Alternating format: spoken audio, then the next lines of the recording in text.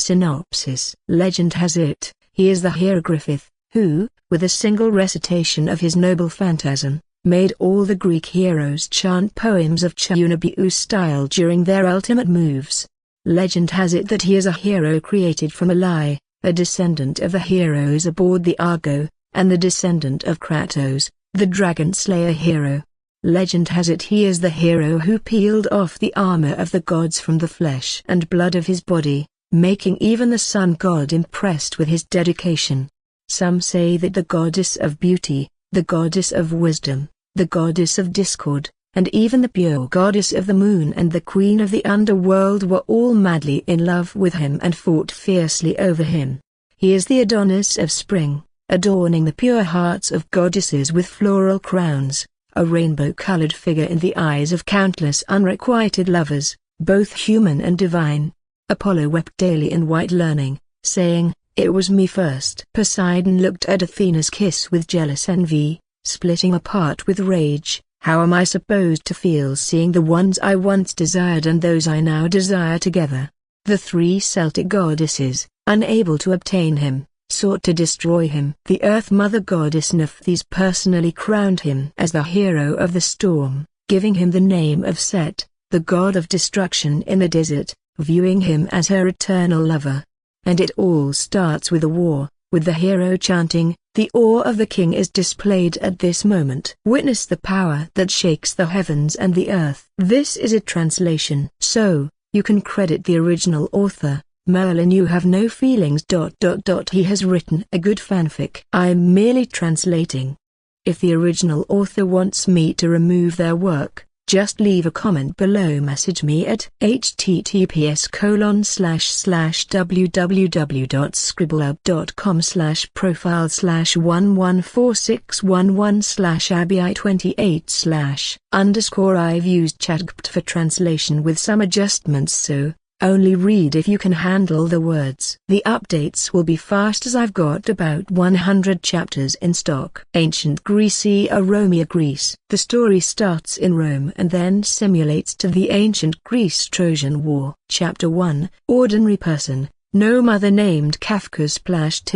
A basin of cold water was poured over his head in the darkness. As the bone-chilling cold assaulted him, Knight's body's consciousness began to awaken. But before he could open his eyes, an aversive and indifferent voice echoed in his ears. "If you're not dead, get up quickly and pull yourself together, you servus," Latin for slave, also known as a speaking tool. What a broken bar voice. Hearing these words, consciousness gradually became clear. However, before he could grasp the situation, smack tilde. A whip lashed out and a searing pain shot through his back. Knight awoke abruptly, gasping sharply. At the same time, clear memories flooded his mind. Simply put, he had transmigrated a broken bar to a strange, barbaric, ancient Western world. The exact time was unclear, but it had been about 2 weeks since he arrived in this world. He had such a clear understanding thanks to his body's keen biological clock, seemingly altered due to the transmigration. His senses had become sharper,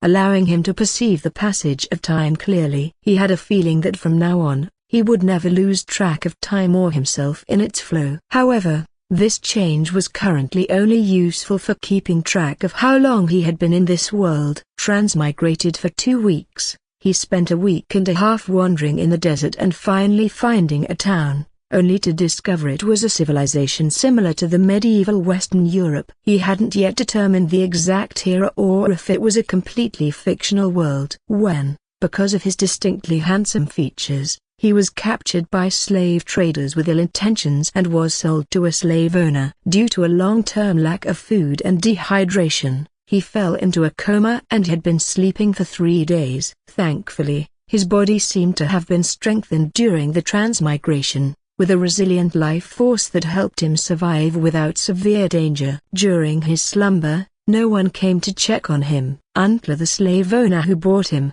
seemingly remembering the rare Eastern slave he had, decided to check on him personally. Though his body didn't look strong or burly, his handsome face and unique exotic charm were likely to be favored by wealthy ladies or eccentric noblemen. The slave owner, intending to sell him to nobles for a good price, hadn't tormented him much after the high-priced purchase. But with Knight in a coma for 3 days, the slave owner was worried that he might die. Hence, the scene just now with the slave owner checking on him and whipping him. After the whip cracked, the slave owner paused, seeing that Knight's body wasn't as resilient as those of the stronger slaves. He feared he might kill him with another lash. "This weak fellow, be grateful for my mercy. I only whipped you once this time. Next time, you won't be so lucky. Get up, you wretched broken bar, don't make me repeat myself." At this moment, having fully recalled what had happened, upon hearing those arrogant,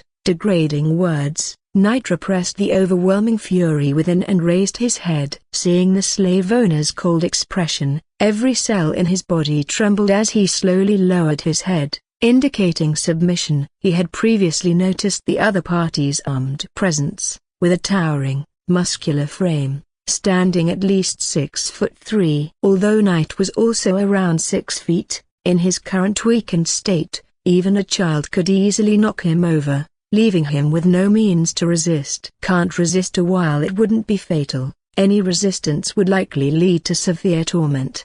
Having some understanding of how dark ancient Western European slavery was, Knight knew that resisting now would be an utterly foolish decision. To escape, he would have to wait for the right moment. A broken bar for now, the priority was to address his hunger. As Knight obediently stood up, "Good, a broken bar, this is your reward." As if thinking and receiving were synonymous, the slave owner nodded in satisfaction. He then took out the food and water he had brought. After all, high-end slaves were inherently valuable, just like the walking bags of money. So, who would be overly harsh or stingy with their money? When the slave owner bought Knight, he already knew that he had just been captured and had not undergone any conditioning or training. For freemen suddenly reduced to slavery, the initial resistance was typically very intense. But Knight's current obedience greatly exceeded his expectations. If it were those Greeks captured from the nearby battlefield, they would inevitably cause unpleasant disturbances daily, requiring strict discipline. After all, no one likes a rabid dog or a troublemaker. Conversely, for those who know their place, even a cold-blooded slave owner wouldn't withhold a pretense of kindness. The meal prepared for Knight was quite sumptuous, with both meat and vegetable as a broken bar, and the food was not only not bad but quite good. This was clearly not the standard fare for ordinary slaves. To prevent slaves from regaining too much strength and thus having the means to rebel, and given the expense of meat, hardly any slave owner would waste it on their slaves, except for those specifically trained to be gladiators. But Knight was not in this category and did not look particularly strong. Even if he ate and drank his fill, the slave owner wasn't worried about his ability to escape. And, to sell him for a good price, the slave owner needed him to quickly regain his physical appearance and spirit. After 2 weeks of hardship, Knight,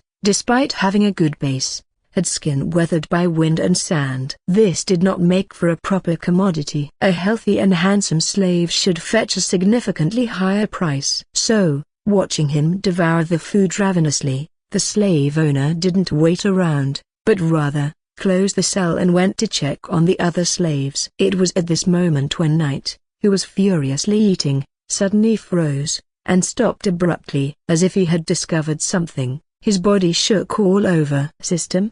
It seemed not. There was no response. But within his soul, he sensed a vast, galaxy-like, cosmic, mysterious entity. As his spirit slightly recovered from the meal, that dormant presence seemed to awaken as well, sweeping away his recent weakness, filling him with a swelling sensation that felt like his soul might explode from containing such immense energy. It was as if the core of the planet had been placed inside an ordinary person. An even more remarkable and astonishing scene than stuffing an elephant into an ant's body was happening right before his eyes. But Knight was certain that he had been just an ordinary person before this, with no mother named Kafka, no white hair or golden eyes, and no magical powers. So, what the heck is this? A transmigration bonus? Comment 6. Comment. Vote to left. Chapter 2, Black Tower, Want to lick? This star core is not that star core. Damn it. Knight's pupils contracted as a sense of foreboding rose within him. This thing better not explode suddenly. If it exploded within his soul, even in death, he would be utterly annihilated. Suppressing his urge to curse, he hesitated for a few seconds but decided to focus on regaining his strength. Knight resumed eating voraciously! Perhaps because such a bizarre event as transmigration had occurred, or maybe due to a long journey in the desert battling the harsh environment, his mind had matured. His mental state was terrifyingly stable for someone who had struggled on the brink of death several times. At this moment, nothing moved him more than the pain of enduring hunger. Finally, after the last bite, his mind became incredibly clear, and he felt his strength returning. Taking advantage of the slave owner's absence, it seemed time to investigate what was inside him. Honestly, though he felt that thing was within his soul, it was just a feeling. After all, the existence of the soul was still debatable. But remarkably, a knight could now sense an invisible, intangible mental force. This strong mental power allowed him to clearly perceive the core, which was more vast than a planet. The faint glow emanating from it brought a sense of comfort to his soul, making it feel as if it were constantly growing stronger. If he could continue to strengthen it, perhaps one day, his soul could grow to be as vast as a planet or the universe. To the extent that it could contain this thing, however, rather than natural growth, Knight was more worried that it might suddenly crack and explode at any moment. It felt highly unstable, even somewhat violent, yet it was firmly confined within his soul. A very strange feeling. Perhaps it could provide him with the power to escape. Then Knight continued his research. In the pitch-dark dungeon, where time had become worthless. Finally, after countless attempts, his mental body broke through his soul's introspection and entered the star core. Well, let's call it the star core for now. Then there was nothing. Boom! A violent shock suddenly assaulted his spirit. As soon as he entered the star core, before seeing anything, it seemed as though countless golden red particles, like grains of sand, surged forth like a torrent, like a tsunami, sweeping across like a cosmic devourer. Then his consciousness crashed. After an unknown amount of time, a tender, pleasant voice suddenly sounded in his ears. "Look what I found." A reckless soul daring to challenge the concept river of the multiverse with such a flimsy, pitiful mental body. Thank me for pulling your mental body back at the critical moment. Though it's just a conceptual universe, not the real world. In the vast number of worlds, a human soul is like an ant lost in the sea, likely to be swallowed in an instant. When Knight opened his eyes and looked toward the voice, he saw a familiar cute girl. The first thing that caught his eye was the black and white gothic pleated skirt and her slender, white legs, as delicate as a baby's skin. Above that was a flawless, doll-like face, like a perfect creation of God. At this moment, the owner of that face was looking down disdainfully with a pair of stunning, almost talkative, violet eyes. That expressionless, beautiful face seemed overly familiar and the girl's image gradually overlapped with the appearance of a doll created by a genius player in a popular game, Honkai, before his transmigration. In fact, he had once been one of the many players who wanted a doll puppet/toy, and now, the girl who looked exactly like the Herta from his memories suddenly showed a strange smile on her emotionless face, as if she had thought of something. She extended a smooth, white, silk-like leg. "Herta, do you want to lick it? You seem to be very fond of this doll's appearance. Though it feels disgusting, if it's your request, liking, I won't refuse." Knight, no matter how much he liked it, expressing it in such a perverted way right off the bat, was it really okay? He felt his dignity was insulted. Who would lick their 2D waifu's feet just because they liked them? Certainly not him. No sharp eye thoughts here. Herta, you hesitated just now in your mind, didn't you? I can feel it. Why resist your inner desires? Strange person. Knight, a broken bar. Who are you? And where is this place? In a situation this unclear, Who had the time to think about such things? Knight began to quietly observe his surroundings only to realize that he was in a dreamy space like that of an aurora backdrop. In front of him was a circular light ring just like the entrance to a simulated universe experiment from his memories, and Herta stood beside it. The scene was strikingly similar to one from the game. It almost made him wonder if he had transmigrated again. But he could sense that he was a spirit, and his physical body was still in the dungeon outside. Clearly, this wasn't another transmigration. Facing Knight's question, Herta's response was simple: "I don't know." "Knight? You don't know?" "Herta, if you're asking about my identity and name, indeed, I don't know. Since the moment I became conscious, I've been here. To be precise, I was just recently born as well. My existence is more like an artificial AI created by their Stellar Core,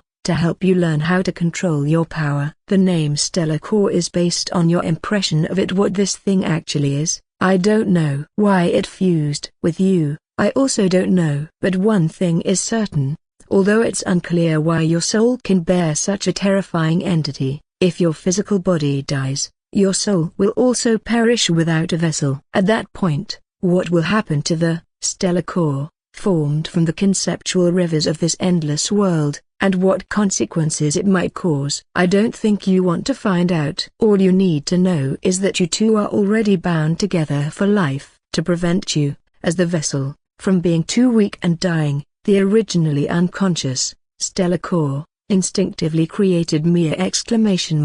As for my current appearance and this space, it's constructed to help you understand how to use their Stellar Core in a way you're familiar with. Here, you don't have to worry about being overwhelmed by countless universal concepts. Instead, you'll learn how to slowly control those concepts, and eventually grow into a vessel that can fully integrate the Stellar Core. Knight. The AI Black Tower looks like Herta, so I may use both. Just don't get confused. Comment 2.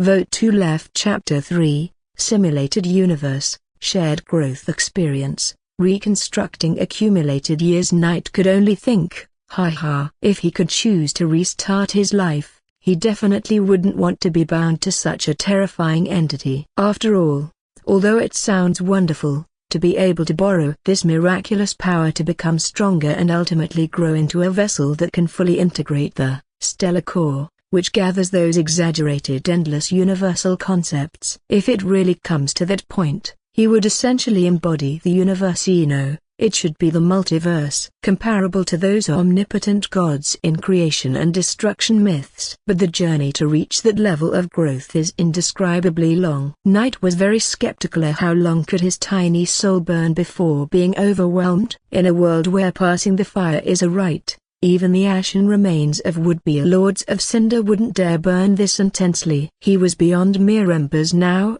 not even worthy of being called cinders. Even when compared to a single universe, his weak soul shouldn't withstand even a moment. It was a million, a billion, a trillion times more absurd than stuffing an elephant into a water bottle. Although he didn't understand why this bizarre stability existed now, a strong sense of urgency couldn't help but arise in Knight's heart to act before this stability was broken, such as the Stellar Core suddenly becoming unrestrained and bursting him apart. He had thought that being stranded in a desert and struggling for survival was bad enough, and being captured and sold into slavery after finally escaping the desert was even worse. Could there be a more severe crisis? The reality told him, yes. Knight, %.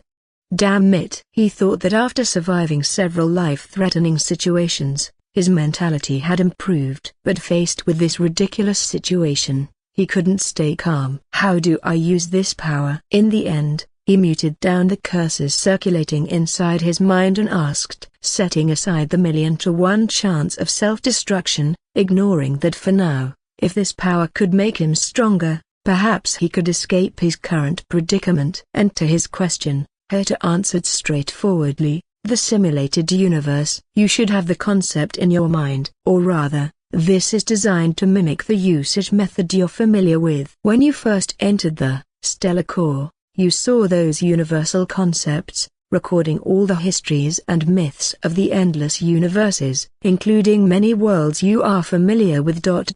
For example, even the Star Rail world you know might be included. You can enter those conceptual universes in the form of consciousness by accomplishing great deeds, forging your soul's will, sharing growth experiences, and reliving accumulated years. Ultimately, the experience you accumulate in the simulation through special means, conversion channels, will be transformed into sustenance for your physical body, allowing both your mind and body to grow comprehensively. In other words, and unlike in the game, when you clear the simulated universe here, even after leaving the simulation, your strength will increase, and many powers you master in the simulated universe can be used in reality after they are tallied. Of course, since it's not a real universe, just a conceptual one, how much power you can bring out depends on you. Knight instantly understood. Combat techniques and even muscle memory training, these learnable things,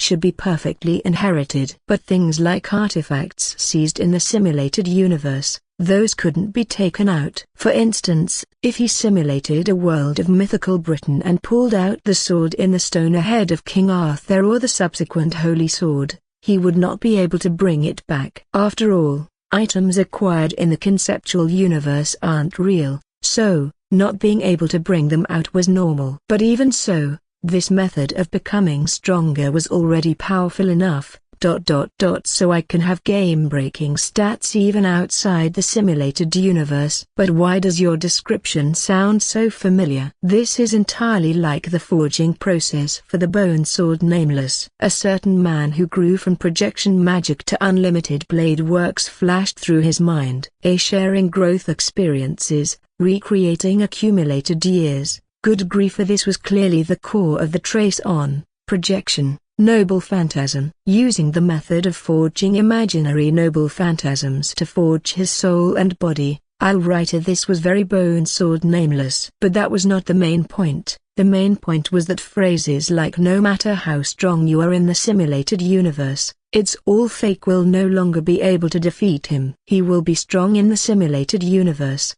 and just as strong outside of it. Oh, yes, he's that confident.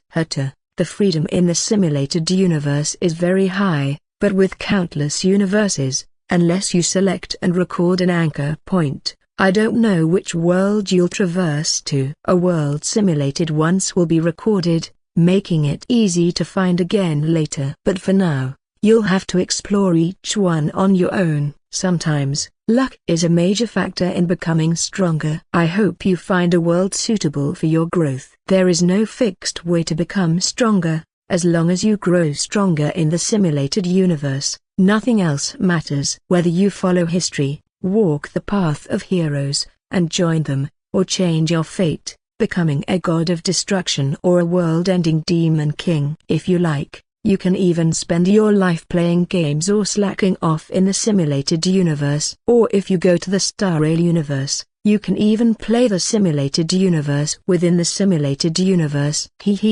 That should be quite an interesting sight. Not interesting at all. You're just nesting dolls here. The idea was to help him quickly become stronger, to grow into the perfect vessel for the stellar core. This AI consciousness has a rather twisted sense of humor, and it feels a bit scummy. It wasn't encouraging him to get stronger and was even suggesting that he could slack off in the simulated universe. Clearly, it's an unconscious instinctual construct of the stellar core. If it had even a bit of self-awareness and a desire for self-preservation, it wouldn't have created such an unreliable entity. Although the contact was brief, this Herta seemed to have a bit of a prankster's personality. Herta, alright, no more jokes. Although there is no external interference, as long as you don't die, the seal on their stellar core is basically unbreakable. But even with a 1 in a million chance, I don't want to be annihilated right after being born along with you. You should start the simulated universe and get stronger quickly. At least become strong enough that no external force in this world can threaten you. Let me think. Just in case it's a world with countless gods, demons, and monsters, for starters, let's say it's safe to be strong enough to casually blow up a star. Knight, casually blow up a star? Chapter 4.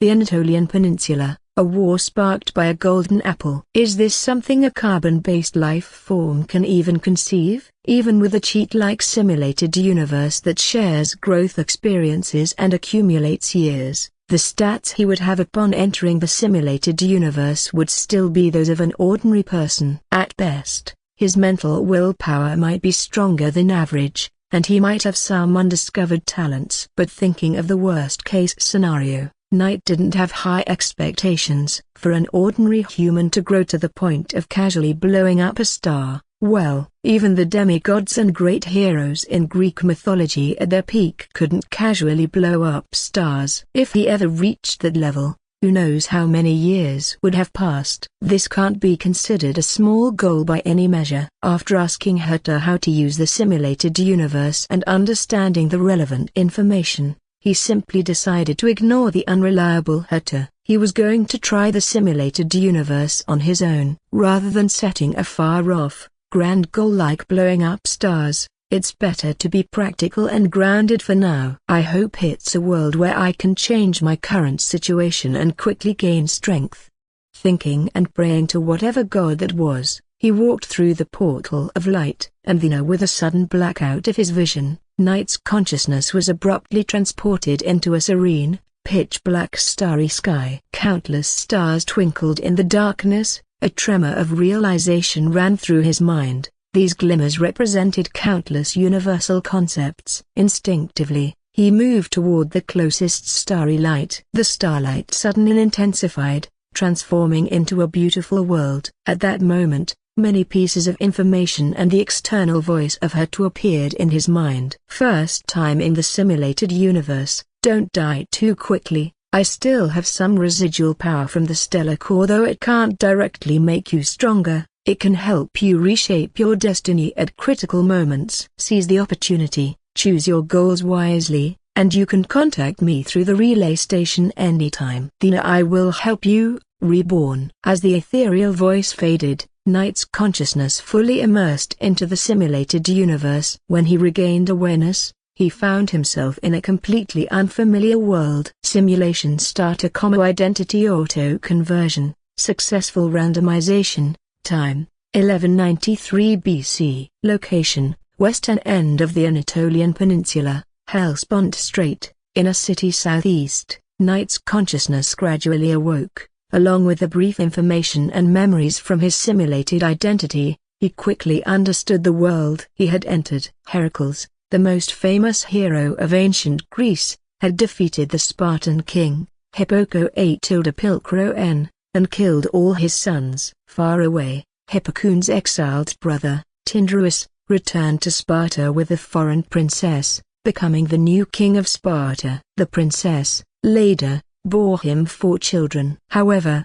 2 of them were not his biological children. This obviously involved the greatest playboy of the Greek mythological world of the king of the gods, Zeus. Undoubtedly, this was another instance of the god king descending to the mortal realm, seducing a mortal woman, and siring children, putting a cuckold's hat on the Spartan king. Among these children was one girl, Helen, renowned as one of the most beautiful women in Greek history. If one were to ask who was the most beautiful among the Greek deities, they wouldn't be able to choose. After all, there were many noble goddesses like Hera, Athena, and even the widely celebrated goddess of beauty, Aphrodite, Artemis, and many others. So there were many goddesses famed for their beauty, making it hard to choose. But if one were to ask who was the most beautiful among humans, they would be able to answer easily.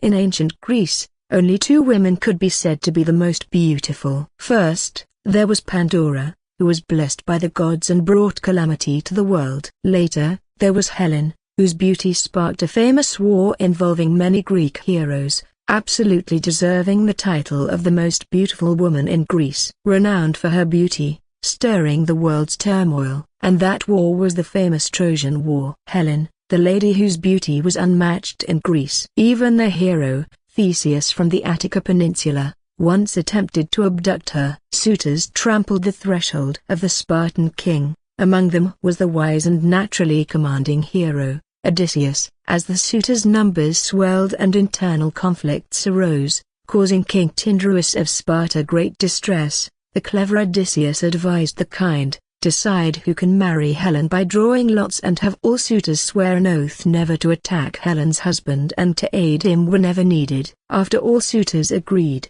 the Aegean Sea's chieftains chose Menelaus, the handsome son of Atreus, by drawing lots. Upon Tyndareus's death, Menelaus became the king of Sparta. The story should have ended there as another tale of a hero winning the maiden. But then, Eris, the goddess of discord, who was not invited to the wedding of Peleus and Thetis, the parents of Achilles, sought revenge, and so, she brought a golden apple, inscribed, for the most beautiful, ancient Greek, Idiaresis a inverted question mark I circumflex superscripto I circumflex plus minus I circumflex macron if a inverted question mark f, and threw it into the wedding, provoking a squabble among the attendant goddesses over for whom it had been meant. The goddesses thought to be the most beautiful were Hera, Athena, and Aphrodite, and each one claimed the apple. They started a quarrel, so they asked Zeus to choose one of them. However, knowing that choosing any of them would bring him the hatred of the other two, Zeus did not want to take part in the decision. He thus appointed Paris, the prince of Troy, to judge and select the most beautiful. They each offered power, wisdom, and the world's most beautiful woman Helena as bribes. Hera offered ownership of all of Europe and Asia. Athena offered skill in battle, wisdom and the abilities of the greatest warriors. Aphrodite offered the love of the most beautiful woman on earth, Helen of Sparta. Paris succumbed to the allure of beauty and chose Aphrodite, who promised him Helen. This led him to Sparta, where, with the goddess of love's enchantment, he abducted Helen and stole vast treasures. When King Menelaus returned and found out, his fury ignited the spark, starting the war. And Helen's suitors, who between them represented most of Achaea's strength, wealth, and military prowess, were obliged to help bring her back. Thus, the whole of Greece moved against Troy in force, setting off the famous Trojan War.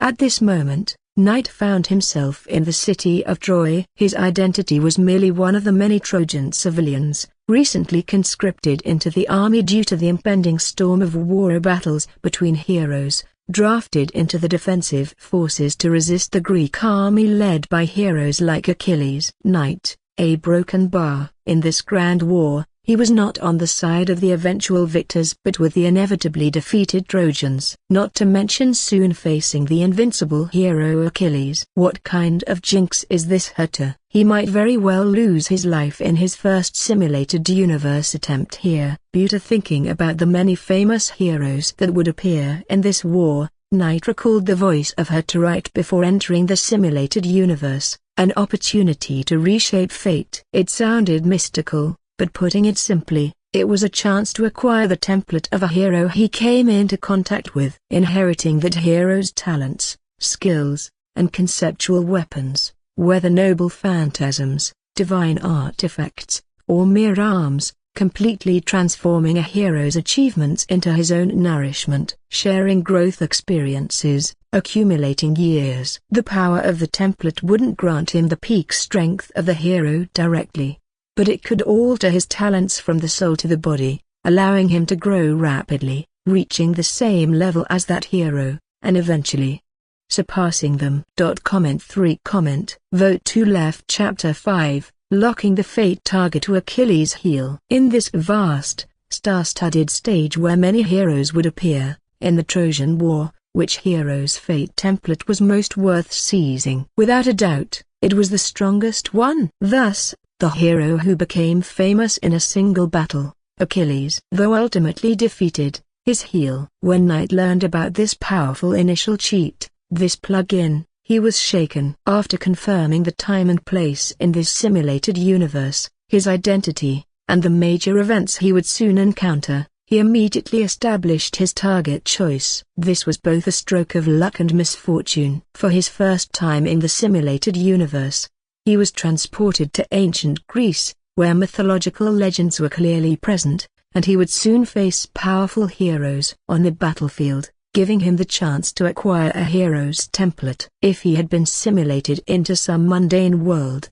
or an era without major events, Knight might have had to continue exploring the vast universe, searching for a suitable simulated universe. Hitting the jackpot on his first try was truly a blessing from the goddess of fortune. But being thrust into such a dangerous war, he might not even encounter Achilles before being killed by other soldiers. Starting in a hellish war without even a simple transition scenario, there was no time for him to learn skills or strengthen himself. Yet Knight did not choose to back down. In the infinite vastness of the universe, there might be universes far better than this starting point. There were many hero templates far stronger than Achilles. Even those who grew beyond the gods as mere mortals were not rare. However, compared to those powerful worlds, there were far more ordinary mortal worlds or dangerously extreme worlds of gods and demons. Aimlessly screening universes was a waste of time, and with his current strength, contacting those powerful heroes was extremely difficult. Instead of being picky, it was better to quickly seize a decent template and grow stronger, overcoming the immediate crisis. Once he got through the initial difficult development period, with the accumulation from the simulated universe, he would have plenty of time to grow and become stronger. The template is merely a means to swiftly overcome his initial weakness. The infinite worlds and boundless growth represent his far-off future, a future that he can look forward to. Knight was very self-aware, understanding exactly what he needed at that moment. And the current timeline was precisely when Odysseus and others, having heard about Helen's abduction, were rallying. These former admirers and suitors of Helen, under the call of Menelaus's brother, King Agamemnon of Mycenae, gathered to fulfill their oaths to avenge Paris. They had sworn never to harm Helen's husband and to jointly aid and protect this sacred marriage. These powerful heroes, with their massive forces, assembled at the port of Aulis, with an army numbering 100,000 and a fleet of 1,186 ships. Their overwhelming presence darkened the coastline, filling it with a heavy, oppressive atmosphere. Under the ominous clouds the armies clashed fiercely outside the city of Troy. An oracle by Thetis had prophesied that the first Greek to walk on the land after stepping off a ship in the Trojan War would be the first to die. Odysseus cleverly threw his shield onto the shore and stepped on it, while the eager hero Protesilaus, wanting to establish military glory, jumped onto the shore to engage the enemy, unaware of Odysseus's trickery, only to be speared to death by Hector, the hero of Troy. This ambush led to a fierce battle between the Trojans and the Greek heroes led by Agamemnon. Among them, the great hero Achilles showcased his unparalleled might on the battlefield for the first time. Though a newcomer, he had already reached his peak. He moved through the battlefield like a divine spear, like a meteor streaking across the sky, slaying enemies as if they were mere grass, reaping the lives of numerous warriors. The initial battle ended in a devastating defeat for the Trojans, forcing them to retreat to the city. Fortunately, a knight did not participate in this dangerous initial clash on the battlefield. From a distant vantage point, in the rear, that was his first glimpse of Achilles. And the power displayed by Achilles left him deeply shaken. Achilles appeared like an advanced weapon from a future era misplaced in the age of cold weapons. The spear he wielded, a divine weapon gifted by Poseidon at his parents' wedding, was genuinely God-made. A mere touch from that spear would cause the heads of Trojan soldiers to explode like tofu, their flesh and blood, unable to withstand its force. Even the earth was effortlessly torn apart by its sharpness. When thrown, the spear transformed into a meteor, plowing through the battlefield and rending the ground. This scene made Knight even more certain that Achilles was the hero whose template he needed to seize. His first chosen world for the simulated universe was likely a Greek mythological world with the presence of gods, rather than a simple historical one. Could Achilles in a mere historical world possess such combat prowess? It truly was befitting of a demigod. The overwhelming power that allowed him to move freely among thousands of soldiers, and his invincible, unyielding stance, completely unaffected by blades and weapons, all deeply imprinted in Knight's mind. An indestructible body and exceptional martial skills. Could there be a better starting package for a novice who knows nothing? An invincible body would increase his survival rate and margin for error, and the powerful martial skills would provide a significant boost to his combat ability. But how could he get close to the demigod? Even approaching Achilles was a daunting task. Merely surviving the battlefield's perils to reach him was extremely difficult. Knight frowned, and time reached 12:21 a.m. No matter how much he thought or planned, the battlefield was ever-changing and wouldn't wait for him to act step by step according to his plans. Soon, another battle erupted. This time, having recognized the immense power of the rising hero Achilles, the defense-focused Hector no longer charged recklessly forward. Instead, he led his soldiers in a steadfast defense of Troy, utilizing an airtight defensive strategy, or rather a all-out tactics. Fire, oil, excrement, anything that could be used as a weapon was deployed. Even Achilles was momentarily constrained. The unprecedented grand battle reached a stalemate. No, it became a war of attrition. The war turned into a prolonged, exhausting struggle to annihilate the enemy by any means necessary, shifting from breaking through Troy to exterminating the enemy at all costs. On one side was the overwhelmingly powerful lineup of Greek heroes, on the other was the seemingly isolated city of Troy. Almost everyone believed that under the leadership of powerful figures like Achilles, this city wouldn't hold out for long. But only Knight understood this war would last for 10 years before it ended. Even during this time, the invincible Achilles would meet his death in this battle. Comment 3. Vote to left. Chapter 6. Justification doesn't matter. Now is the time for crazy warfare. The seemingly isolated Troy, under Hector's impenetrable defensive tactics, was actually as steady as a rock. But this didn't mean the war wasn't intense. The besieging army of over 100,000 gradually tightened their encirclement, and in the process, many nations and allies were drawn into the fray. Although none were powerful enough to change the course of the war, regular cannon fodder was never in short supply. Continuously pouring into the biggest meat grinder, battlefield, of ancient Greece. Everyone was deeply entrenched, bloodlust overwhelming them. Escaping alive had become impossible. Only by completely annihilating one side and achieving victory could there be any resolution. By now, the war was no longer merely about seizing a woman, Helen. It had transformed into a battle of dignity, honor, and hatred, a relentless symphony of screams,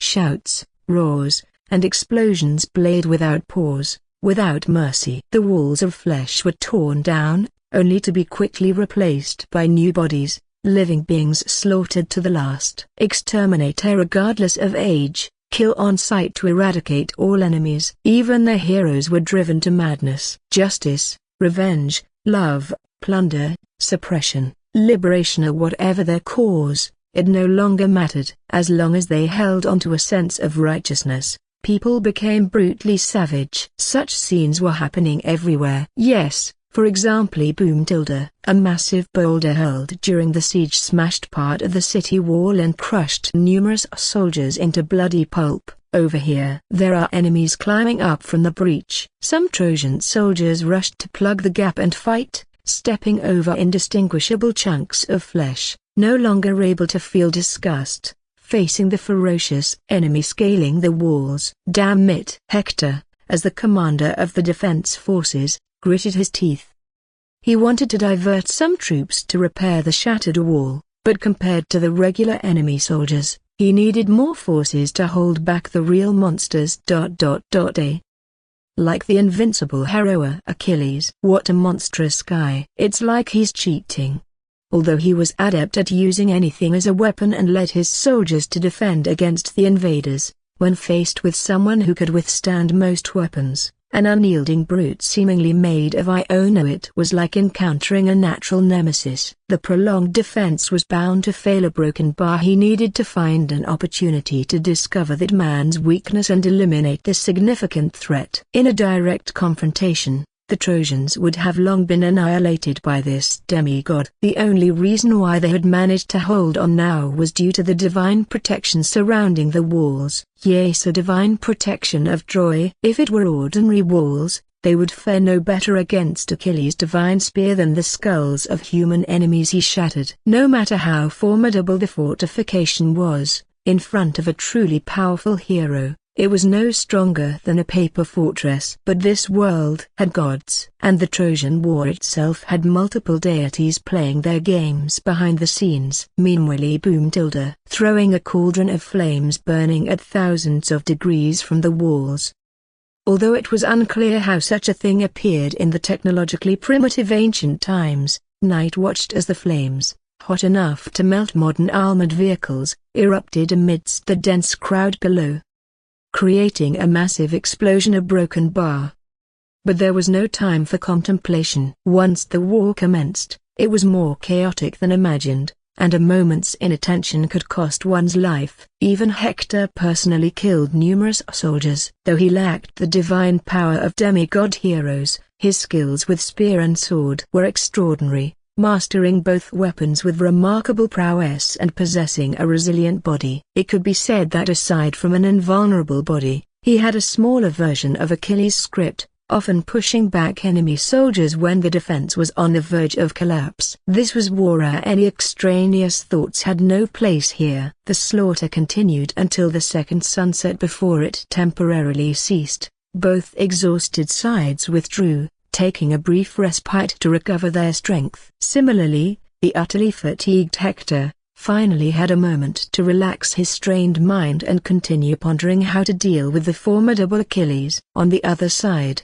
Night, who was also utterly exhausted, leaned against the wall, his eyes bloodshot. After a day and night of fighting, he hadn't closed his eyes, and most of the soldiers were in the same state. The real battlefield was even more chaotic than imagined. Unless one's personal strength was overwhelming, they were like raindrops falling into a pond, making barely a ripple, vanishing swiftly. An individual's power seemed insignificant in the torrent of this battlefield. And thus, even though Night was unskilled in martial arts, under Hector's command, he and the other soldiers managed to hold their own against the enemy. Today, he even fought directly against an enemy soldier who had climbed the wall. Taking advantage of the enemy's distraction by his comrades, he slashed at the enemy's neck with a sword. But instead of killing him outright, the blade struck an artery, causing the enemy to spray blood everywhere, struggling with a contorted face filled with unwillingness and resentment. The image of the enemy's pained, lingering death was still vividly clear. Ultimately, it was another Trojan soldier who ended the suffering with a final blow. Surprisingly, although Knight's face was pale, it was mostly due to physical exhaustion, not the trauma of killing. His stamina was drained, but his mind remained exceptionally calm and resilient. The ordeal of battle just seemed to invigorate him with new vitality, a familiar feeling. Night thought. Much like his struggle for survival in the desert, after facing despair, his spirit grew tough, entering a peculiar state of stability, enabling him to remain unfazed by anything. A steely will!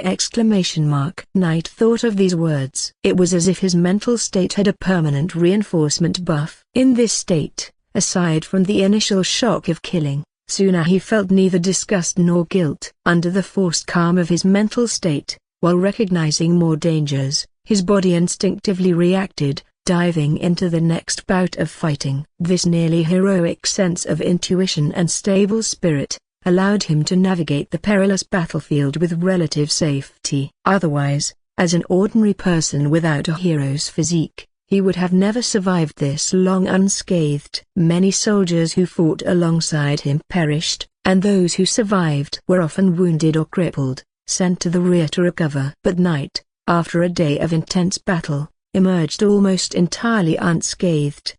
Chapter 7. You have no idea about the enemy's luxurious lineup. However, a wave of intense fatigue washed over him. Though his body bore no injuries, his spirit was heavily drained. After a whole day of high-stress vigilance, anyone would be worn out. Night, who had fallen asleep unknowingly, woke up not long after, disturbed by the pained moans of the injured around him. He looked around, feeling momentarily out of place. It was just a simulated universe, yet it felt as if he had truly traversed time. When he came to his senses, seeing the desolate surroundings and wounded everywhere, and with the sky growing increasingly overcast, he had no idea when the Greek army would strike again. Knight, I can't just sit and wait.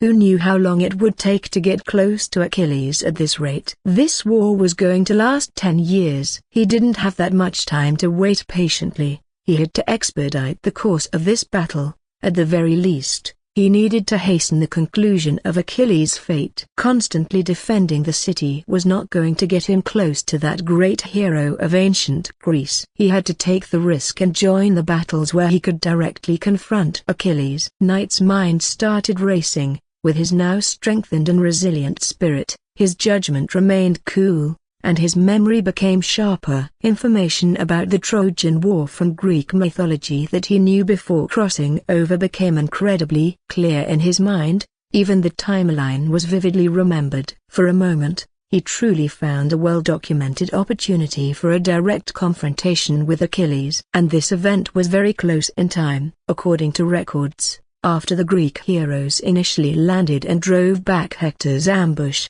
the fighting continued into the second day. When the conflict paused briefly to collect bodies and bury the dead, the Greek army would drag their ships ashore and camp nearby, with the stronger Achilles and the more defensive Ajax on the outer flanks, and Agamemnon, the leader and the military strategist Odysseus tents in the center for better command and protection. Afterward the Greeks would send envoys to negotiate. This negotiation, naturally, would not go smoothly. It was this failed negotiation that led the enraged Greeks to launch a full-scale attack. After several unsuccessful sieges and 3 consecutive failures to breach Troy, they would turn their attention to other city-states around Troy, including Tenedos Island, Lesbos Island, Pedasus City, and Linasus City. In the midst of this, Thebes of Plataea was also occupied. This city was governed by Andromache's father, Aetion, who was Hector's wife, and the one who led the army to conquer this city was none other than the great hero Achilles. Within 1 day after the siege,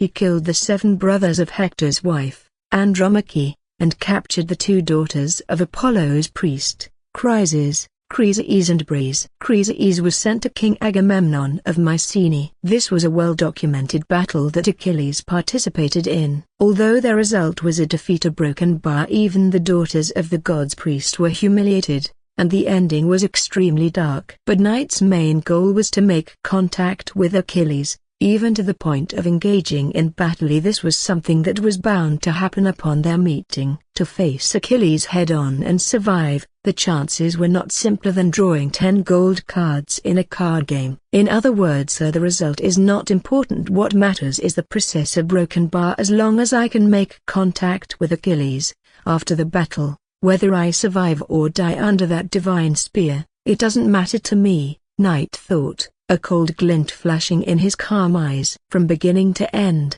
what he needed was clear: to maximize the benefits from this war, Achilles' destiny, hero template, a broken bar. Even if he dies afterward, it would only mean the end of this simulated universe. Test a broken bar. If unsatisfied, he could start over from scratch and there would always be another chance to conquer this universe. He didn't have time to spend 10 years here with the Greek army. With that effort, it would be better to get the template early and become stronger in other simulated universes. On this battlefield named the Trojan War, aside from being a mad, slaughtering meat grinder, there were no other opportunities to be found. It was definitely not a good place to settle down, train, or learn skills. A broken bar, perhaps it could provide some experience in killing and mental toughness, which were among the few benefits. And just as Knight was thinking a broken bar, both the Greeks and Trojans began to clean up the corpses on the battlefield. Clearly, they had prepared an ambush, but the casualties were still so severe in the end. Seeing the piled-up soldiers' corpses being cremated, especially the bodies found outside the city, which were several times more than those who died defending it, Hector, the leader of Troy's defense, felt an overwhelming heaviness in his heart. Hector, It seems that we can't go out for skirmishes in the short term. Before figuring out a way to defeat Achilles, no one can match that guy in battles outside the city. What a terrifying enemy. We can only rely on the walls built by the sun god Apollo and the sea god Poseidon to barely hold back the Greek coalition. Hector felt heavy-hearted but still managed to stay calm. It's said that the walls of the city of Troy were built by Apollo, the god of light, and Poseidon, the sea god, two of the 12 main Greek gods, using their divine power. This is also why even the demigod Achilles could not directly destroy them. Knight's previous thoughts were correct. The city of Troy indeed had the protection of divine power. Or rather, on the surface, this war seemed to be just between the Greek coalition and Troy, but in reality, it was still a game between the gods. The walls of Troy were indeed tall and sturdy, giving a strong sense of security. However, even relying on the strength of the walls, they could defend against the heroes' assaults, but still needed many soldiers to guard against enemies trying to scale the walls. Honestly, Hector wasn't very eager to continue this war. The enemy was far stronger than imagined, and even with the divine walls, they could only protect them but couldn't help eliminate the enemy once they left the city. At this moment, although he felt troubled, he hadn't yet realized the severity of the situation. He was still thinking of relying on the defense of Troy's walls, waiting for a chance to counterattack from a desperate situation. However, if Knight could hear his thoughts, he would surely tell him how rare such a chance was. In the future, Hector would even sacrifice himself to find Achilles' weakness. It's easy to imagine how difficult and costly this counterattack opportunity would be. Otherwise, the war wouldn't have dragged on for 10 years. Knight understood well just how formidable the enemy lineup was, much more than Hector knew. Therefore, he didn't expect Hector to help him take down Achilles alone. He had also considered using his knowledge of mythical history to achieve great feats in the simulated universe. It had been explained clearly before how to use the simulated universe to become stronger. If he could leave a name on this battlefield of the Trojan War, where heroes gathered, he would surely gain great rewards. And given his natural standing in the simulated universe, he could not possibly side with the Greek coalition that would ultimately win. He could only stand with Troy, battling to the end against legends like Achilles and Odysseus. But just by understanding a bit about the enemy's luxurious lineup, one would know how difficult this would be. Comment 2. Vote 2 left. Chapter 8. The overprotective brother, Hector. The Greek coalition, formed by the suitors of the most beautiful woman in ancient Greece, Helen, included most of Greece's powers. Among them were many kingdoms, even kings leading their armies in person. Apart from the Spartan king Menelaus, who had his wife taken away, wearing a green hat, his brother Agamemnon was the king of Mycenae, and also the leader of this coalition seeking justice for his brother. The commander of the coalition, Odysseus, he was the king of Ithaca, located in the western part of Greece. The father of the great hero Achilles was the king of Thessalion the heir, and also a descendant of Zeus, so Achilles was a bona fide prince by birth. With a sea nymph as his mother, he possessed noble demigod blood. When counting the key figures and commanders of the Greek coalition, they are basically all kings, future kings, or even demigods. A broken bar. Such a luxurious lineup. Even if they managed to hold off the Greek coalition or even destroy these armies, as long as they can't wipe them out completely in one go. When these kings return to their lands, they can raise another army and come back. Can this lineup be defeated easily? If his strength were just a bit, or a billion, stronger, there might be some hope. But for now, the time comes to the second day. There is a slight difference from the records in mythical history. The peace negotiation team from the Greek coalition did not visit immediately after the war ended yesterday. After a day of rest and burning the bodies of the fallen soldiers, Hector redeployed the defensive soldiers within the city of Troy. Due to your outstanding performance on the battlefield before, after a day and night of brutal fighting, you emerged unscathed. Hector noticed you, Knight. Seeing you as a promising talent, he extended an olive branch to you. This was an unexpected delight, initially wanting to contact your superior to find a way to leave Troy and head to other battlefields. You gladly accepted the highest commander's invitation. You then followed Hector and temporarily served as his personal guard. It was unexpected to be noticed and recruited by Hector, and this gave Knight an opportunity. If he could persuade Hector to send troops to aid the surrounding cities, he would have a legitimate reason to go to the battlefield where Achilles was. As Knight was thinking about how to phrase his request and find a chance to persuade him. On the other side, the Greek negotiators finally arrived. The visitors were none other than the greatest victim of Greece, the Spartan king Menelaus, wearing his green hat, and the Greek coalition's military commander, Odysseus. The aggrieved party personally came knocking. Although it was recorded in mythology, seeing two such high-ranking and noble figures from the enemy side, coming alone to Troy for negotiations, Knight couldn't help but be impressed. If this happened on their home battlefield, such innocents would get them harsh lessons, teaching them the harsh realities of society. Should it be said they are bold, or confident enough, they relied on the powerful Greek coalition and were not at all worried that Troy would dare to turn against them. Even if they didn't die, they would be skinned alive. Knight followed Hector to the negotiation site. At this moment, the Greeks, led by Odysseus and others, were strongly demanding the Trojans return the treasure and Helen. Faced with the aggressive Greek coalition, the high-ranking Trojans, knowing they were in the wrong, began to argue among themselves. None of them wanted to offend the mighty Greek army. For a moment, there were signs that the Trojans might agree to the demands. But at this moment, the very person who caused all this, Paris, finally arrived. Upon hearing the Greeks' demands, Paris, I disagree. The goddess Aphrodite has already granted Helen to me, and those treasures are merely the dowry Helen brought. They are my private property. You have no right to take my private property and give it to others. Moreover, these foreign invaders have killed many of our soldiers. We cannot let these barbaric Greeks succeed in their schemes. As soon as Prince Paris spoke, his brother Hector,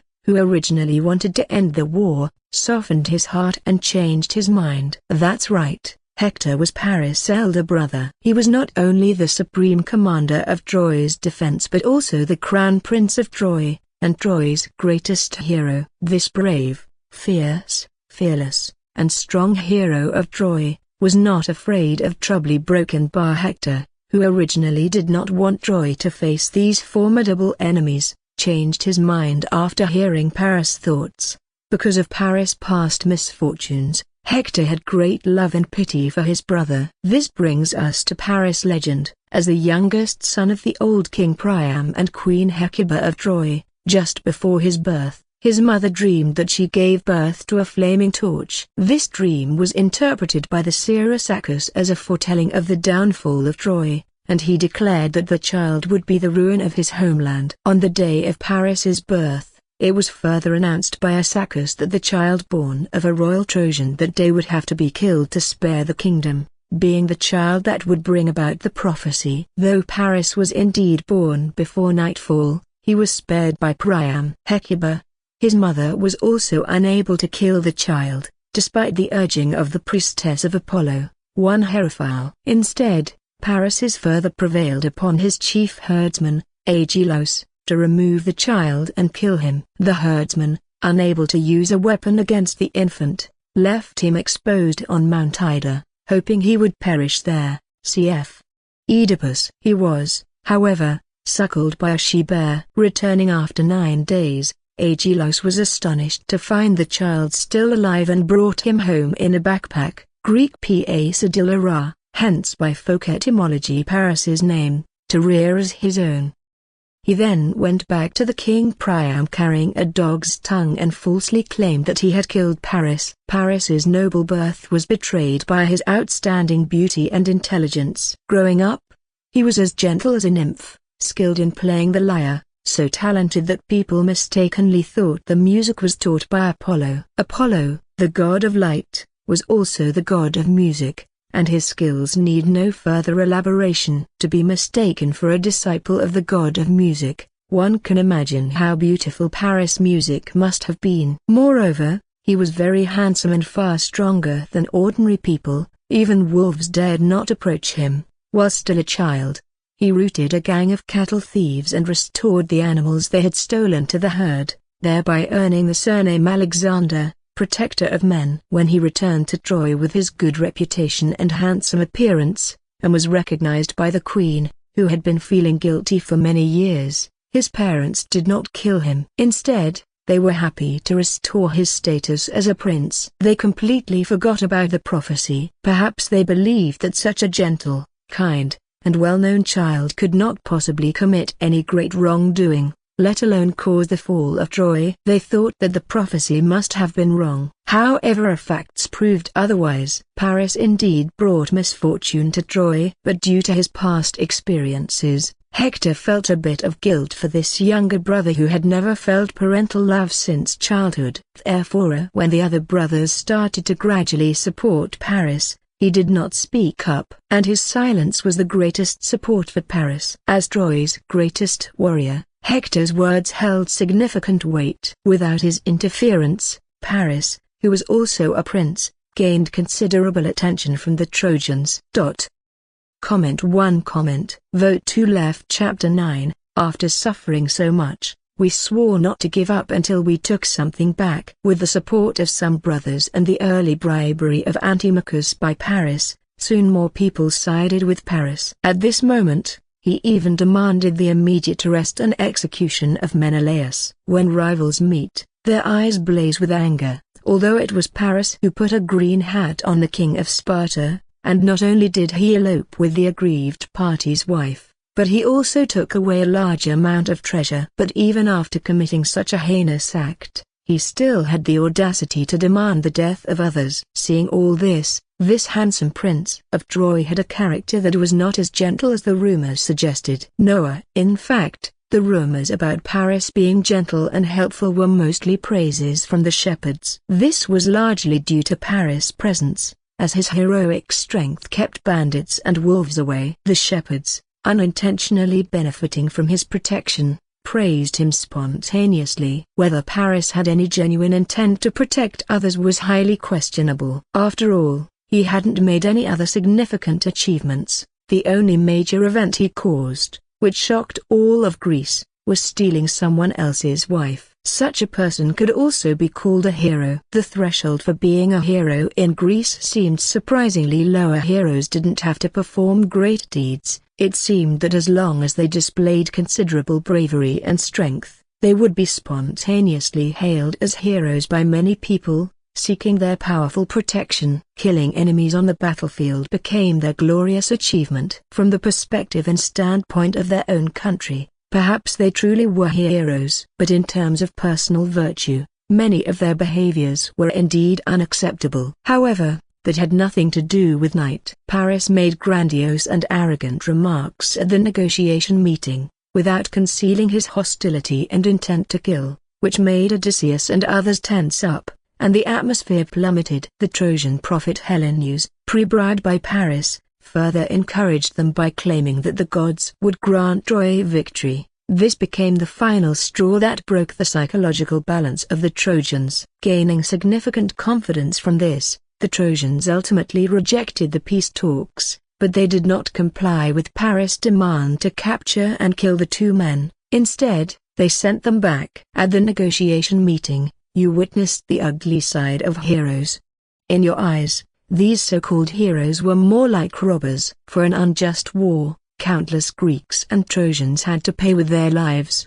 Having personally witnessed the brutality of this imminent 10-year-long hellish war, although you felt pity for the countless ordinary people who were about to step into the greatest meat grinder of ancient Troy, but you could do nothing to change any of it. Returning to the base camp, Odysseus and Menelaus immediately vented their anger by exaggerating the threats and humiliation they faced during the negotiations at Troy to their companions. The Greeks, upon hearing this, were furious, determined to severely punish these shameless Trojans. They began organizing the army for a strong assault. Under Hector's leadership, you rejoined the defense line. In the blink of an eye, several more days passed in the simulated universe world. During this time, Knight experienced many battles, and while following Hector, his powerful mental strength allowed him to occasionally observe the latter's heroic combat style, unconsciously learning a few moves. Even though it was just simple imitation, Knight's combat ability grew significantly. Combined with his powerful, almost intuitive mental strength, Knight, with only minor injuries, successfully followed Hector in repelling the enemy 3 times, successfully defending Troy. After several consecutive strong assaults, both the soldiers and Hector were mentally and physically exhausted, but they dared not relax their vigilance. To prevent the unknown timing of the next attack, Hector, with the soldiers, maintained their spirits, adopting a rotation system to guard the knight. Based on the information in his memory, Knight knew that the previous assault was likely the last Greek attack for a while. According to the original history, the Greeks would find Troy too difficult to conquer and temporarily abandon this hard-to-crack fortress, focusing instead on smaller surrounding cities. Knowing that he couldn't delay any longer, Knight approached Hector. "You've done well these past few days,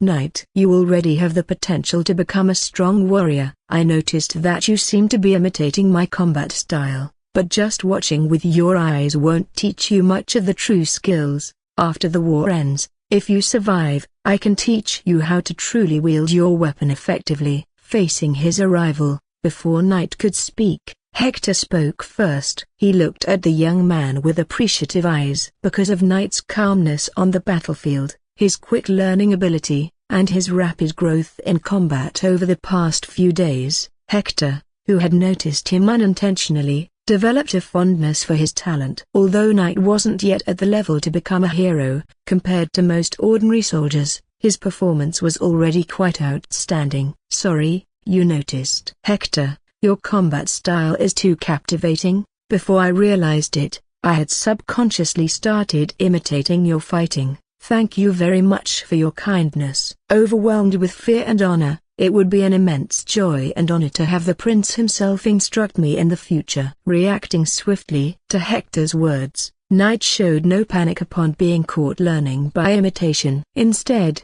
he smiled slightly. It seemed that Hector had a favorable impression of him, which might make achieving his goals easier. This was a good sign. "However, let's set aside the matter of learning martial arts for now. I have some very important information that I want you to review," Knight said seriously. Seeing Knight's solemn attitude, Hector immediately adopted a serious demeanor. "What information?" "It's about some intelligence related to the Greeks." Knight explained that out of curiosity, he had learned from many merchants from the other side of the ocean some stories about the heroes from Greece, thus gathering a bit of intelligence. Initially unsure of its accuracy, but upon seeing Odysseus and others, and hearing their familiar names, he confirmed that the information might be true. He then conveyed the details about the major leaders of the enemy forces to Hector, identifying which kings they were. He particularly emphasized the strengths of each hero, noting that their cooperation left almost no weaknesses. He also informed Hector that these brutal kings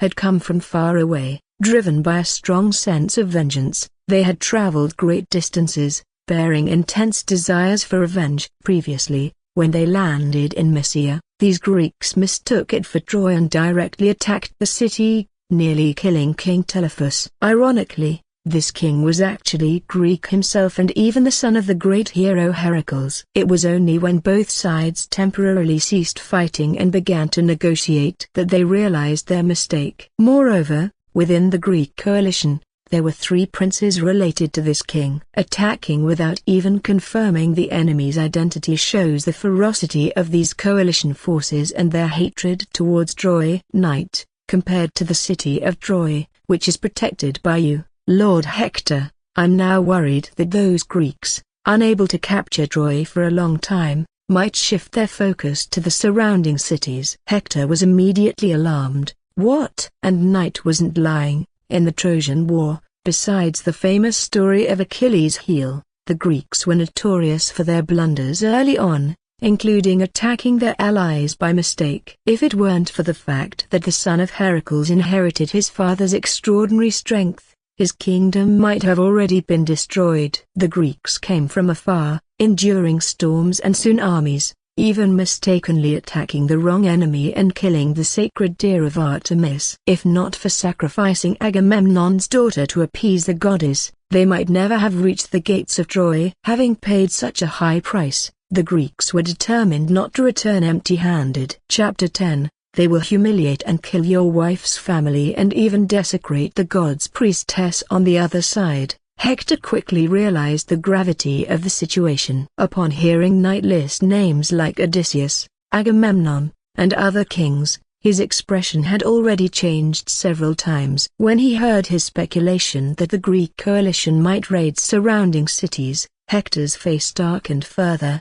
he clenched his fists, and his mood grew heavier. In this era, information transmission was very slow, which was why such a mistake of attacking allies by the Greek coalition could happen. Therefore, although he knew the Greek coalition was powerful, with many strong heroes joining them, Hector didn't have a clear idea of the vast power and influence behind those heroes. Rather than their royal titles, the names of the heroes themselves were more widely known. After all, Greece was vast, with many small countries, so he couldn't possibly know every minor king. Although he was aware that the most beautiful woman in Greece, Helena, had many suitors, but he hadn't expected that each one of them would be a king. Paris indeed brought back a significant problem for them. A time bomb, one could sigh! At this moment, Hector was silent, feeling a bit of regret in his heart, regretting that he hadn't stopped Paris earlier. Perhaps he should have let Odysseus and the others take Helen away. Although that woman followed his brother to Troy because of love,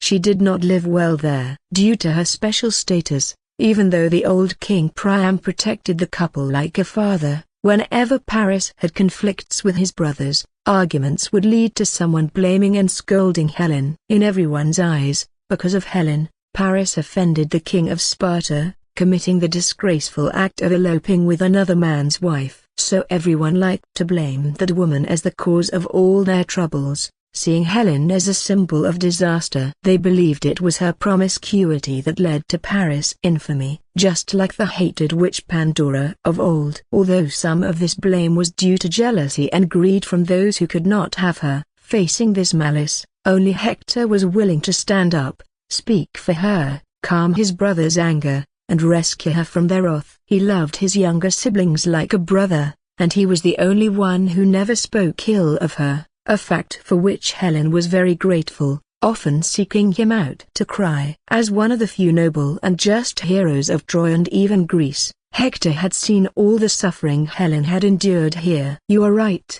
knight. The Greeks, failing to capture the city for a long time, might indeed vent their anger and hatred on the surrounding smaller cities. Hector said, I would like to rescue them, but I'm afraid it's impossible. Thank you for letting me know how powerful the enemy forces are. Facing the Greek coalition of multiple countries, our only hope of victory is to defend Troy. After a moment of calm reflection, Hector's heart bled for the innocent people of other cities who would soon be implicated and possibly destroyed. But his excellent strategic sense made him realize that sending troops out to aid them was absolutely out of the question. The Greek coalition, formed by multiple kings, had a fighting force that was perhaps far greater than it seemed, with the nations behind those kings being their biggest sources of troops and reinforcements. In comparison, even if they were to use all its might, Troy's dream of full-scale defense was impossible. I see. If I remember correctly,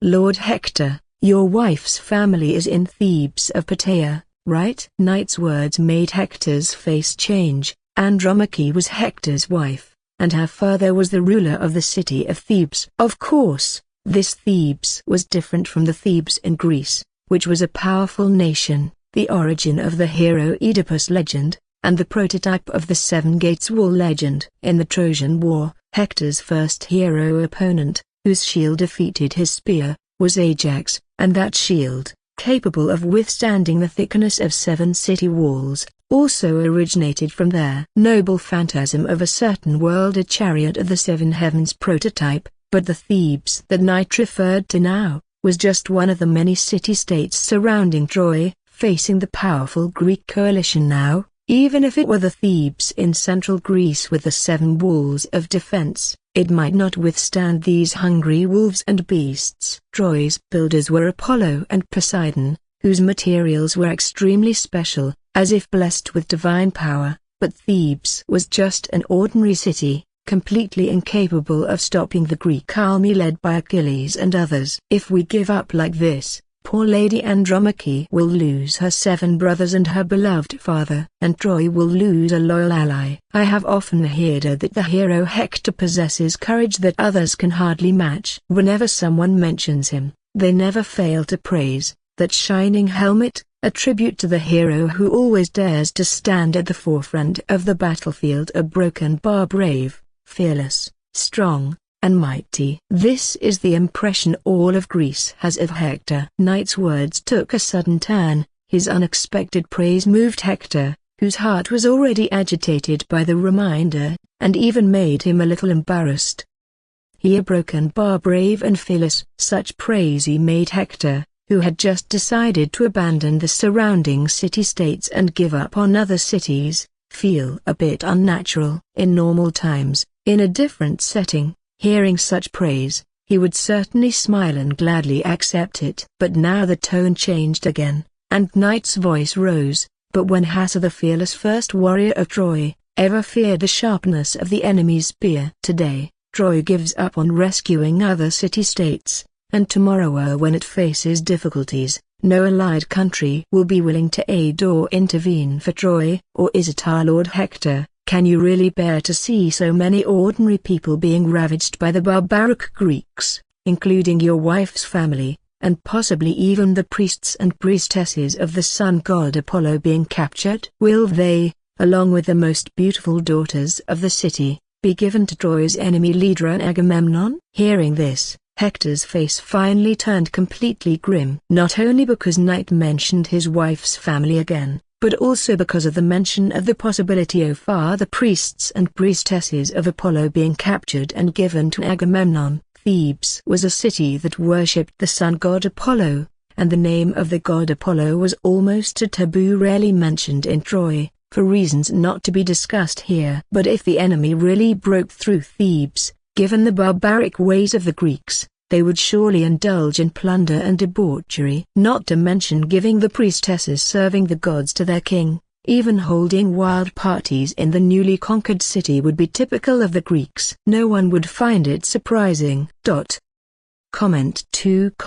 Vote 2 left. Chapter 11, buried beneath a heap of earth, so I won't have to hear your wails. So the problem arises! In front of wine and women, Greeks act impulsively and without thinking. Even knowing that some actions would offend the gods and even incur their wrath, the lawless Greek heroes would still dare to do them. In this era where almost everyone is a demigod, where brains are considered secondary, actions are taken without thinking, and there's no understanding of weighing pros and cons.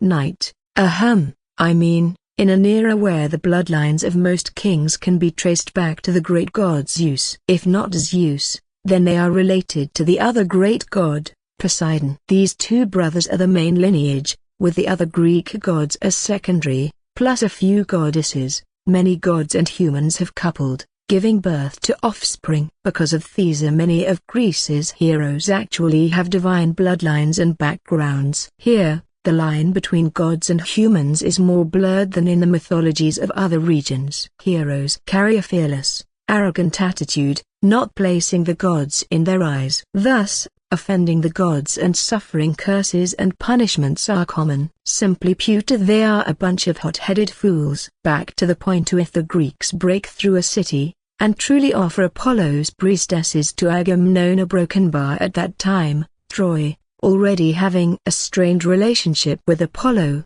would not only see the Greeks as culprits, but Troy, failing to protect the city and allowing the priestesses to be defiled, would surely incur the sun god's wrath again, seizing the opportunity to kick them while they are down. Speaking of this, one must mention the awkward relationship between Troy and the gods. Initially, Troy had the support of the great god Zeus. After all, the ancestors of the Trojans were descendants of Zeus. Even the founding of Troy was under divine guidance, making it a city genuinely protected by the god king, and during its construction, even the beautiful goddess Athena, under Zeus's orders, descended to guide and protect these mortals, becoming Troy's guardian goddess. Previously, due to rebelling against Zeus, Apollo and Poseidon were expelled from the heavens, and Zeus deliberately exiled them to Troy, where they struck a deal with the Trojan king, building the mighty walls of Troy in exchange for meager compensation. But when the walls were completed,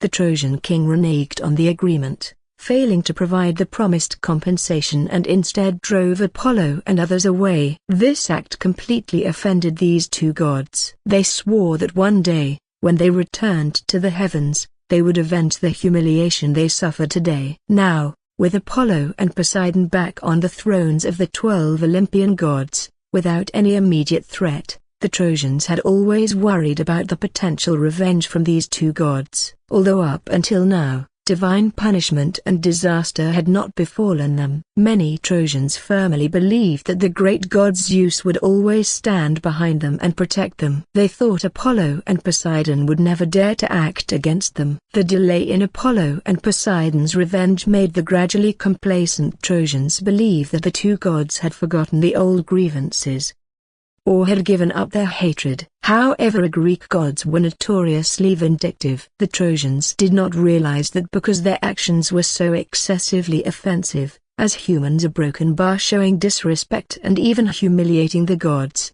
not only offended Apollo and Poseidon, but also displeased and disgusted the controlling Zeus, who did not favor overly arrogant humans are broken by. Even in the Trojan War, if Knight remembered correctly, rumor had it that Zeus himself was orchestrating it, and the goddess Hera, along with Athena, the once protector of the city, had joined in, siding with the Greeks to destroy the untrustworthy Troy. On the surface here Troy was protected by several gods, Zeus, Athena, and Aphrodite, but in reality, the divine support for Troy was not as solid as it seemed. Even the Golden Apple incident, the catalyst for the Trojan War disaster, might have been hinted at by Zeus. When the top god personally wants you dead, can you survive? Although the gods did not have a direct excuse to destroy Troy, they subtly facilitated the formation of this great conflict. It can be said that the entire Greek world wanted Troy to fall and be destroyed,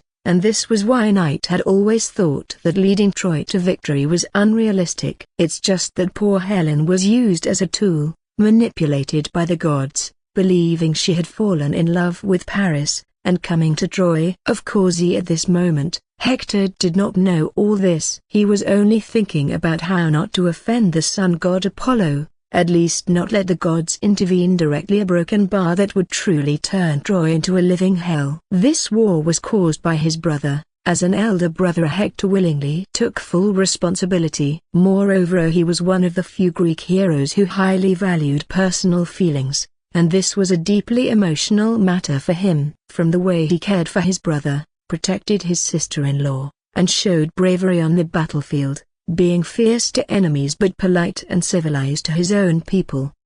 Hector's moral character stood out among Greek heroes. He highly valued family, and Knight's mention of his wife's family hit his soft spot. Though Greeks are generally known for their flirtatiousness and lack of commitment in love, often forgetting their conquests after putting their pants on, and never treating Greek women seriously.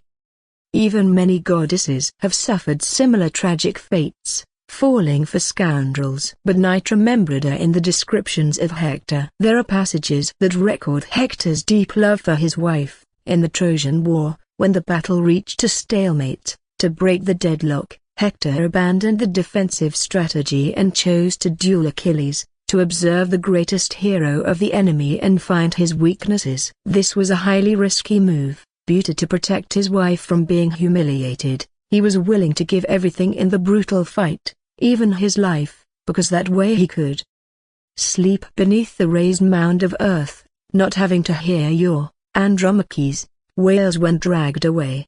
These were Hector's exact words at that time. Even in death, his thoughts were filled with concern for his wife, not wanting to hear her cries of suffering, a depth of love that truly moved people. In fact, The tough exterior of Hector concealed a heart full of kindness, compassion, and deep affection. His deep emotions were well reflected in his passionate and sorrowful declaration of love. Notably, before heading out to battle, he did two very important things.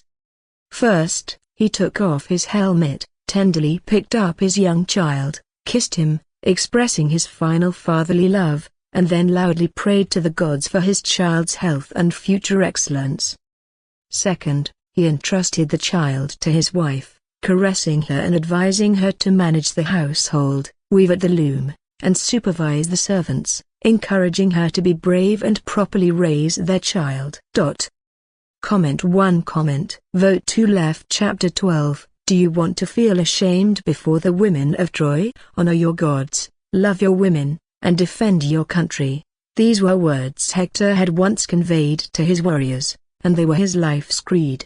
Perhaps being too involved clouds one's judgment, while an observer sees things clearly, or perhaps standing from a godlike perspective allowed Knight to know from the beginning that Troy had already been abandoned by the gods. Hector, who was unaware of this, clearly still respected and had expectations of his gods. But Knight knew well that when the gods worshipped by humans are self-aware beings, no longer intangible and formless, mere spiritual sustenance, faith can easily be betrayed. A broken bar. Hector's life, centered on protection, showed respect and thus restraint, providing protection and thus fearlessness. His life, in summary, was guided by responsibility. It is the necessity to protect something to the end that makes one willing to give their all. Be it life, faith, or country, these crucial elements of life are what awaken the deepest power within humans. This made Hector, a mortal hero, invincible on the battlefield, even strong enough to stand toe-to-toe with the demigod Achilles, his robust tactics making even the demigod's spear, which cut through like a meteor, ineffective. Deep affection. This was his strength, but also his vulnerability. At this moment, Knight had seized upon this vulnerability. Knight's calm and keen mental power, impressive not only in enhancing his own abilities, enabling him to quickly calm down and adapt on the battlefield, also allowed him to perceive others' emotional states and changes to a certain extent. Because of this, he could confirm over these days of interaction that Hector was indeed the Hector he knew, the good man, good husband, and good father recorded faithfully in myth, a unique figure among the heroes of Greek epics, a rare gem among a lot of mediocre ones. At this moment, Hector was internally struggling due to Knight's words, silent and speechless. A broken bar. Seeing this, knowing Hector was already hesitant, Knight added more fuel to the fire. At this moment, if one looked into Knight's eyes, they would see a bright flame seemingly burning within. Recalling the noble character and passionate spirit described in the accounts of Hector, he took a deep breath, following the stirring in his heart, and spoke, "I know what you are considering, and I am also thinking about these matters. But are you willing to entrust the lives of Troy's citizens, the lives of your wife's parents and brothers, the chastity of the priestesses who serve the gods you revere, to the uncertain hands of fate? Or hope that the enemy might mercifully spare innocent people? If I cowardly avoid the battle, I will be ashamed before the elders and brothers of Troy, before the women of Troy with flowing skirts. My heart will not allow me to do so. I know the actions of a warrior, the brave and tenacious, forever fighting in the front line with the heroes of Troy, striving for great glory for ourselves and our fathers. A broken bar. If you are afraid, then please let me go, let me fight alone." As the last words fell, spoken in one breath but deafening, boom. It was as if Hector's brain and ears were vibrating. No, for Hector, it was not just a simple vibration. Hearing Knight's words, his heart was struck with a profound shock from the depths of his soul. Knight's words hit him right in his heart, as if voicing his inner thoughts, making him feel as if he was seeing another self. This heartfelt self-questioning was like a dimensional reduction attack, instantly leaving Hector stunned, with his scalp tingling. A broken bar. He shivered, cold sweat covering his back. He felt as if he were seeing his future self glowering at him, questioning his decisions. It wasn't surprising that Hector had such feelings. This was because a significant portion of Knight's words were Hector's own words, spoken 10 years later during the Trojan War, when he faced the strong Greek enemies, trying to fight to the death, conveying his feelings and life's understanding to his wife. The journey of his heart, shaped by 10 years of war, expressed in heartfelt words and life realizations, resonated powerfully with the man of 10 years ago, like a guiding light. The sense of responsibility, the duty to protect one's homeland, country, and loved ones, such noble qualities, rare and brilliant in the ancient Greek world, shone for the first time upon this original author himself. At this moment, Hector trembled all over, his eyes wide, bloodshot, ashamed to the point of wanting to disappear. A broken bar. He seemed to understand, sighed in relief, and chose to fully follow his heart. Yes, death is not frightening, but there are things more terrifying than death. You are right. A broken bar. Sorry, I should not have considered abandoning my people and allies upon realizing the enemy's strength. As a prince of Troy, until the very last moment, I should not abandon any of my people. Thank you, Knight. Thank you for awakening me. I have felt your noble character and your deep love for Troy. All right. Let us go crazy together. The greatest hero of Troy, Hector, never fears death, nor does he fear a challenge. With this, the blood within Hector began to boil, as if he had found a sense of destiny. A broken bar. This feeling wiped away all the gloom in his heart, filling him with boundless courage. His gaze became sharp. At the same time, he felt a growing kinship and fondness for Knight. Just based on Knight's previous words, he considered him a confidant. In the dilemma of whether to rescue or not, he chose not to rescue, but after Knight's reminder, both publicly and privately, knowing that the surrounding cities were in potential crisis, this righteous hero could not sit idly by. Whether it was to prevent other allies from losing heart, or to save his wife's family, heroes have personal desires, and Hector did not want to see the sun god angry at Troy because the priestesses serving him were defiled. Wouldn't that make the battlefield even more chaotic? If the gods personally intervened, the problem would become more serious and uncontrollable. Knight and Hector began discussing, eventually deciding to send multiple small groups of troops at night in batches, trying to inform other cities of the impending Greek actions, helping them prepare defenses and mutually support each other! Chapter 13, Paris. Brother, you are invincible. Let me hype you up first. For distant cities, there was no way, but for nearby cities, they tried to have the stationed soldiers protect the people and move them to Troy. In ancient Greece, a small city's population was often less than a few thousand. Some cities even had only a few hundred people. Broken bar. The ancestors of the Trojans once traveled with a lot of treasures and livestock, deciding where to establish their nation wherever the cattle lay down. People of this era built cities quite whimsically, so these surrounding cities, rather than being cities, were not the grand wonders with large populations seen in later times. With only a few hundred or a few thousand people residing there, if they acted quickly enough, and were supported by Troy's soldiers, it might actually succeed. A broken bar. Regardless, leaving them outside to face the 160,000 strong Greek coalition that could arrive at any moment, where even a spit from each person could drown their small hills. Other cities did not have the strong walls of Troy, nor divine protection. A broken bar. In short, migrating might lead to death on the way, but not migrating would inevitably lead to death or even enslavement. A broken bar. You successfully persuaded Hector. A day quickly passed.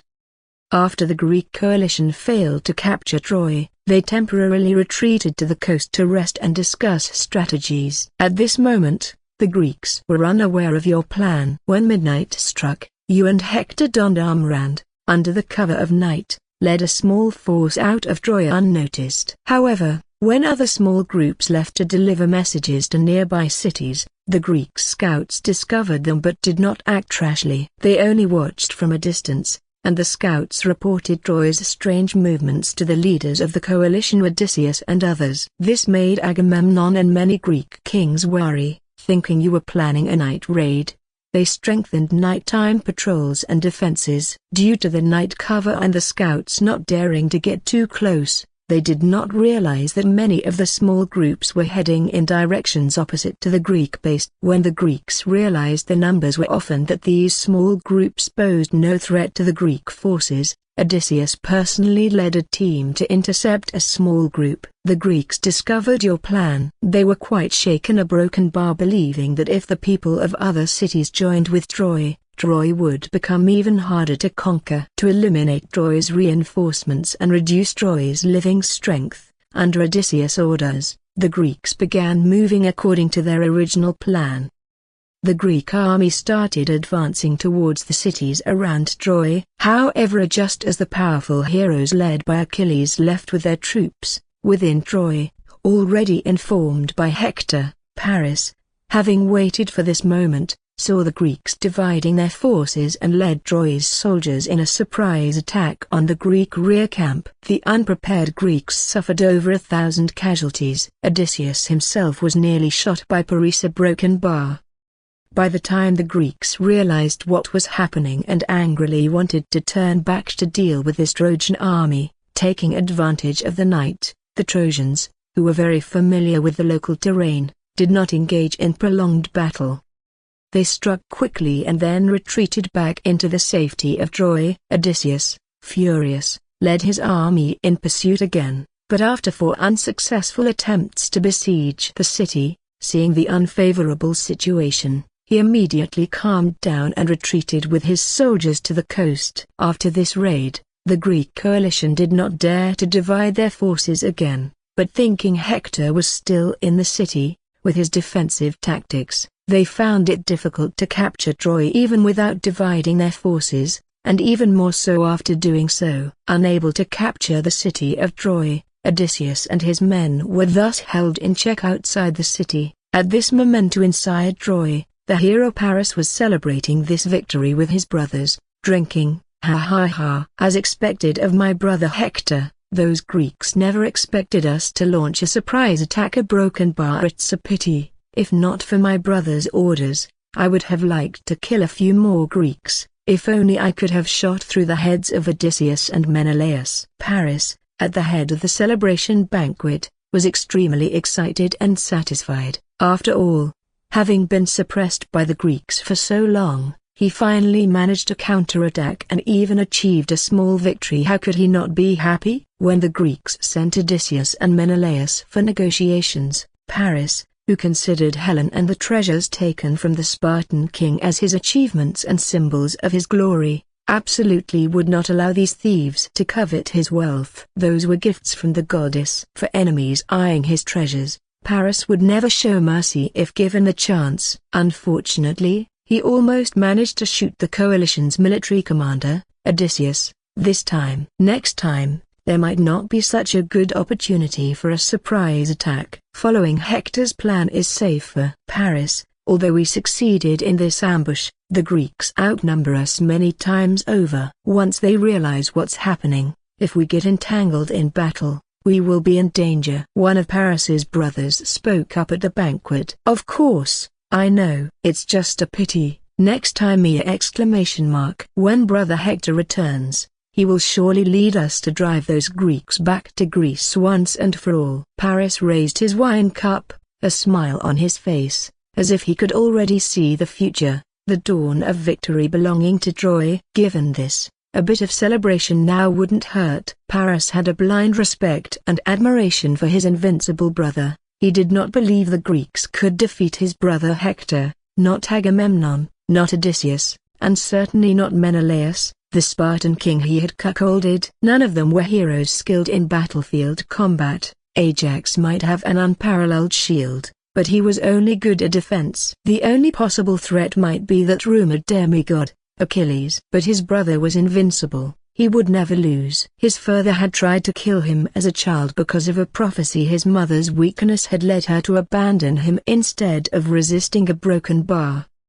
Although they later accepted Paris, in his heart, He had no feelings for his parents. The only person he truly respected was Hector, a broken bar.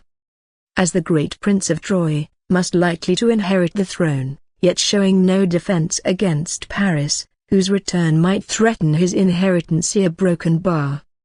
Instead, Hector was full of care, always standing at the forefront of the battlefield to protect Paris.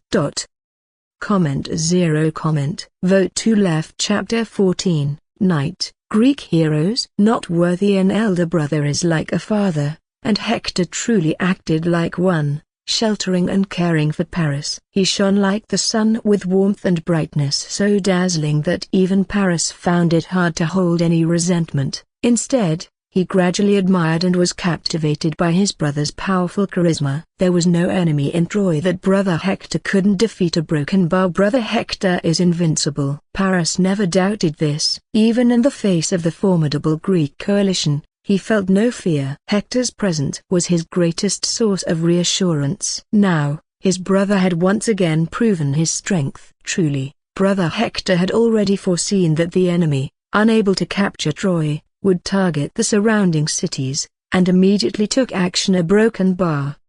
He even allowed Paris to ambush and successfully surprise Odysseus's army. Previously trapped within the high walls by the Greeks, he was unable to move, which made him feel deeply frustrated. This battle was a redemption of that shame. A broken bar. It not only made Paris genuinely happy but also increased his respect for his foresighted and strategic brother. Listen, a broken bar. Although we have achieved a small victory, we must not let our guard down. Send someone to keep an eye on Odysseus. I want to keep him completely stalled outside Troy, unable to move an inch. Suddenly remembering something, Paris spoke, and his men quickly obeyed. At this moment, a determined look flashed in Paris's eyes. I must guard Troy for my brother. Buy enough time. A broken bar. Although he didn't know why his brother was so wary of Odysseus, as long as he kept him busy and unable to support other Greek forces, that should be enough, right? Thus, Paris began to engage Odysseus's army in a war of attrition. Although Odysseus cautiously remained inactive and did not send more troops, Paris still led sudden night raids and disruptions from time to time, never getting too close, using guerrilla tactics to create noise and prevent the Greeks from sleeping. This strategy was taught to him by his incredibly wise brother Hector. Sending small forces to tire the enemy, without engaging directly, and striking only when the enemy truly let their guard down, was the essence of the tactic. Such underhanded tactics were a significant shock and impact for the straightforward Greeks and Trojans of this era, who were used to direct combat on the battlefield. Initially, they might have felt a bit guilty, but after realizing the joy of tormenting the enemy, they quickly grasped the essence and relished it. Lord Hector, brother, is really cunning. A broken bar. Oops. I mean wise to come up with such a brilliant strategy. The Trojans and Paris gained a new understanding of the great prince, as if they were truly meeting Troy's greatest warrior for the first time. Not only was he powerful, but his intelligence was equally fearsome. At that moment, they held the highest regard for the strongest warrior of both Greece and Troy. A broken bar. Meanwhile, on the nearest road from Troy to Thebes, completely unaware that everyone in Troy had misinterpreted events, ascribing all the credit and achievements to Hector, Knight and Hector hurriedly traveled to Thebes without rest. Ordinarily, such a dangerous plan should not involve Hector, the main commander of Troy. But in the ancient Greek battlefield, especially in this era filled with heroes, leading from the front and personal heroism, putting oneself in danger, were common. As one of the rare family-oriented, peculiar, good men in Greece, deeply affectionate towards his wife, Hector decided to personally rescue his father-in-law's family. During this journey, he also took great care of Knight,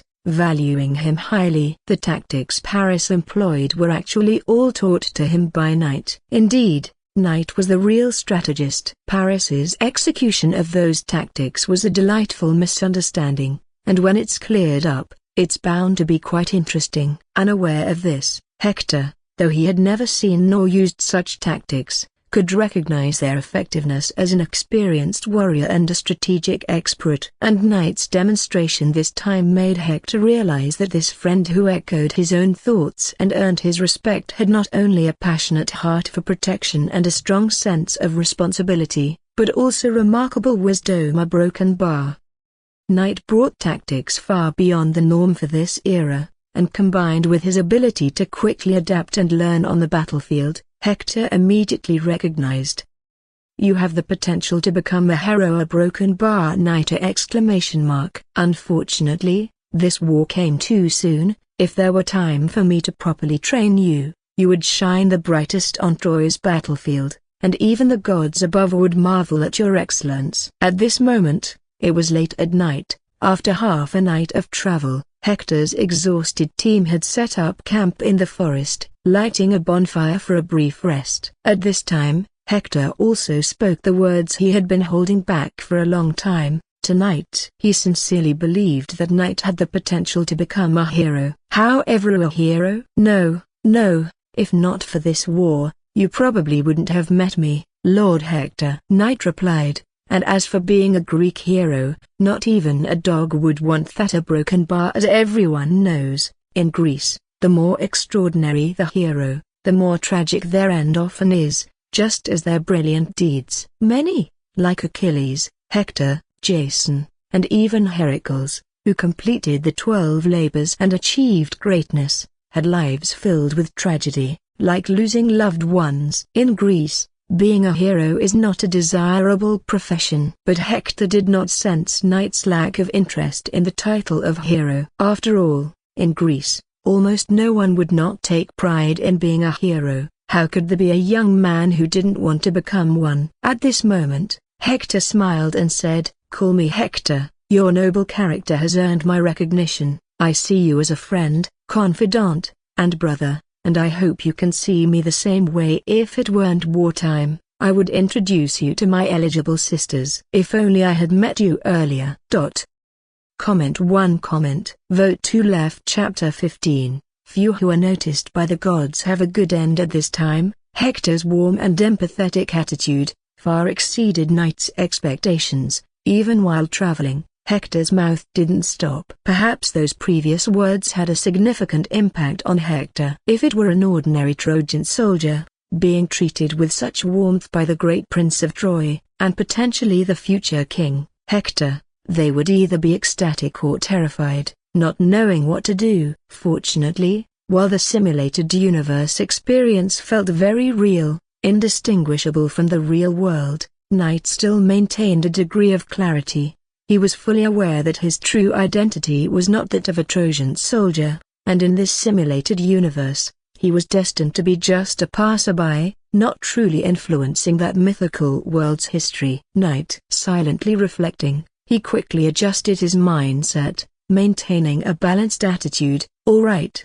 In that case, I'll call you by your name, Hector. A broken bar. I'm honored to be your friend. I have a request now, and I wonder if you could grant it, in the name of friendship." Taking advantage of Hector's current warmth, Knight, not forgetting his purpose in the simulated universe, seized the opportunity and boldly asked. This attitude made the other accompanying soldiers feel that it was somewhat arrogant and excessive. To dare make a request just after becoming the prince's friend. A broken bar. What audacity! The strong sense of hierarchy and respect for ranks made it hard for them to accept Knight's behavior, and they were ready to step in, and prepared to punish Knight severely at Hector's command. However, the latter not only didn't feel displeased, but he also readily agreed. He didn't even care what the request was. In his eyes, Knight, who had spoken those heartfelt words earlier, must be a sincere and righteous man who wouldn't ask for anything unreasonable or difficult. Since it was a request from a friend,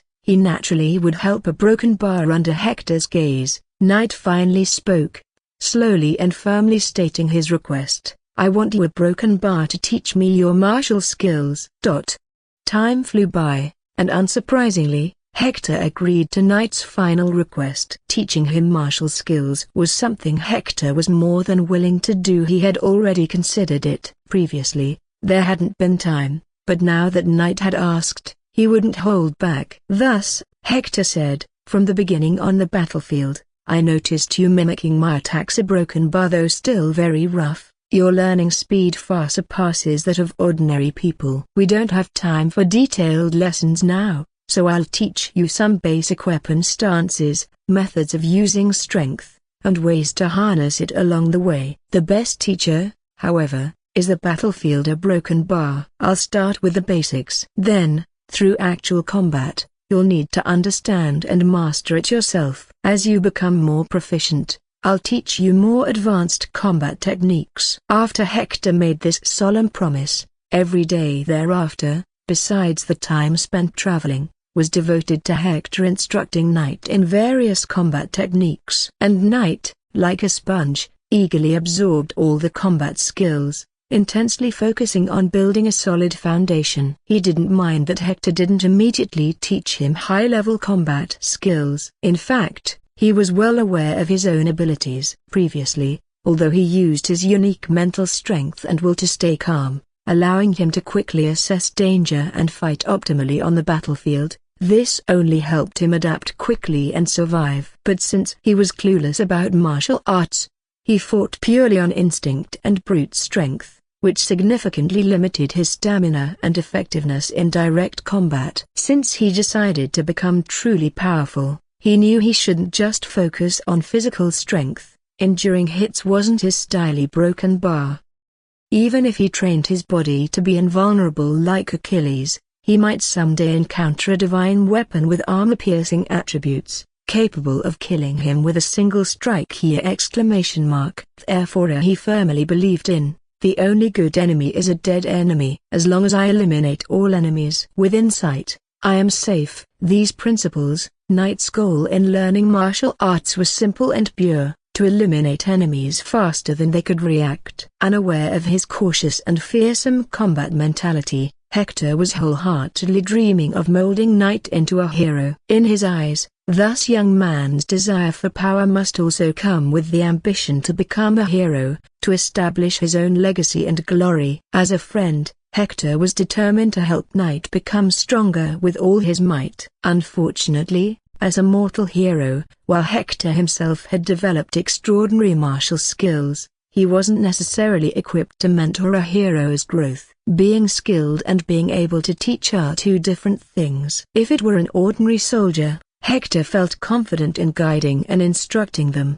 But fostering a hero was far more complex. Hector saw heroic qualities and wisdom in Knight, but someone with such potential for wisdom might be better suited to be taught by the legendary hero trainer, the wise centaur Chiron, who was renowned as a sage and mentor to heroes. Even more so, Hector thought of the goddess Athena, the guardian deity of Troy, a goddess of unparalleled wisdom and martial skill.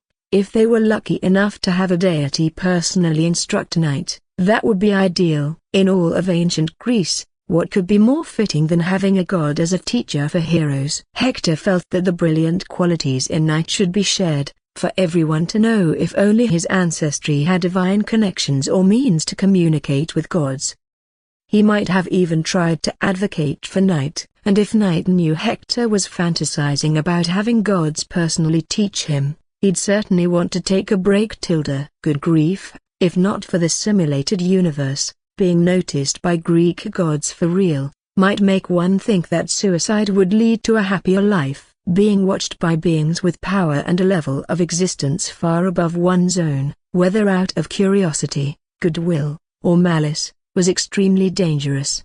Haven't the most famous heroes in Greek history met tragic ends? Chapter 16. Hector's ultimate skill at throwing the relationships among the gods were extremely complex. When you get close to one god, you might attract the hostility of that god's enemies, and in many instances, in a bad mood, even your own patron god could suddenly decide to punish you or even send you to hell without warning. Isn't Troy the best example of this? A nation that had power and strong connections and was backed by the king of the gods, Zeus. But when your backer decides to bring you down, there's no escape. He broken bar with the goal of making Knight into a hero, even if only teaching the basics. Hector was very strict with Knight, which was exactly what he wanted. Even without aiming to become a hero, for Knight, becoming as strong as possible was a natural goal, and refining his skills to perfection was never too much. So he trained with the strictest standards. Sir, time flew by, like a fleeting moment. Very soon during the journey from Troy to Thebes, you learned the basic techniques of using spears, shields, swords, and bows from Hector. Given the limited time, conditions, and energy, you focused on mastering the spear. After all, you knew this was Hector's specialty, and it was said that Hector's throwing technique nearly broke through Ajax's shield, which was as thick as 7 walls. Something you were very interested in. In crucial moments, this could serve as a special move. You asked Hector about the techniques of throwing, and the latter taught you everything without reservation. Speaking of throwing, you need to focus on exerting force, unifying your body, energy, and spirit into one, concentrating it at a single point, and releasing a strike with such precision and power that it could tear the earth itself. As Hector finished speaking, an image flashed in Knight's mind, the terrifying scene he witnessed the first time he saw the legendary demigod hero, Achilles, throw a spear on the battlefield. Though Achilles seemingly tossed the spear casually, the resulting vortex easily plowed through the ground, creating a long trench, and the fate of any flesh and blood standing in the path of this shooting star was evident. Their blood had already splattered across the land. Undoubtedly, this was an explosive technique, characterized by high impact and high damage, but it had the drawback of needing to retrieve the weapon afterward, making it a move that required precise timing and couldn't be used frequently. To master throwing, merely listening to my explanation is not enough, so let me show you firsthand. In the forest, the accompanying knights were resting by a campfire not far away, while Hector was personally instructing Knight. Both of them had extraordinary mental strength. Using their rest time for teaching and training didn't exhaust them much. Hector stood up, grabbed his spear and walked forward, his sharp eyes fixing on a large tree in the distance. He said, "Watch closely, I'll demonstrate only once." Knight nodded, focusing intently on Hector, understood. His gaze locked onto Hector's joints and muscles, and in the next moment, Hector assumed a stance, at which point a strong sense of danger surged through Knight, making his hairs stand on end. Even though he wasn't directly facing Hector,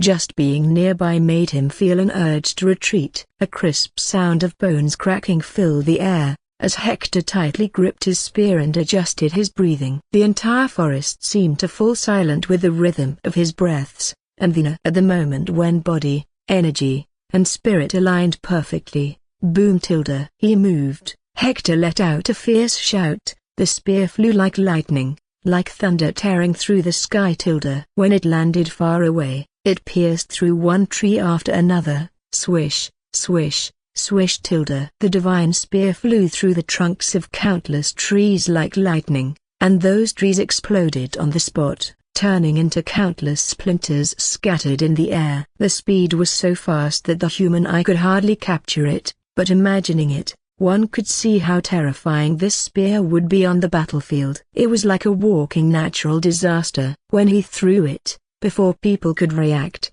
by the time they did, that fearsome spear, like the thunderous wrath of Zeus, had already landed in front of the enemy's chest. Who could withstand such a matchless strike? After shattering countless trees, the spear finally stopped. The ground, as if swept by a tornado, formed a deep trench. Hector's perfectly executed strike, even more formidable than Achilles' hasty spear throw that day, was awe-inspiring. Exhaling deeply, Knight's widened eyes were filled with deep shock. He had thought that Achilles' godly spear, thrown like a meteor, was already incredibly powerful. It seemed almost superhuman, like an iron dragon. Was the demigod's bloodline truly that powerful? He had attributed such incredible strength to the demigod lineage. But now, a mortal hero like Hector showed a strength that was not at all inferior to Achilles's, perhaps even slightly surpassing it. Of course Hector had built up his strength, adjusting his state to perfection before throwing. Achilles at full power might not loose a broken bow, but regardless, Hector had undeniably shown his formidable capabilities. No wonder, in the future, he dared to challenge Achilles, seeking his weakness. If he were any weaker, unable to match Achilles' strength, he would have been easily defeated. Mortals who train their martial skills and bodies to the extreme can also attain the stature of true heroes. The humans of the Greek mythological era, while not as godlike as the golden race of early legends, still harbored immense potential within their bodies. Through relentless training and life and death battles, some used adversity as a whetstone, progressing with unstoppable momentum to become heroes. From Hector, you witnessed an astonishing throwing technique, observing up close his stance, grip, and the integration of his breath, the unification of body, energy, and spirit, culminating in that earth-shattering throw. Your powerful mental strength vaguely comprehended something, seemingly glimpsing a way to convert life force into power. The stronger the body, the more abundant the life force. By converting this latent energy within the human body into power through special techniques, one can perform extraordinary martial skills. You gradually understood the essence of this power. You hypothesized that the mages of ancient times probably derived their magical power through the conversion of life force. In many of the worlds you are familiar with, mana, magical power, is indeed often linked to life force. Comment 1. Vote 2. Left. Chapter 17, Learning the martial skill closest to divine domain. After that spear throw, the sky suddenly began to drizzle. The sound of the rain grew louder as the rain intensified. However, neither of them paid any attention to the bad weather, and Hector patiently explained the techniques involved in using his muscles and generating force during the throw tonight. Combining these insights with the concepts of chi and blood circulation and energy generation from his homeland's martial arts, the latter quickly grasped the various force techniques Hector described. However, the understanding of how to convert his internal life force into a form of energy like chi was too elusive and confusing, causing him to furrow his brows in concentration. But even Hector didn't know how to teach him to use this power. After all, it required personal enlightenment, a moment of understanding that just clicked. Hector couldn't even provide a specialized term for this power. Night, combining it with his own understanding, temporarily referred to the power generated by converting life force as chi. Hector's earlier strike had opened the door to a new world for him. He could still clearly recall the feeling, but he was just a step away from fully grasping it. However, he knew that such things couldn't be rushed. So he continued to learn weapon techniques from Hector, while constantly attempting to replicate the spear-throwing motion from that day. He could clearly sense a faint presence of chi within his body, proving that there was no inherent difference between his body and those of humans from the mythological era, and that he could indeed learn this power. What he needed to do now was learn how to convert his abundant life force into chi, and use it to strengthen his body, continuously enhancing and nourishing it until he could achieve a superhuman form like Achilles or Hector. Hector mentioned that combat could help him better feel his internal potential. So whenever they had free time, Knight would pester Hector to train with him. The latter would voluntarily control his strength, trying to match Knight's physical capabilities. However, a lion, no matter how restrained, could never truly become a house cat, and the inherent strength of Hector's body occasionally slipped through unconsciously, always putting pressure and even causing slight injuries to Knight. Because they lacked wooden weapons, they had to use real ones. And after Knight was once scratched by Hector's spear, the latter seriously suggested that they should postpone their sparring until they returned to the city and could switch to wooden weapons for the next phase of training. But Knight refused. Knowing the formidable enemy they would face next, the demigod Achilles, he had already understood that without seizing every moment to grow stronger, he might not even get close to the enemy. Time was running out for him. Moved by Knight's determination and tenacity, Hector grew even more impressed with the young man. A true warrior faces life and death head-on even if they cannot be fearless of death. They will never retreat from a bit of danger or hardship. Such individuals rarely grow into true heroes. He had judged Knight correctly, a broken bar as a prince of Troy who fought his way through blood and fire, and as Troy's greatest hero, Hector was not one for tender mercy. So in the days that followed, he stopped holding back, and even intentionally displayed glimpses of his immense power, to create pressure for Knight and aid his growth. In battles against this human-shaped dragon of strength, equal to Achilles, even the slightest inadvertent display of power could inflict severe injuries. Knight indeed felt immense pressure, and in this intense crisis, he continued to fight, observe, and learn from Hector's combat style, gradually comprehending more and more a broken bar. Occasionally, he could unconsciously convert a bit of life force into explosive chi. After discovering this breakthrough, Knight became even more eager to train, without Hector needing to push him. His growth speed is astonishing. A broken bar. Hector openly marveled at Knight's rapid progress, which convinced the latter that he indeed had the potential to become a hero. His body in the simulated universe was a materialized form of his spiritual body, a perfect replica of reality. Perhaps the star core inside him had altered his physique. Originally, as an ordinary person living in the future modern world, he couldn't imagine possessing a growth rate that even mythological humans would admire. After all, his previously unhealthy body would be out of breath after a few laps, and it was likely not even as strong as the weakest Trojan soldier. Of course, Knight's rapid progress was also due to his obsessive and relentless learning attitude. This intense drive even drew Hector into its rhythm, slowing down their journey for a while. This transformation was observed by the accompanying Trojan soldiers, who went from shock to awe, and finally became numb. They felt as if another monster as powerful as Hector was about to be born. This brought great reassurance to the Trojan soldiers.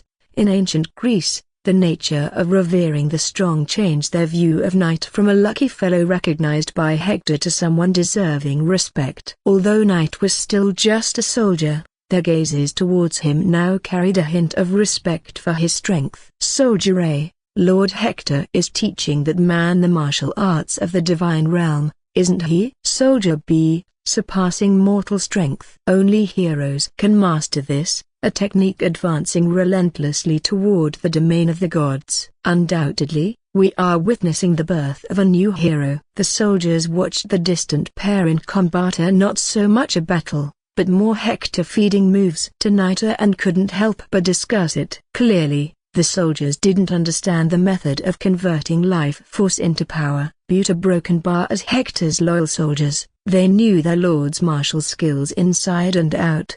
Far mastering the conversion of life force into extraordinary power marks the potential for heroism. Hector's throwing technique, though unnamed, is genuinely a peak martial skill that only a true hero could master. Be it spears or divine lance as a broken bar. As a queen of a certain shadowy kingdom once said, a spear's strike, when perfected, can slay gods with ease. Hector's throwing technique, while not yet capable of slaying celestial gods, was so powerful that even ordinary heroes could be easily killed, and the nearly impenetrable shield of Ajax almost shattered under its force. The soldiers once overheard heroes speaking highly of Hector's throwing technique at banquets, calling it the martial skill closest to the divine realm, though what exactly divine realm martial skills entailed, the soldiers didn't know.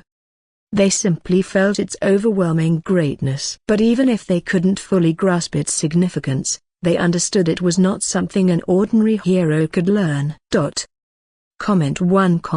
Vote 2. Left. Chapter 18, Witnessing Cataclysm, Replicating Cataclysm. Soldiers, heroes are truly overwhelming. Divine realm martial skills so powerful they instill fear even in other heroes, were now being taught to a man who did not yet have the title of hero. The soldiers had seen Hector teaching Knight his throwing technique with their own eyes. The terrifying scene, no matter how many times witnessed from a distance, remained immensely shocking each time. If Knight was only learning basic weapon techniques from Lord Hector, the soldiers wouldn't have thought much of it. But it was at that moment that they realized just how much Hector valued Knight. The soldiers initially believed that Knight had no chance of mastering the throwing technique. Such superhuman strength couldn't be learned through mere practice, could it? Had they felt the overwhelming disparity in power, they would have given up long ago. Yet, seeing Knight continuing to train in the throwing technique with Hector over the past few days, and seemingly making progress, the soldiers were left bewildered. Could he actually master it? Seeing Hector's genuine joy and amazement during their discussions made it seem truly possible. Because of this, the soldiers came to respect Knight deeply, even if he had only grasped the basics of the so-called Divine Realm martial skills. The soldiers didn't care whether he had truly reached the Divine Realm or just touched its surface. To them, Hector's powerful throwing technique was already linked with such lofty concepts. In their minds, it was already incredible enough, and anyone capable of learning such an impressive skill naturally deserved their admiration. Another master on the path to heroism, a broken bar. How enviable, to become a hero, a broken bar. If only I had such strength, the girls in Troy would surely welcome me, letting me choose among them. You better wash up and go to sleep. You can talk in your dreams. A broken bar. Can a human truly learn a skill as catastrophic as a natural disaster just by witnessing it? It's simply too unbelievable. As a few soldiers chatted and joked, they burst into laughter. If Knight had become Hector's confidant due to a single outstanding performance, they might have felt envious. But when he displayed potential far beyond that of an ordinary person, they felt only respect and admiration. On the other hand, Knight had been constantly revisiting that remarkable spear throw in his mind these past few days. Focusing his mind, body, and spirit into a single point, even a mortal body could achieve an earth-shattering strike. As the saying goes, the beginning is always the hardest. Having overcome the toughest part of sensing chi, the rest became easier. By continuously mimicking Hector's stance, he could replicate a basic form of the technique, harnessing his life force into a powerful strike. Though it was still too far from the force of Hector's throw that day. Even so, his attacks now far surpassed those of ordinary soldiers. Hector noted Knight's diligence with approval. Although, due to time constraints, he stopped sparring with Knight and focused on speeding up their journey. Yet even then, Knight continued to train secretly at night. Having learned the ancient Greek hero's method of strengthening the body, Knight could enhance his strength, nourishing his life force in a perfect cycle, becoming more vigorous with each training session. This, however, increased his hunger, and they soon ran out of the provisions brought from Troy, forcing them to hunt for food in the forest. Of course, Hector's help was indispensable in this. During this time, Knight also picked up basic hunting skills from Hector. For the heroes of the Greek world, surviving in the wild was almost a given. They were like masters of wilderness survival. Knight gradually began to understand why heroes like Heracles, who could go days without sleep, fought so ferociously against powerful monsters, as if they were fueled by endless energy. At first, he thought it was due to their demigod bloodline, granting them immense strength and rapid recovery. But it wasn't just in the Greek world. In Celtic mythology, Norse mythology, and others, stamina was an essential trait for renowned heroes. Good endurance was the foundation of becoming a great hero, especially on the battlefield. If one could only fight briefly before tiring, charging into enemy lines solo would be suicide. Heroes like Achilles and Hector, who could rampage on the battlefield without tiring, were masters of this skill. They could fight for days without fatigue. Besides possible mental exhaustion, their physical stamina was unmatched. The method of the ancient heroes' bodily training was indeed extraordinary. No wonder there were so few tales of heroes being overwhelmed by ordinary soldiers. Finally, on the eve of their arrival at Thebes, in the forest, Knight stood ready, taking deep breaths, eyes closed, feeling the power in every part of his body, using his breath to harmonize his spirit and life force until they resonated perfectly. As time ticked by in the endless silence, like an hourglass, there was nothing else to mark this still moment in time. Finally, a boom. In an instant, his mind, body, and spirit merged seamlessly. This was the moment. Feeling it, he hesitated no longer. Learning the throwing technique from Hector and adding his own insights, he hurled his spear with sudden force. The throw had an additional spiral energy, like a swift wind, resembling a meteor streaking across the sky. The spear pierced through towering trees, finally embedding itself in a distant rock. Applause followed. Hector, who had been watching for a while, exclaimed, "You managed to pierce the trees without completely destroying their insides. Even though your strength is far from mine, your efficiency in destruction is impressive." Thinking of making the spear spin to increase its penetration a knight, "You are truly a genius. You were born to be a hero for battle. I can't wait to see you achieve feats that astonish even the gods." "Thank you for the praise, but my strength is still lacking, Hector. Is there any way to significantly increase my power in a short time?" Knight asked. They were about to reach Thebes, and with any luck, they might encounter Achilles the next day, so Knight felt an urgent need to grow stronger. Could his current combat strength allow him to face Achilles? While Hector's support might ensure success, he didn't want to drag Hector into this fight. The greatest hero of Troy, capable of piercing Ajax's mighty shield, was no match for the invulnerable demigod. If they fought one-on-one, the outcome would likely be as tragic as the original story, ending in Hector's death. Having received so much from Hector, Knight didn't want to use him as a sacrificial pawn for his own goals. Chapter 19, I will not let you die before me. Hector, a broken bar, will die. The Trojan War might end sooner than 10 years due to the departure of key figures on the battlefield. As the strongest spear and shield of Troy, and the psychological pillar for all Trojans, Hector's importance to Troy was immense. Although for Knight, this was just a simulated universe and he had just simulated the concept of a universe, not real history. The history buried in mythology could not be changed. The dead won't come back to life. The outcome is already determined. No matter what he does in this world, it won't change the course of history. Similarly, he just needs to use any means necessary to become stronger. Using everything available, thinking about every outcome possible. Although he was merely a passerby in this world. But when he thought about using Hector to get close to Achilles, Knight hesitated. Through these days of interaction, he could genuinely feel that everyone here was flesh and blood, far more than mere memories of past history. Maybe they were just specks of dust, data recorded in the universe's history. But whether it was the soldiers longing for the end of war and their families during their chats, their laughter when joking about the beauty of some girl in the city, or Hector's passionate and sincere teaching, none of it felt fake. Although he kept reminding himself that Hector's admiration and friendship towards him were largely influenced by his recitation of Hector's future speech.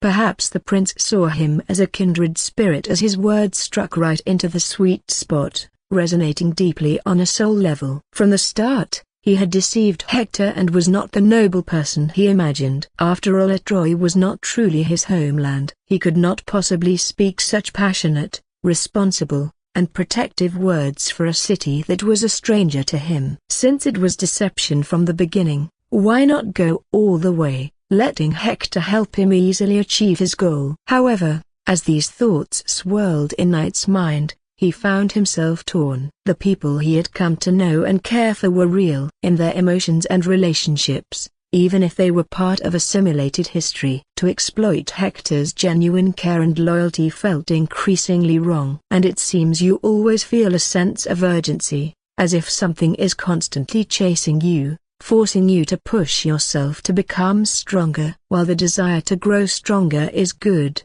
overworking yourself is counterproductive, Hector said, frowning as he looked at Knight. He couldn't fully understand, or perhaps he was worried about his friend. He continued, to become significantly stronger in a short time, you would need to achieve something like the legendary feat of slaying a dragon and bathing in its blood to gain its strength, or receive a blessing from the gods, or acquire powerful weapons, such as divine artifacts or legendary swords. But these are rare and almost impossible to come by. However, with your talent, the gods might one day notice and be amazed, and perhaps you might receive the blessing of a major deity. Hearing this, Knight fell silent.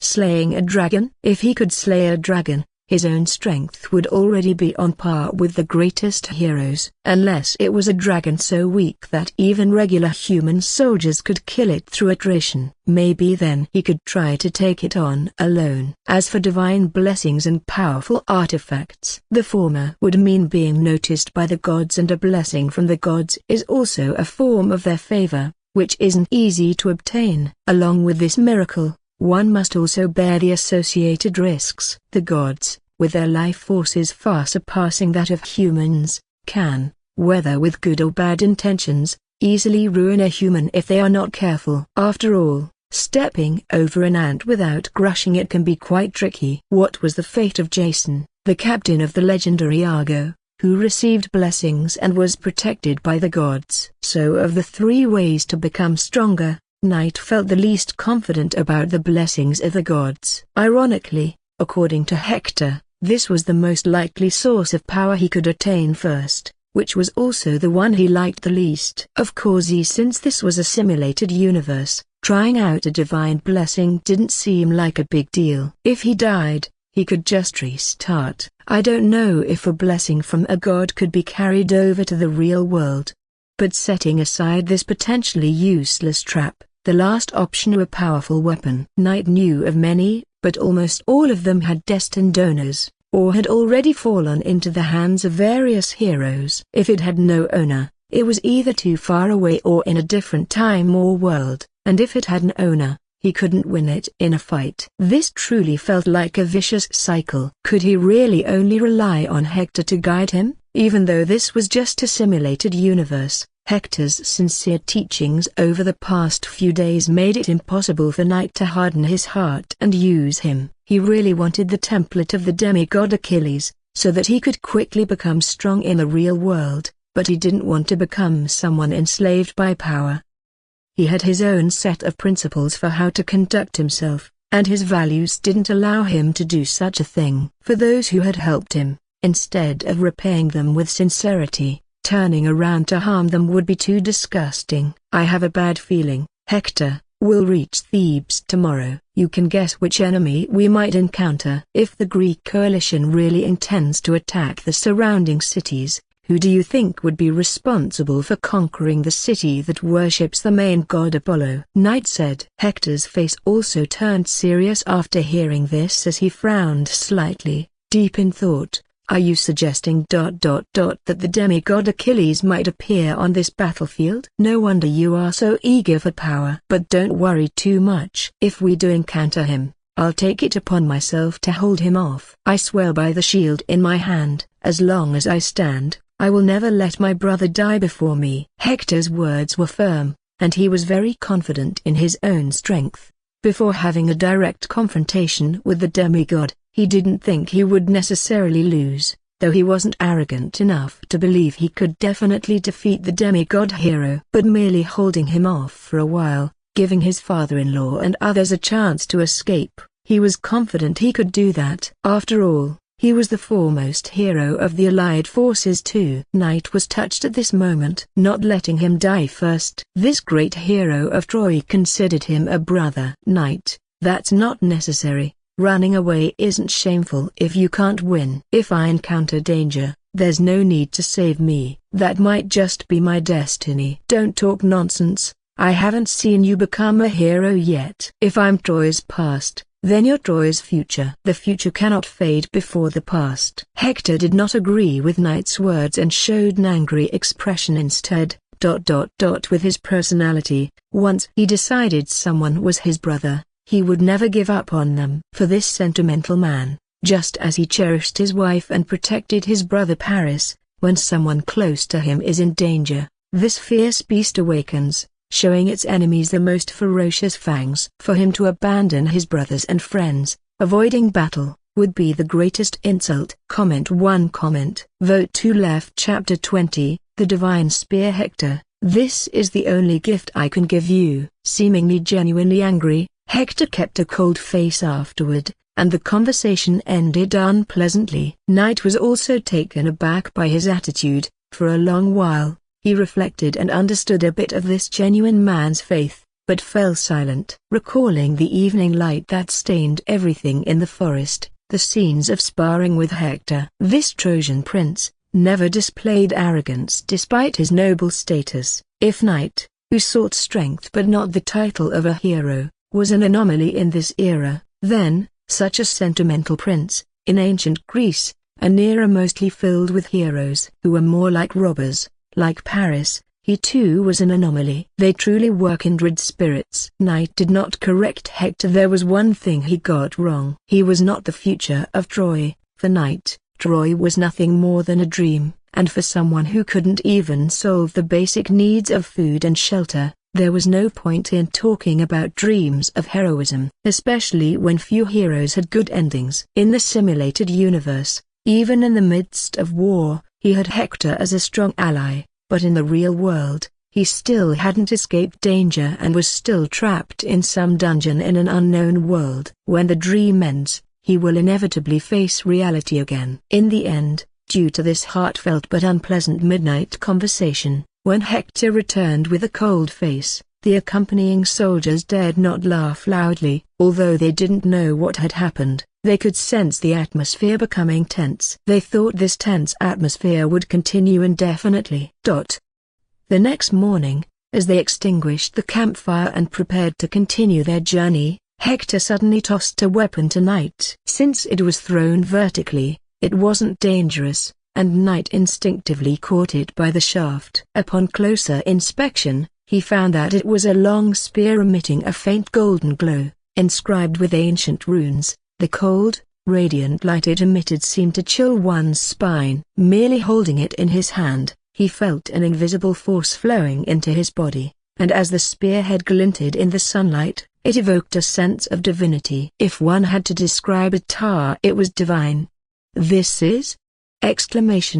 Knight immediately recognized the extraordinary nature of this spear, and upon closer examination, a strong sense of familiarity arose. This was the weapon Hector always used. Indeed, it was Hector's spear. He had seen him wielding it on the battlefield. The sight of Hector fighting with the golden spear was dazzling and powerful and awe-inspiring, inspiring a desire to achieve such unparalleled strength on the battlefield. The spear's material was not simple. During Hector's demonstration of the throwing technique, it had shattered many trees and created waves of earth without sustaining any damage.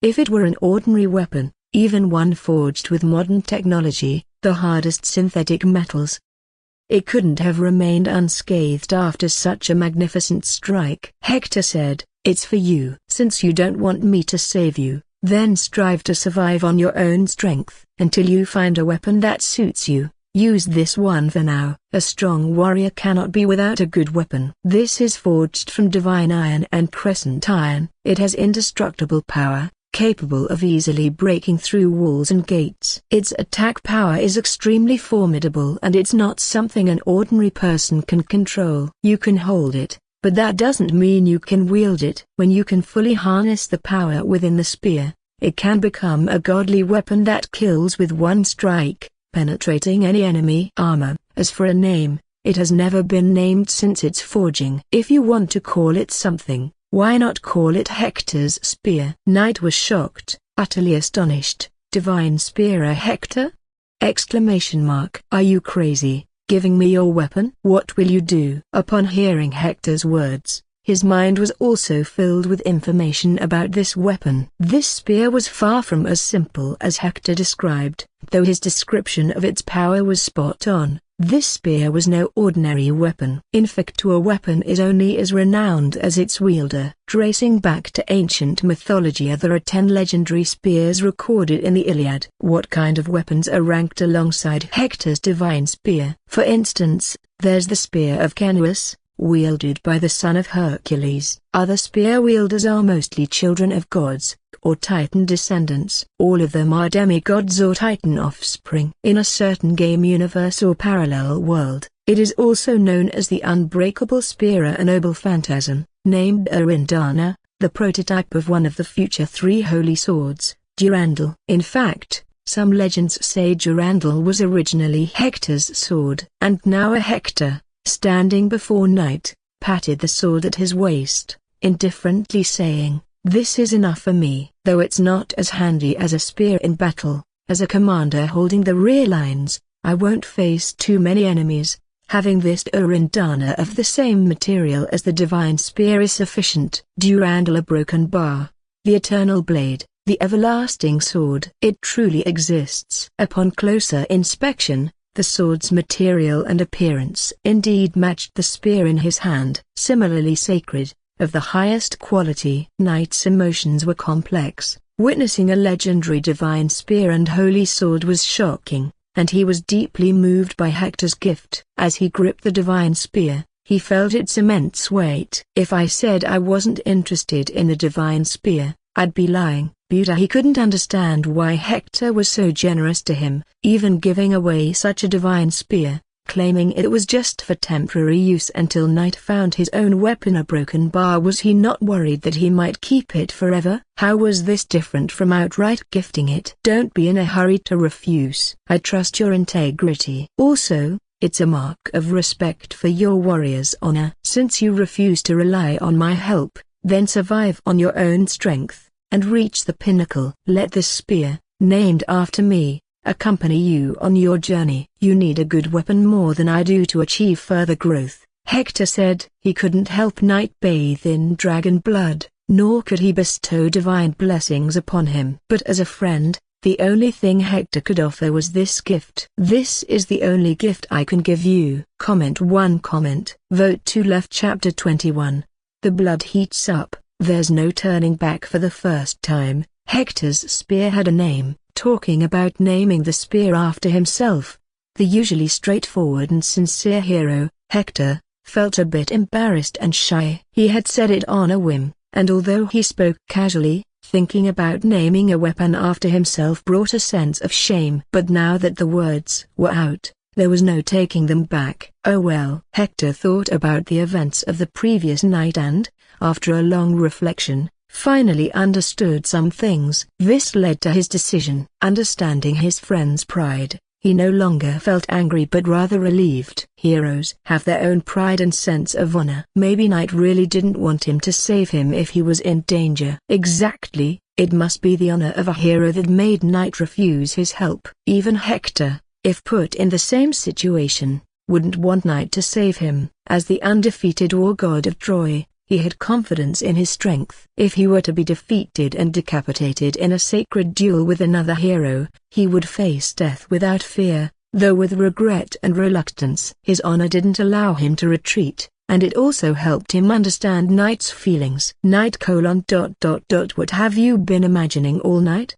But understanding didn't mean he wouldn't do anything as a friend. Determined to help Knight, Hector considered all the ways he mentioned to temporarily boost his strength, and he found that providing him with a powerful weapon was the only feasible option for now. Hector had many valuable items besides the spear and the holy sword. His armor and shield were made of divine steel, which, while not directly enhancing his power, greatly increased his defense. Ordinary swords and spears couldn't harm him, making it a simplified version of Achilles' invulnerable body. Even in battles against other heroes with powerful weapons, it held its own. However, compared to the spear and sword, the shield and armor, although good, wouldn't stand up to the true killing blows of heroes if the power gap was too large. Just as Hector nearly pierced through Ajax's 7-layered shield. Real heroes don't rely on shields. Although he thought about giving Knight his shield and armor for protection, but considering the best way to enhance his fighting capability, he decided it was better to increase his attack power. With a good weapon, Knight might be able to deal a decisive blow in battle. If he could kill his enemy, the threat would be eliminated. Attack is the best defense. There is no better way to survive. Thus, today's scene unfolded. Thank you, Hector. Knight finally stopped trying to refuse and instead expressed his heartfelt gratitude. After all, it was just a simulated universe, and he wouldn't be able to take the divine spear with him in the end. But it was a rare opportunity to experience the power that came with wielding such a weapon. The immense power hidden within the spear was enough to make his heart race just from sensing a fraction of it. No wonder in myths, powerful heroes and gods always sought out great weapons, yearning for them. The difference in combat power between having a divine weapon and not having one was incomparable. Just sensing the power he could harness from Hector's spear, he knew his combat ability would increase several times over. This newfound strength gave him more confidence in facing Achilles. At the very least, with this divine spear, he was confident he could reach Achilles. As for what to do after confronting Achilles, he would leave that to fate. Even though Hector had misunderstood his motives, thinking it was about heroes' honor, Knight didn't correct this pleasant misunderstanding. However, the truth was, he had little interest in becoming a hero. Setting aside the real-world crisis and the impending dangers in the simulated universe, if he had to define his dreams. Hector interrupted his thoughts. "All right, no time to waste. We need to reach Thebes by today. Let's move out." Resuming their journey, armed with the divine spear of Hector, Knight felt more prepared for the brutal battles ahead. He was no longer as fearful. Hector, on the other hand, couldn't shake off a foreboding feeling. This unease pushed him to hurry their pace, sensing something ominous was on the horizon. Perhaps it was the strong sixth sense of a hero. When they finally reached Thebes, they were greeted by a city ablaze, with the faint sounds of battle cries echoing in the air. Hector's face paled. "We're too late." Their journey had been delayed, and they had hoped the enemy wouldn't have reacted so quickly. But it was clear something had gone wrong. There was no time to dwell on whose fault it was. Hector immediately turned his horse around and roared, "Everyone, follow me into the city. If you see Greek soldiers, kill them on the spot. Do not engage in prolonged fights. Our main objective is to protect the civilians and ensure their evacuation." Primary objective: protect the civilians and ensure their evacuation. This was not about justice. The essence of war and battle is life or death. To avoid death, you must shout louder and fight harder. Anger can dispel fear. Hector made a decisive move, immediately preparing to lead his troops into the city. Turning back and retreating was never an option for him. They absolutely could not retreat. Having come this far, if Thebes fell, all their previous plans would become meaningless. In Greece, a world where individual heroic prowess could turn the tide of battle, Hector intended to be the spearhead, leading his soldiers to carve a bloody path through the Greek encirclement. He aimed to consolidate the remaining forces within the city, then lead some of the civilians to escape back to Troy. There was no time to hesitate. Trusting completely in Hector's strength, the soldiers fearlessly followed him, riding into the breached, crumbling city gates. As soon as they entered the city, the chaotic scene that greeted them was one of unparalleled slaughter. Everywhere was filled with Greek soldiers clashing with Theban defenders, Greek soldiers massacring civilians or a scene of helpless, last-ditch resistance. Everywhere was madness. The temperature of the blood was rising. Chapter 22. Prayers are useless. Gods will not descend. Only slaughter will come. We can't hold them. We absolutely can't hold them. There wasn't even time to send a plea for help to Troy. On the streets of Thebes, in the midst of the final, desperate struggle, a squad leader muttered to himself, feeling a deep sense of despair. Ordinary citizens, praying desperately amidst the flames of war, were being slaughtered. The soldiers, who were supposed to protect them, were now struggling to protect themselves. With the overwhelming tide of Greeks flooding in, they were like a tiny boat in a vast ocean, always on the brink of being swallowed whole. No one really cared what would happen next. The temporary resistance on this battlefield couldn't affect the overall outcome of the war. The great hero Achilles had already led a charge towards the city center, aiming to capture or kill the city's leaders. Carrying the rage of having failed to breach Troy thrice, the Greeks were ready to unleash all their pent-up fury on these surrounding cities. They had come for revenge. The ferocity they had shown when mistakenly attacking their own allies would be the same fury unleashed if Troy were to fall. Now,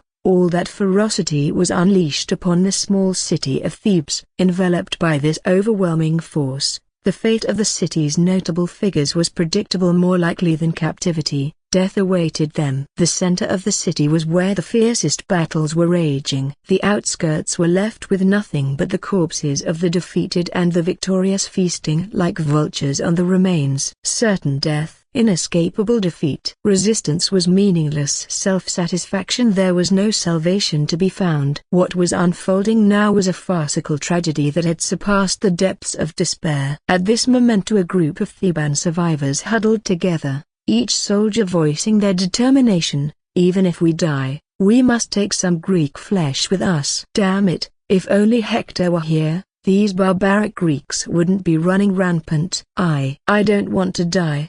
Stop saying cowardly things. At times like this, no matter how much you try to avoid it, it's useless. The enemy's weapons won't spare you just because they hear your cries. As long as this heart is beating and this hand holds a sword, we must keep fighting. Boom tilde. Just as the last soldier finished his roar, a firebomb landed at his feet, instantly blowing him to pieces. Amidst the countless cries of pain and anguish, most of the surviving soldiers were severely injured. One, in terror, cried out, "When did the Greeks throw this during the attack? Why is it exploding only now?" The explosion blew away their cover, exposing everyone completely. "I found the enemy tilde. They're all hiding here. Everyone, come quick!" A Greek soldier's joyful shout echoed. These were living war trophies, heads for the taking. This scene plunged the Theban remnants deeper into despair. Surrounded by the enemy, all wounded,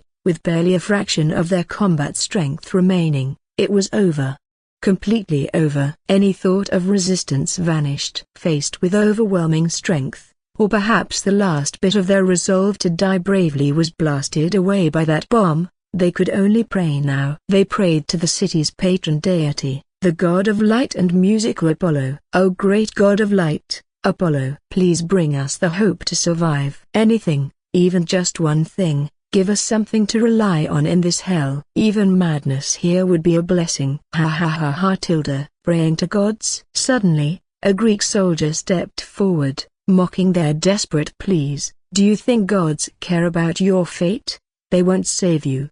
Only death and despair await." At this mocking voice, the Theban soldiers' last hopes crumbled further. Realizing that their prayers were in vain, they could only brace for the inevitable end, as the Greek soldiers closed in, ready to deliver the final blow. Ha ha ha tilde. Praying to the gods.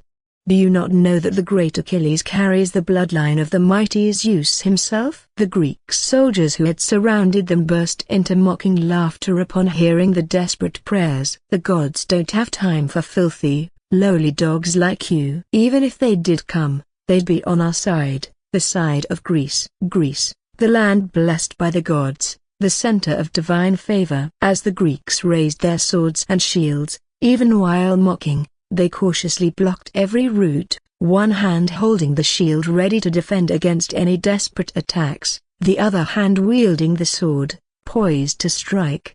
The impenetrable forest of swords drew closer and closer. As the Theban soldiers saw the cold gleam on the sword tips getting nearer, they finally realized the futility of their prayers.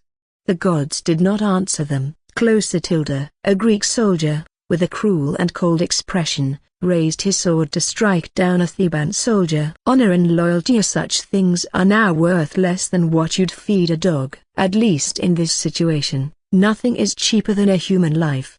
Knight, watching this from afar while following Hector into the city, was deeply moved. This is reality. Seeing the hellish scene before him, the ruins and the sea of fire, he gripped his weapon tightly, feeling the need to act. Hector glanced back at Knight, and with a silent understanding in their eyes, they both made the decision in an instant to save them. Knight took his bow and arrow, nocked an arrow, and drew it back on horseback. The next moment, an arrow shot through the air with a powerful sound, like a comet streaking across the sky, piercing the Greek soldier who was about to strike. "What? There are more enemies. Be careful." Bang tilde. As the Greek soldier's lifeless body fell, still wearing a grimace from moments before, the battlefield erupted into chaos. Only their wide eyes revealed their complete lack of understanding of what had just occurred. However, the Greek soldiers who had witnessed this shocking turn of events became immediately alert. Soon,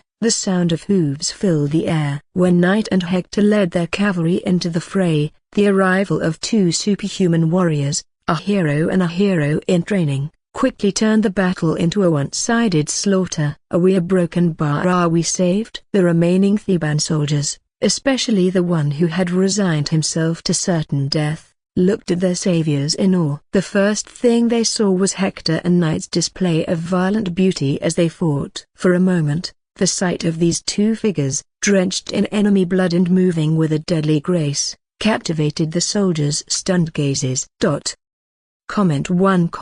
Vote 2 left. Chapter 23, From now on, I am Hector. Remember that. With the divine spear Hector in hand, Knight's efficiency in slaughtering ordinary soldiers was not inferior to Hector's. Especially under the ancient, sacred aura emanating from the golden spear, his blood-soaked presence on the battlefield felt like an ancient heroic epic coming to life. Channeling the power within the divine spear, Knight thrust it through two Greek soldiers, then forcefully flung their bodies off the spear. The heavy bodies of the Greek soldiers hit the ground with a thud, revealing his sharp, cold eyes through the helmet, eyes so piercing they were difficult to meet. In no time, Knight and his companions had wiped out the Greek soldiers in this area. The Theban soldiers didn't even have time to react or assist. At that moment Arthesi broken bar the only ones left. Knight, covered in blood, walked up to the remaining soldiers and asked instinctively. He had no idea how terrifying and fierce he looked at that moment. But perhaps it mirrored the feeling those soldiers had when they were praying. In this battlefield,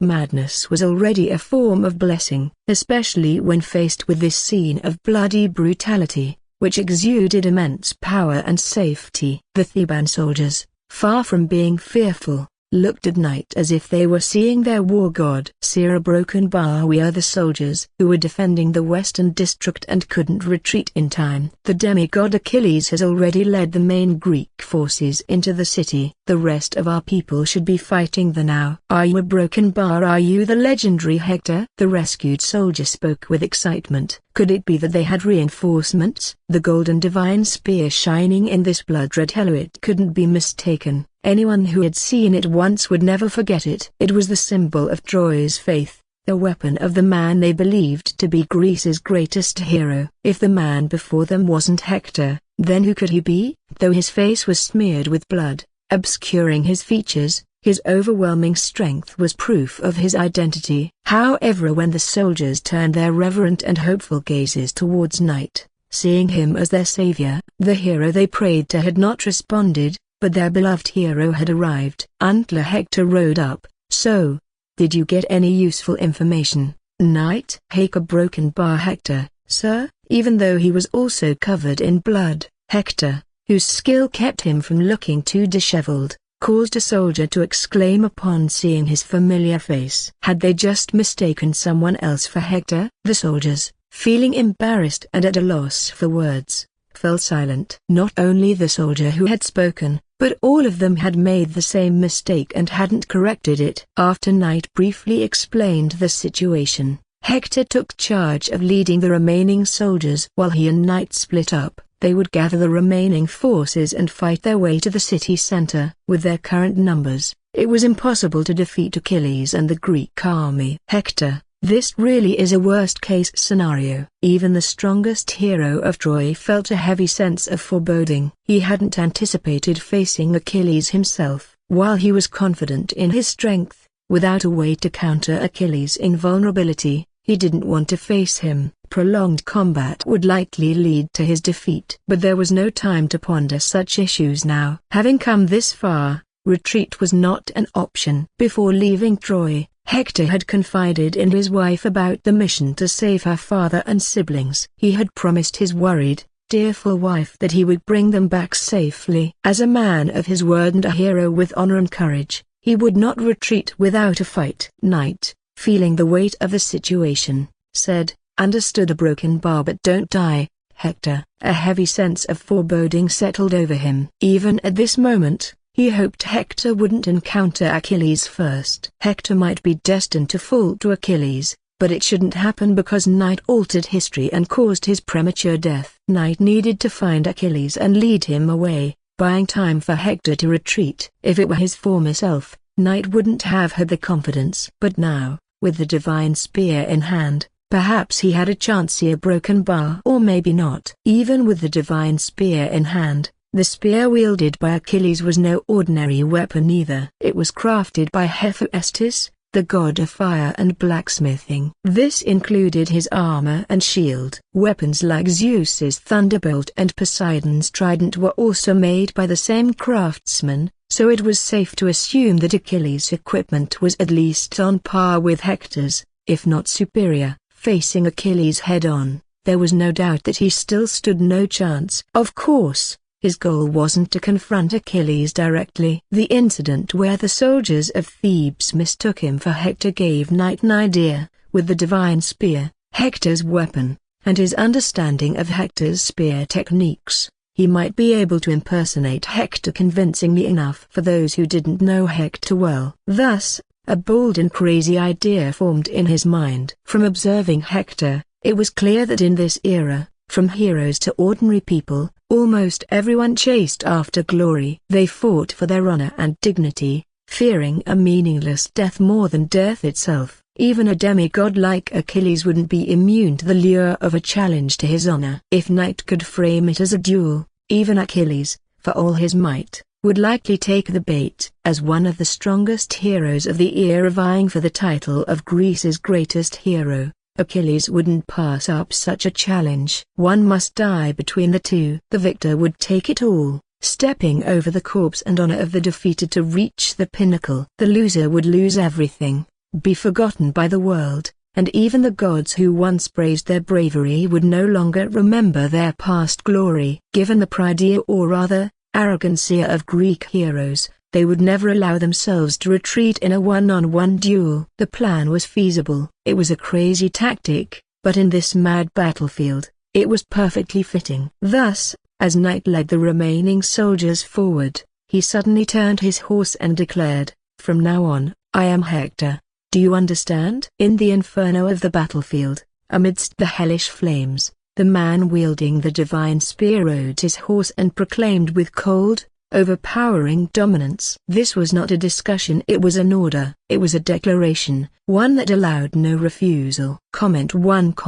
Vote 2. Left. Chapter 24, Nameless Hero. You need not face an unbeatable monster alone. Knight didn't have time to explain. In the heat of battle, every second counted. All he needed was for the soldiers to believe that he was Hector. At this moment, tyranny was more fitting than nobility. When Knight turned, his gaze filled with an oppressive force, locking onto the soldiers. Unaware of how much his life force had surpassed that of ordinary people, he didn't realize the extent of his intimidating presence, which was enhanced by his many kills of Greek soldiers. The moment he turned, the soldiers behind him shuddered. For an instant, it seemed as if the figure before them truly overlapped with the legendary Greek hero, the first warrior of Troy, whom they revered. The overwhelming aura he emitted and his blood-stained face left the soldiers with no room for resistance. Their bodies instinctively yielded. The soldiers stammered, "No. No problem at all. Since Lord Hector has entrusted you to lead us, we will follow you completely. Whatever you say is as good as done." In their eyes, whether it was Hector or Knight, both were revered as legendary heroes. Having witnessed their immense strength and formidable presence on the battlefield, the soldiers were genuinely respectful and awed. Knight commanded, "Very well, from now on, you will address me as Lord Hector." Inform the remaining soldiers we gather to do the same. After giving his instructions, Knight rode ahead, rescuing Theban remnants or ordinary citizens who were caught in skirmishes with the Greeks. For a time, the sight of a figure on horseback, wielding a golden spear amidst the flames, left a lasting impression on many who survived the battlefield. It was as if a shooting star had streaked through the inferno, bringing a glimmer of hope to those in despair. "Who is that, Lord?" Among the fleeing refugees of Thebes, a young girl, as beautiful as the moon goddess Artemis, couldn't help but speak. At the critical moment when Greek soldiers were about to drag her away, Knight, holding his divine spear, charged forward like a falling star, carving a path through the enemies. After ensuring their safety and instructing them to wait for his soldiers to rescue them, he swiftly moved on to the next battlefield. From despair to the blooming flower of hope, The girl's terror gave way to a calm admiration, her eyes reflecting a deep sense of awe for the departing figure. Later, when the soldiers arrived to secure the area, the girl and the grateful citizens learned the name of their savior, Hector. However impossible, though that spear indeed belongs to Lord Hector, the girl exclaimed in shock. She had seen Hector before and knew that the Prince of Troy did not look like the figure she saw. But why would these soldiers lie? Seeing someone who recognized Hector, the soldiers hesitated. The surrounding civilians, aware of the girl's identity as the high priest's daughter and future priestess, believed her words. Faced with the girl's recognition, the soldiers had no choice but to admit that it was a direct order from the hero to be called Lord Hector. They claimed ignorance about why this identity needed to be assumed. "I see if it's an order from the hero, then we shall respect his wishes," the girl agreed. The hero must have a deep reason for doing this. Since it was what he wished, even to repay the debt of gratitude, they would never expose the hero's disguise. "Every year we were saved by Lord Hector. Understand?" "Yes, yes, it was Lord Hector who saved us." The group nodded fervently, immediately grasping the situation. Of course, in ancient Greece, people loved to sing of heroes' stories. Though they managed to restrain themselves now, whether they could keep the secret once they were safe off the battlefield was uncertain. Human tendencies to gossip wouldn't easily disappear. Fortunately, Knight only needed the disguise temporarily almost there.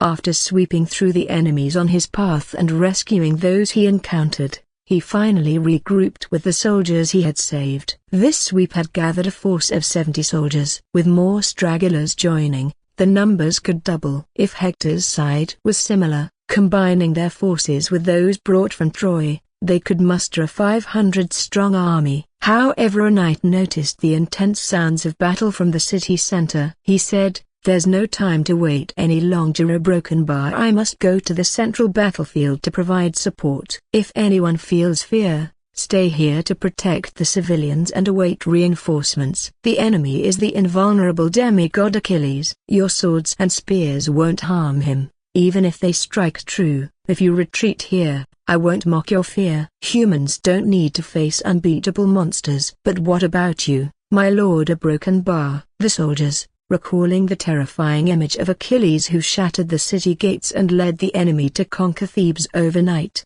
felt a deep-seated fear. Yet, swallowing their dread, one soldier gripped his weapon tightly and anxiously asked the nameless hero before them. Everyone knew he wasn't truly Hector, and they didn't even know his real name. Humans don't need to face unbeatable monsters. But what about this nameless hero himself? Even though Knight had displayed overwhelming power while rescuing them, the soldiers who had witnessed Achilles' terror had no confidence that their hero could defeat the demigod. Some, grateful for being saved by him, wanted to shout out, "You don't have to face such an invincible monster yourself." Monsters should be left to other monsters to deal with, or rather the gods themselves. Other demigod heroes. In the midst of this inferno, as Knight looked into the worried faces and shining eyes reflected by the flames, he fell silent. In that moment, he felt a slight touch of emotion in his heart. He had never thought that simply doing what he could,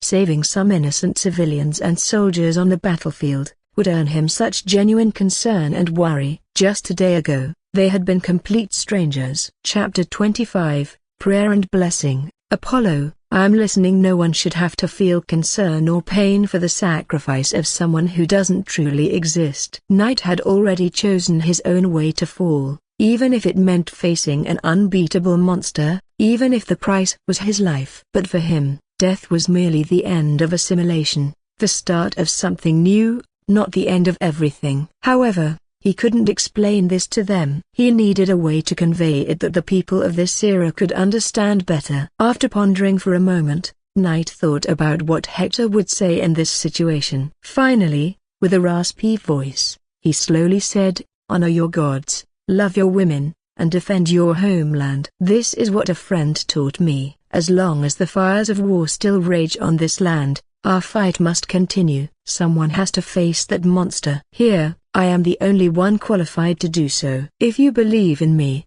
then pray for me! When Knight's words fell, They struck the hearts of everyone present like a thunderous explosion. Everyone looked up, their gazes fixed on the young man's face as if they wanted to engrave his heroic image into their memories. Some might dismiss his words as a friend's teaching, thinking it was a fabrication, but to them, it felt like it came from Knight's own heart. Those simple words revealed an incredibly vivid character, a person deeply in love with his country and his loved ones, and equally loyal to his gods. This grand image etched itself into the people's minds. At that moment, countless emotions surged within them. They could only grasp one word to describe this feeling: responsibility. They felt the will to protect others, the essence of a true hero. You are the only true hero of this era, they thought. At some point, amidst the refugees protected by a group of soldiers, the girl whom Knight had saved earlier witnessed this scene. She was deeply moved, captivated by the soul of this man. In ancient Greece, all heroes fought for honor, women, and wealth. These were their reasons for battle. They were self-centered, indifferent to the gods, and cared only for themselves. They were more like bandits with grand names and monstrous powers beyond the reach of ordinary people. But no one had ever spoken such words before, especially not the heroes who changed women like they changed clothes, held wild parties, and even participated in unrestrained festivals. They admired women's beauty but never truly cared for their hearts. To be this man's wife must be an enviable position, the girl thought, feeling a pang of envy for the woman Knight spoke of so fondly, placing her second only to his love for his country and gods. May the light of the God of Light guide your path, bring the dawn of victory. The girl suddenly stepped forward, kneeling in sincere prayer. A ripple of emotion spread through the crowd. Many civilians and soldiers, already moved by Knight's words, also knelt and began to pray for him. In unison, they chanted, "May the light of the God of Light guide your path, bring the dawn of victory." At that moment, a miraculous thing happened. In the darkness, a beam of light seemed to flash across the sky, illuminating Thebes as if it were daylight. Knight was stunned. What? As the light faded and darkness returned, it felt like a fleeting illusion. But Knight quickly realized it was no illusion. Under the pure-hearted prayer of the god's maiden, in training, you have received the attention of the God of Light. A fraction of Apollo's divine sight was cast upon the mortal realm. Through divine power and temporal retrovision, Apollo quickly understood and witnessed everything you had experienced from Troy to Thebes. The god was moved. Even in a nation deemed ignoble,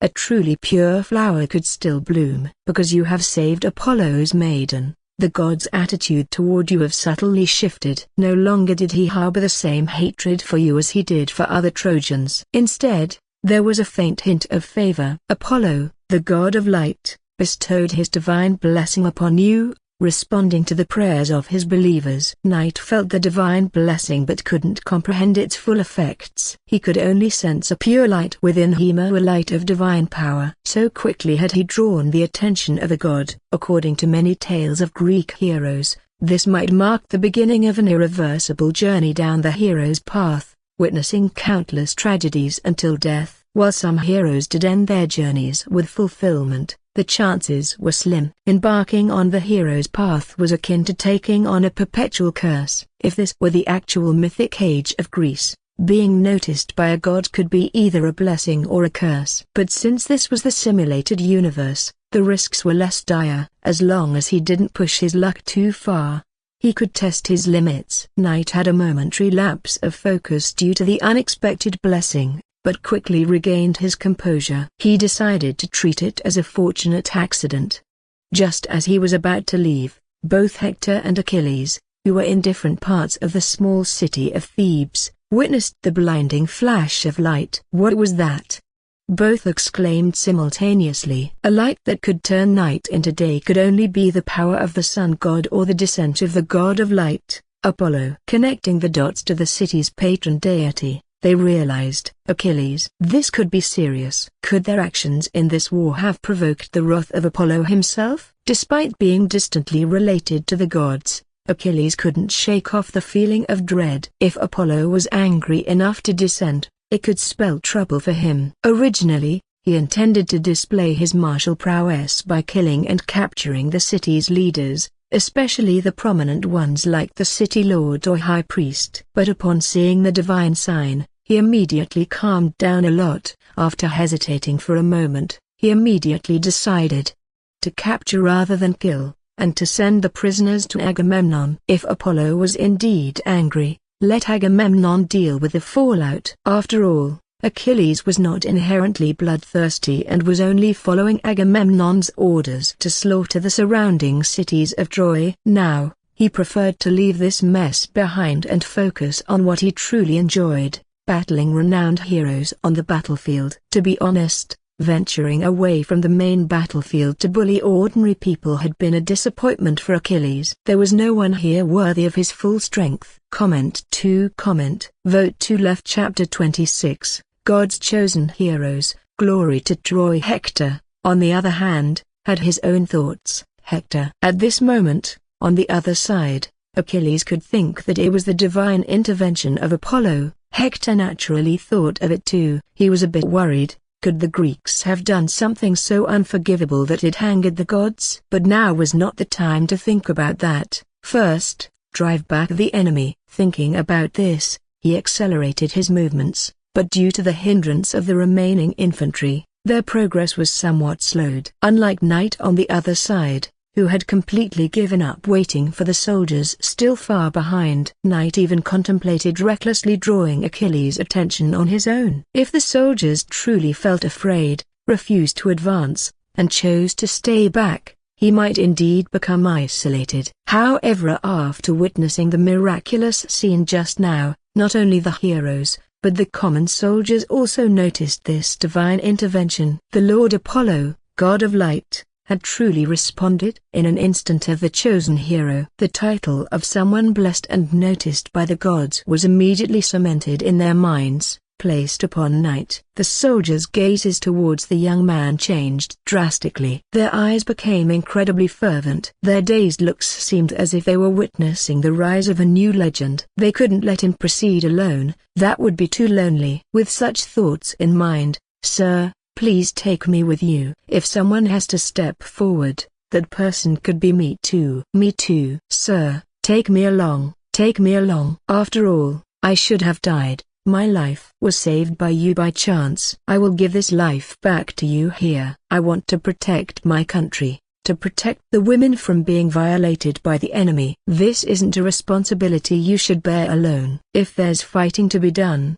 count me in too." The soldiers' eyes ignited with intense determination and fire. Their courage was ignited. At this moment, responsibility outweighed fear. Seeing this, Knight did not refuse. What reason did he have to stop these soldiers who genuinely loved their country and wanted to defend their homeland? He spoke, "Only the cavalry. If you can't keep up with my speed, stay here and wait for rescue. Fighting is not about meaningless deaths. I will personally deal with and distract the demigod Achilles. The rest of the Greek soldiers will be left to you." Hearing Knight take on Achilles, the most terrifying enemy, on his own, immediately other soldiers who had mustered their courage but whose legs were still trembling with fear felt relieved. In the next moment, a strong sense of frustration and confidence rose in their hearts. They might fear the demigod, but the ordinary Greek soldiers, those Greeks were just like them, mere mortals with one nose, two ears,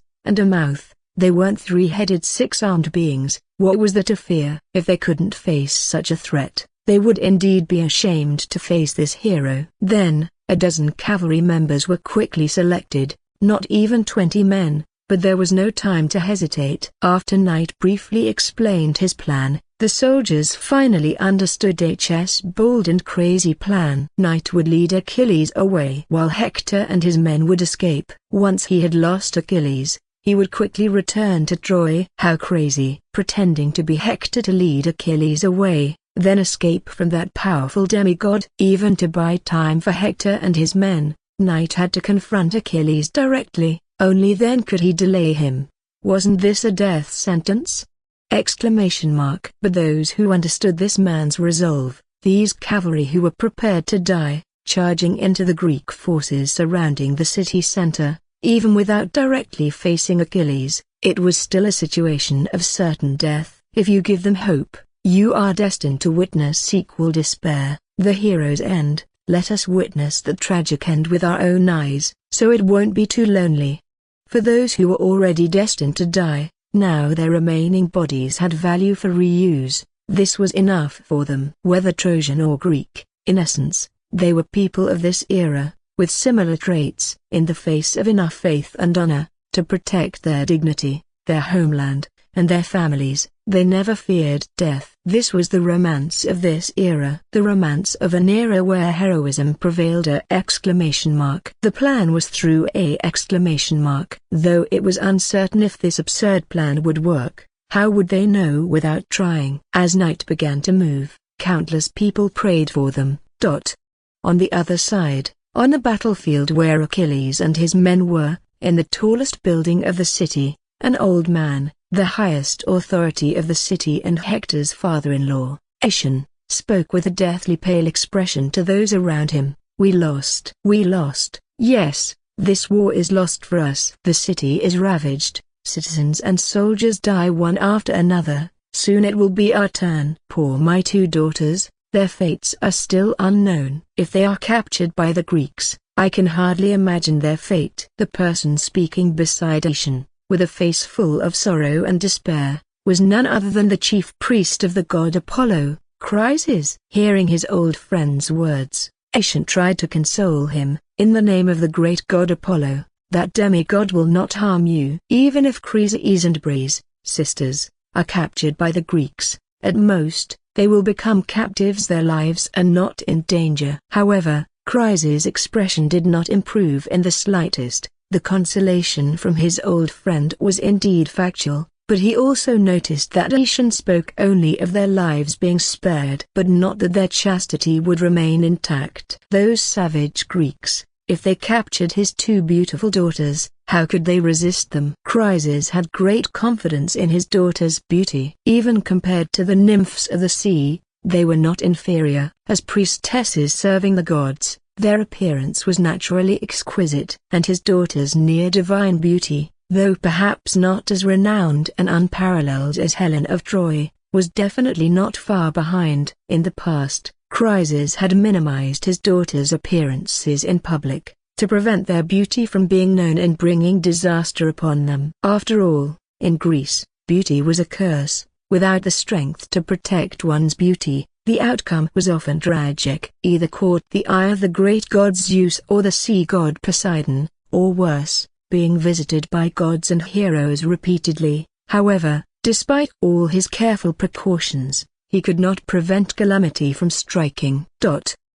Comment to comment. Vote to left. Chapter 27, Achilles, not chasing. Wait, Hector's here? Chase. This was war. Even those in high positions, once the tide of war turns against them, cannot protect their own families. If the original history unfolds, after tonight, this father's two daughters would all be captured. The elder daughter was offered to Agamemnon, who was astounded by her beauty, far surpassing that of his own wife. The Mycenaean king did not hesitate to propose marriage to her but was rejected a broken bar later. The old priest Chryses tried to ransom his daughter with a large sum of money, but Agamemnon refused. Chryses prayed to the gods, and the god of light, Apollo, who learned of this, sent a plague upon the Greek army as divine punishment. Only then did Agamemnon reluctantly return Chryses' daughter. But soon after, Agamemnon's eyes fell on his younger daughter. This was a story for another time. For Aetion and Chryses now the present crisis was their biggest threat. Outside Achilles did not personally engage,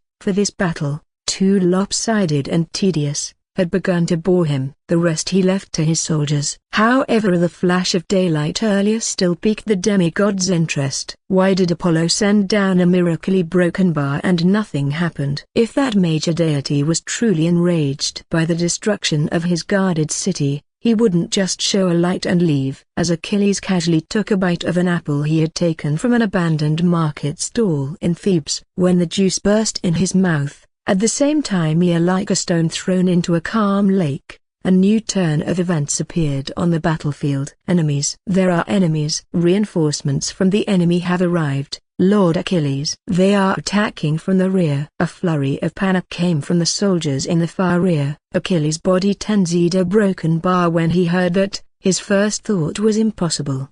How could there be reinforcements? Where would they come from? Troy and the surrounding small cities were barely able to protect themselves, unable to send reinforcements. How many are there? Achilles asked urgently, turning around. A near broken bar 1, no, a broken bar maybe a dozen. They are led by a warrior wielding a golden spear, charging through with unstoppable force. We've lost many brothers. We can't hold them off. The soldier replied nervously. Achilles, a broken bar, a dozen men charging through his army, and they can't be stopped? A heroic exclamation mark. Achilles immediately realized, this must be a hero from the Trojan side. Only heroes far beyond mortals could perform such absurd miracles. Suddenly, Achilles, like an awakened lion, opened his eyes wide, revealing a sharp and excited gaze. Finally, something interesting after all this time. But a hero wielding a golden spear, a broken bar, who could that be? Instinctively, a figure flashed in Achilles' mind. It was the only warrior from the Trojan side whom he had longed to battle with during their previous clashes. A man who,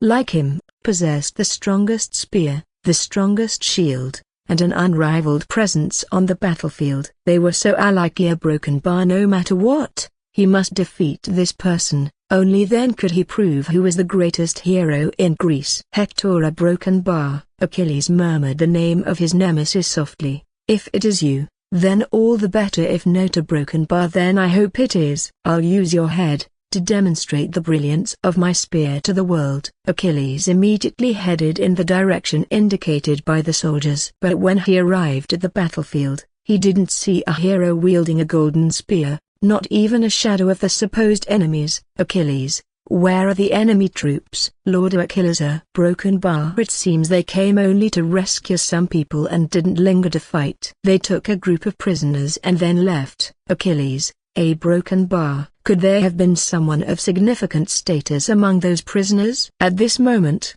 a soldier nervously mentioned that he vaguely heard those people shouting that they found laudation and priest cries. Achilles, a broken bar. Not good. Could it be that the city they attacked was just a shell, and the most important people had already been captured? Achilles didn't know who Asian was. He hadn't bothered to find out who the city's rulers were before coming, but the priest's identity was significant. He thought of something: a broken bar. If the chief priest of Apollo was rescued, could this rescue force have been sent by Apollo himself? Clenching his teeth slightly, he hesitated for a moment about whether to pursue a broken bar. By the way, I think I heard the soldiers calling the leading hero Hector. When a soldier said this, the next moment, Achilles decisively spoke. I will personally pursue them for a while. I'll be back soon. Continue attacking the city's center. Regardless of whether the most important people in Thebes had been rescued, he decided to pursue both avenues to ensure nothing was missed, and his chariot,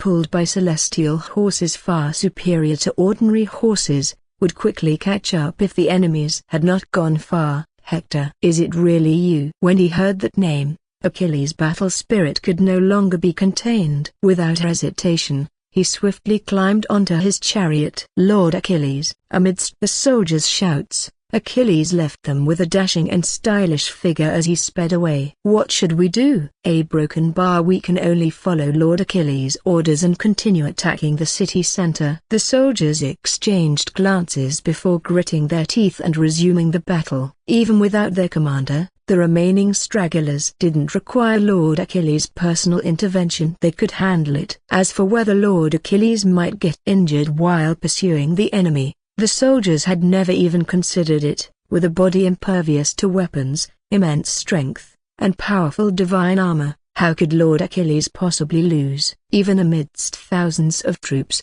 that demigod hero could come and go as he pleased, let alone facing a small group of merely a dozen or so who dared not linger in battle. Meanwhile, in a secluded alleyway within Thebes, this was an empty street Knight had deliberately cleared while gathering remaining forces in the city. He hoped Achilles would be lured over, If all the previous efforts were ineffective, there would be no more time once Hector arrived. The fated battle between those two would be inevitable. Chapter 28, The Celestial Horse Neighs. Achilles, are you ready for the consequences of mocking me? In the small city of Thebes, resided the true greatest heroes of both factions, along with a false hero, yet they had not encountered each other. But when Achilles rode the chariot pulled by a fantastical celestial horse into the sky, for a moment, the celestial horse's neigh echoed through the night sky, attracting countless gazes. A broken bar. It's Achilles. Hector, leading his soldiers toward the city's center, was shocked when he saw the figure on the warhorse, his pupils contracting. Had the enemy already discovered them? However, in the next moment, to Hector's amazement, Achilles didn't even glance in their direction but instead sped off in another direction. This tightened Hector's heart. Had the battle ahead already ended? Achilles was leaving. He hastened his marching speed. Meanwhile, upon hearing the celestial horse's neigh in the sky, Night, who had his back to the night sky, let the corners of his mouth curl into a genuine smile. His mind calmed down once more. A broken bar. Hooked, huh? Then continue with the plan. Whether Achilles was coming for ration and crisis, or for Hector. During the journey from Troy to Thebes, in countless days and nights of sparring and discussing Achilles with Hector, Hector's eyes seemed to burn with a strong battle spirit. That sense of fate, the mutual admiration between heroes, Knight believed that not only Hector would have such feelings, but the demigod likely felt the same way. The more he interacted with this era, the more he understood the Greeks' emphasis on honor and the pride of heroes. This conviction only grew stronger. Even the most ordinary soldiers would reveal a belligerent, fanatical side when discussing heroes and honor. Let alone the radiant, spirited demigod hero Achilles, more excellent than anyone, adored and admired by countless people, the hero among heroes. The burden of his longing for honor and battle, was it not multiplied many times over? If he didn't yearn for this, when his parents disguised him as a maiden among the servants to avoid an early death on the battlefield as foretold by prophecy, he could have relied on his own will to refuse Odysseus' invitation to join the campaign against Troy. It was that restless heart, unable to suppress the desire to fight on the grandest stage in Greece, that gave rise to the most brilliant yet fleeting hero of Greece, Achilles. So, you came. It's closer, a terrifying sense of danger and pressure closing in from behind. Knight dared not look back, dared not stop. It's not in or for exclamation mark. A bit more, run a bit further away. Fighting here, it would easily attract attention to the other side of the battlefield. The real Hector must not be discovered. A broken bar. The more critical the moment, the clearer that tenacious spirit and willpower become. His mind plunged into an unprecedented calm. Knight began to regulate his breathing, mobilizing all his vitality, squeezing, and squeezing even more. Then, whoosh! An arrow suddenly descended from the sky. It was an arrow shot by Achilles. It was also a challenge. I've seen your broken bar. Their warrior with the golden spear, Hector. Yes, that divine spear. The same weapon that killed many of his comrades during the initial landing at Troy. I've arrived. Don't think you can just flee. Bang!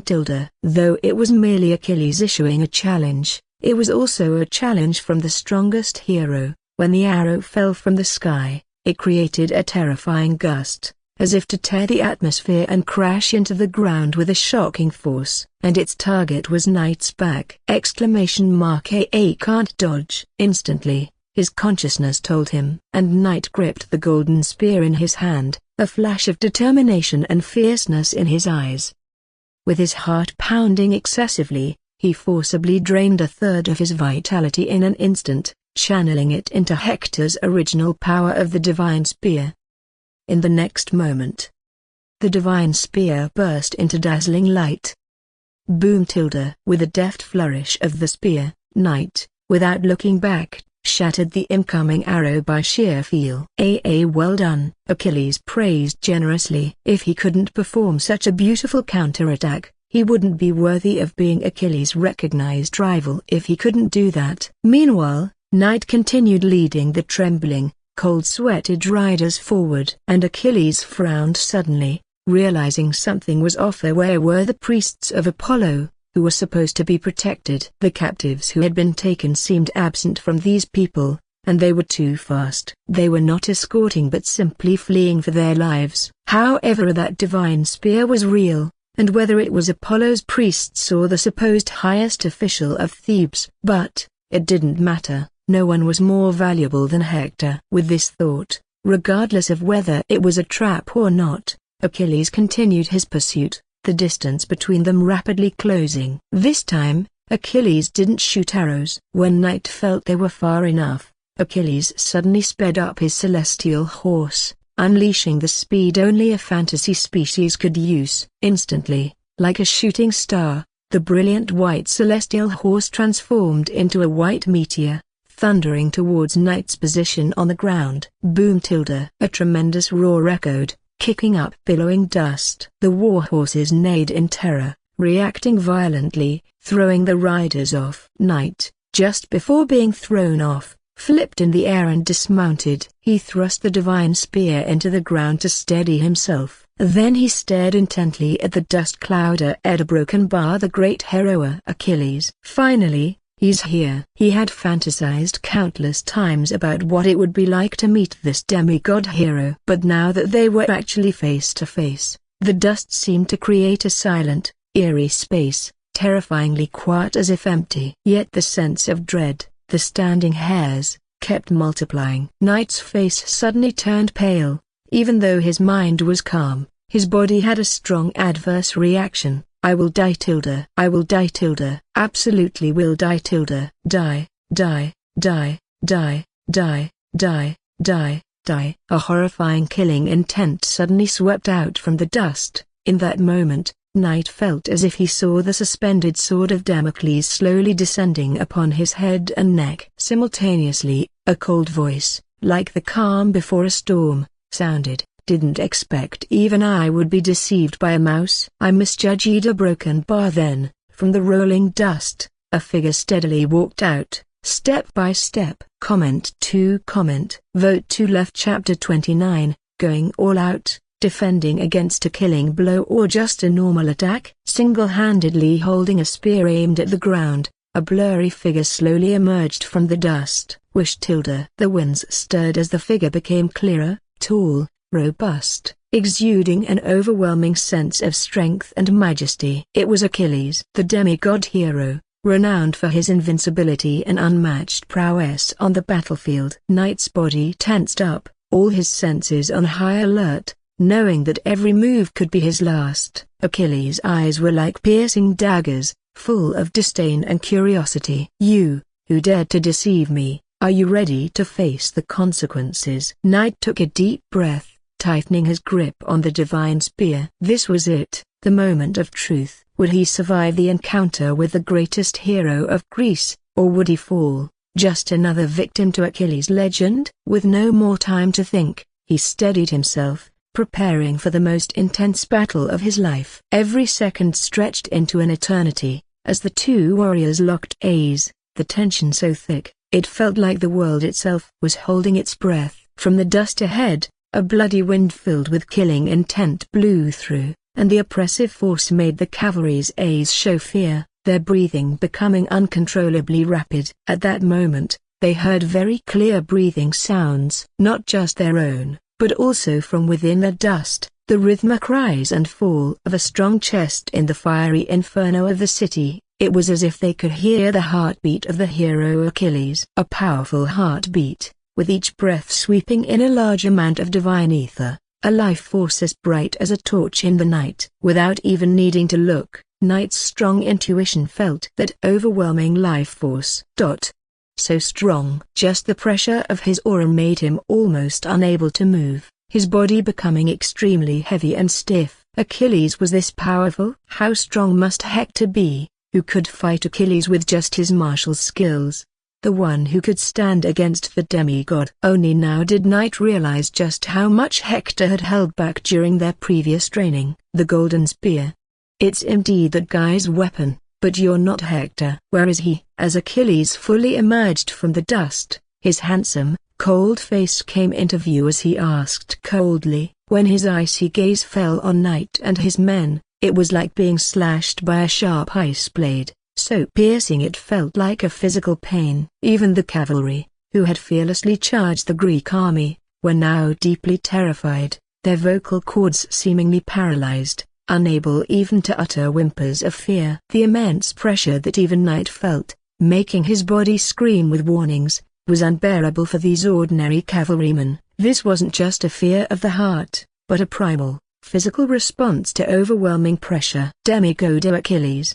The cavalry, trapped in a cage of terror, their consciousness seemingly snatched away, had completely resigned themselves to death at the hands of the enemy. Knight took a deep breath and spoke, "Retreat here. Disperse. I'll cover the rear." He kept his eyes locked on Achilles. Though he was speaking to his soldiers, his gaze never left the figure before him. That body, forged like steel, casually holding the spear, gave him the feeling that if he looked away for even a second, he wouldn't even see how he was decapitated. Which direction would the attack come from? Left, right, a sweep, or a direct thrust? His iron will was at its peak. In just a breath's time, his mind simulated countless directions from which Achilles might attack, but every scenario ended with his death. Sira! As if Knight's voice broke the paralyzing spell, the cavalryman, barely escaping Achilles' powerful aura, spoke in fear, trying to say something. "Go." "Follow orders," Knight commanded coldly, twirling his spear. After creating a flourish, he slammed it into the ground in front of him, drawing a trench. Sparks flew! Knight took up a defensive stance toward by Hector. The trench drawn before him, an inch deep, seemed to separate the battlefield completely. As long as he stood, he would not let Achilles cross that line. But could he do it? He questioned himself. In this era, on this battlefield, was there any hero who could single-handedly stop the legendary demigod? "We're leaving." The cavalrymen, bearing immense guilt, scattered as ordered. They were terrified. They were originally prepared to stay with Knight until the end, to face Achilles together and meet their death. But at the crucial moment, their inner fear and the body's survival instinct overpowered their will. As the cavalry galloped away, Achilles did not pursue them. He merely stood there, looking at Knight with cold indifference. "Is this your final statement?" "Honestly, I'm quite angry, little mouse." "Well then, if I kill you, Hector will surely come to seek revenge on me." Achilles' gaze was filled with undisguised killing intent. When he had descended with his celestial horse, he had sensed Knight's life force up close. While Knight's aura was stronger than that of an ordinary person, and not much weaker than some heroes who weren't adept at combat, it definitely wasn't the aura of Troy's greatest warrior. The man who could dominate the battlefield couldn't possibly be this weak. But the golden spear was genuine. It seemed that this little mouse who had tricked him using Hector's name had a significant connection with Troy's greatest hero. Even the finest weapon of that hero had been entrusted to him. If he killed this mouse here, that greatest hero of Troy would undoubtedly be enraged, facing Achilles, who seemed indifferent but was actually brimming with a storm of fury. Knight had no intention of responding. He just kept his entire focus was on the man in front of him. However, the figure he was watching so intently disappeared in a blink of an eye, moving so fast that even his eyes couldn't catch up. Achilles shot out like an arrow, and in an instant, a brilliant spear strike roared towards him like a hurricane. So fast! The intense sense of danger made Knight's strong intuitive reflexes reach their peak. His body reacted almost instinctively to the defensive stance he had taken, even before his consciousness registered the attack. Boom!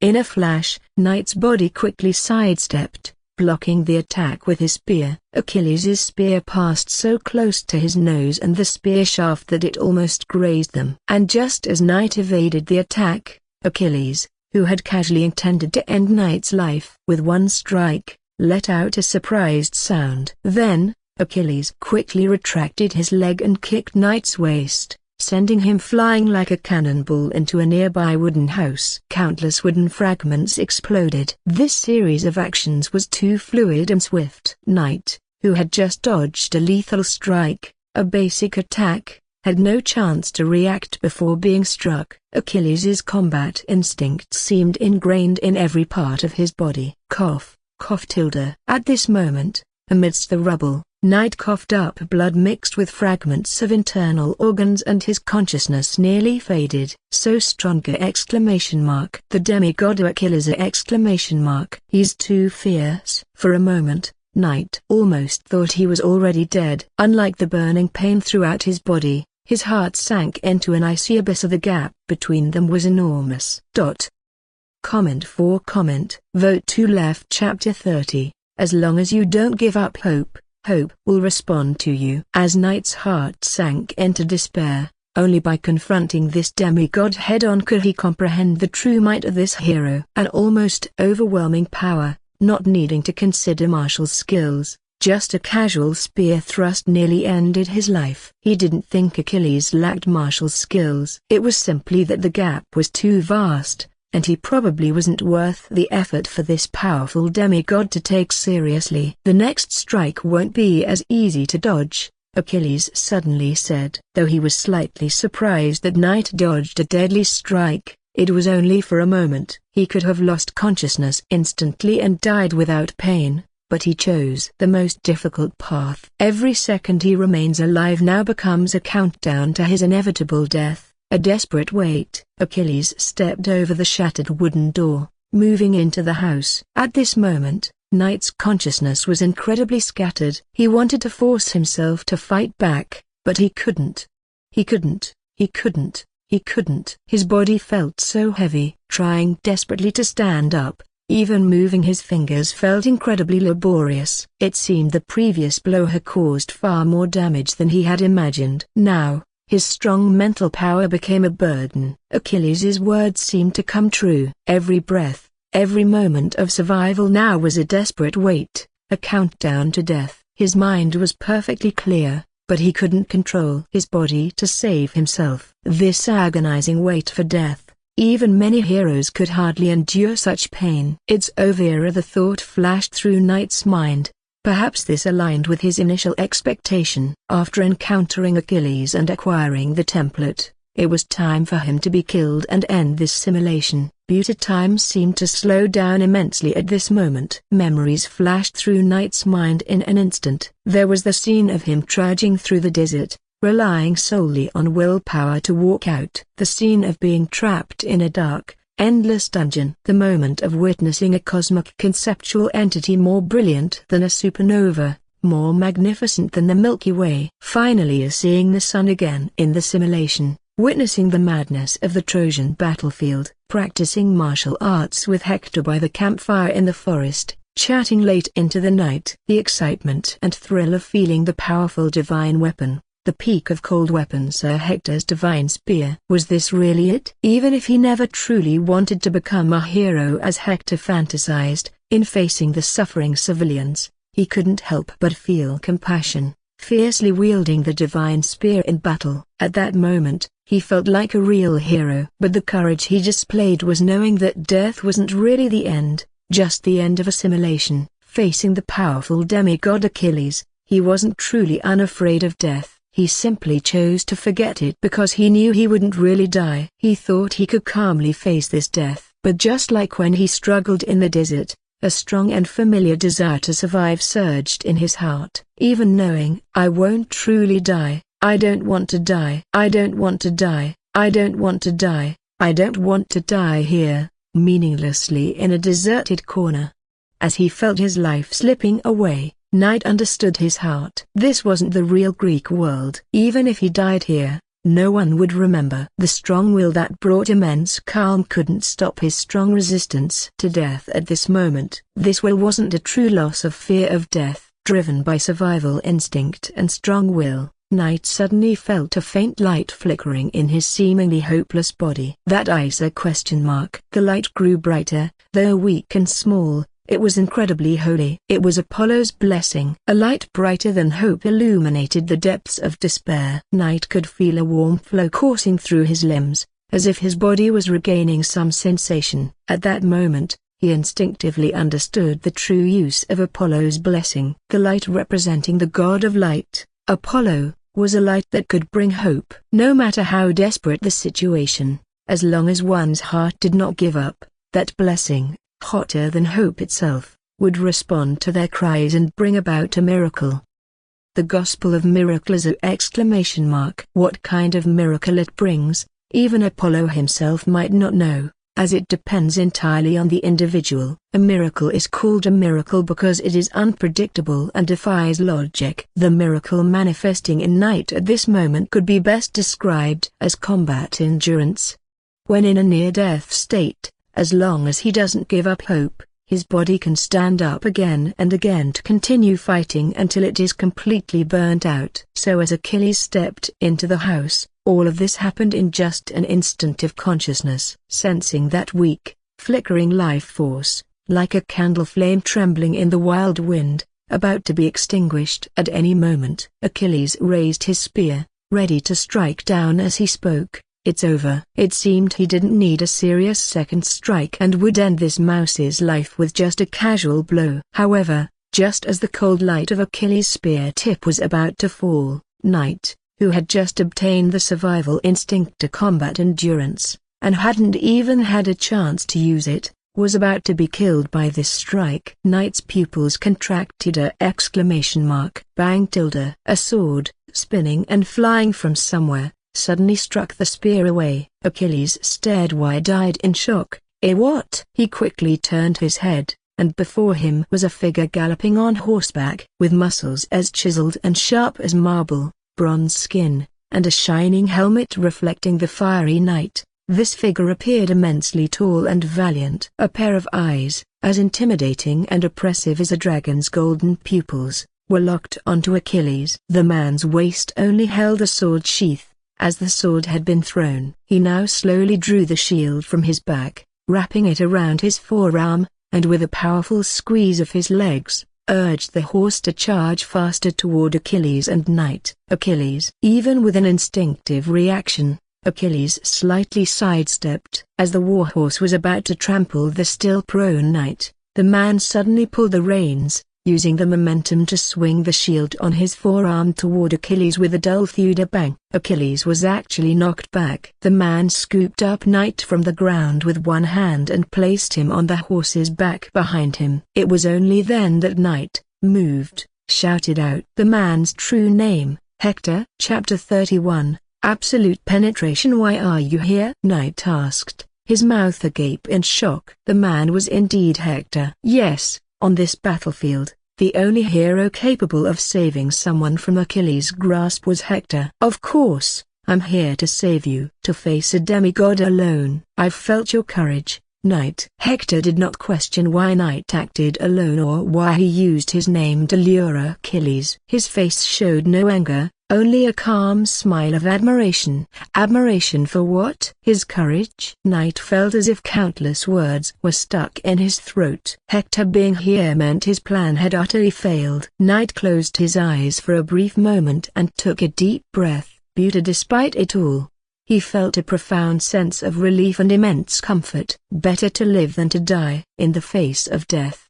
Having realized this, he understood what he truly wanted: to live freely and strongly, that not even Zeus could take his life. For this, he would kill a demigod or even a god if he had to. Regaining his composure at the critical moment, Knight's strong mental fortitude allowed him to focus back on the battle. He didn't ask Hector why he didn't leave with the others. It was agreed that if Knight faced trouble with Achilles, he wouldn't be saved. Hector had been convinced of this before, but now he was here. Knight was grateful Hector had broken his promise and showed up. Fighting alongside this man brought immense peace of mind. Hector, can you still fight? Knight, of course. Hector, give me the spear first. Use this. Hector pulled the sword from the ground, grasped the hilt with one hand, and tossed it to Knight. Knight caught the sword seamlessly, while throwing the divine spear back to Hector. They both caught their weapons simultaneously, understanding in that instant that only Hector, wielding the divine spear, could fully counter Achilles' attacks. The suppression during Knight's rescue was just timely luck. The upcoming direct confrontation left no room for tricks. Adopting the same stance Knight had earlier, Hector twirled the spear and skillfully positioned it in front of him, body close to the ground. Knight. That stance. Unlike Knight's defensive posture, this was an offensive stance, a prelude to the strongest strike. Achilles. Facing Hector's stance, Achilles' expression turned serious, with a flicker of fierce determination in his eyes. Achilles. Hector. Good, the real opponent is finally here. I've waited a long time for this battle. Today, I will prove to the world who is the greatest hero of Greece. Hector. Such things don't matter anymore. Achilles. What? The next moment, before he could finish speaking, Achilles felt a sudden sense of danger. This was a feeling he hadn't experienced in a long time, not since he bathed in the waters of the Styx and became invulnerable. Hector, survive this strike, then we'll talk about everything else. As the last word fell, Hector's eyes suddenly opened wide. The divine spear in his hand burst into a brilliant light, a radiance so intense it created visible waves in the air. Buzz, buzz, buzz tilde. Watch closely, Knight. This is the true ultimate throwing technique, an all-encompassing strike that embodies all my martial prowess. Crunch. The bones in Hector's hand gripping the spear made a crisp and powerful sound. Hector stepped forward forcefully with one foot, and then Achilles. Like a meteor, Pegasus. Come to me quickly. Almost instinctively, Achilles leapt back onto the chariot drawn by his celestial horse, and with a spear in hand, charged towards Hector. Sensing the impending threat, he utilized his powerful trump card a man and chariot as one to confront the forthcoming attack. And then a whoosh tilde, boom tilde, like a roaring dragon,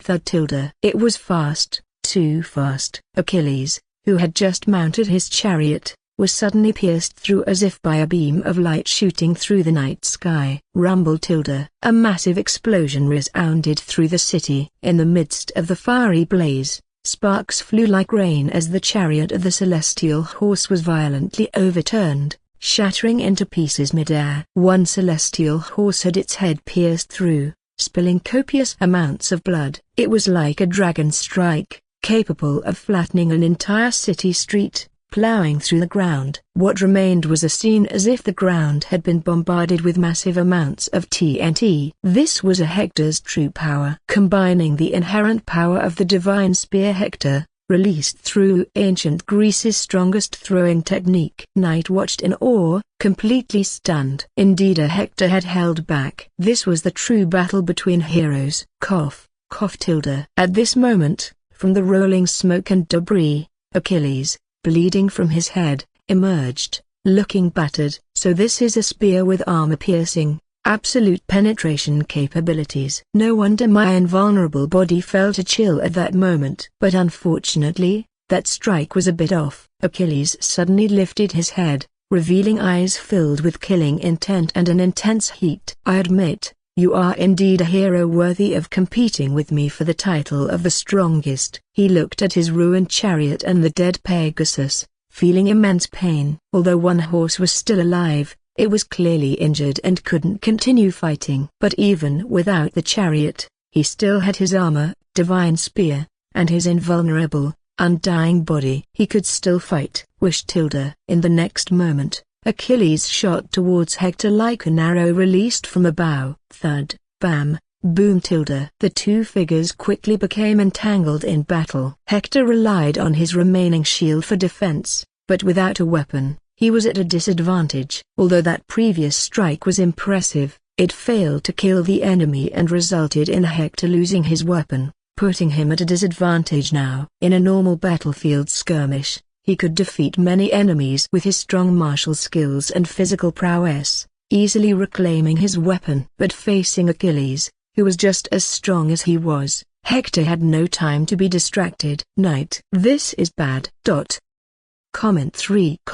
Vote to left. Chapter 32. I'm going to cheat. Knight held the sword in his hand, feeling as if it was a hot potato. If he hadn't given Hector the sword, Hector could at least be fighting with Durandal now. Although wanted to throw the sword back to Hector, but it wouldn't be easy. If Achilles intercepted it mid-flight, already having the divine spear, Obtaining the holy sword would make the demigod even more formidable. Cold sweat poured down Knight's forehead. Think quickly, how can I break this deadlock in front of me? Cough, cough. Knight spat out blood, feeling increasingly weak. Time was too short.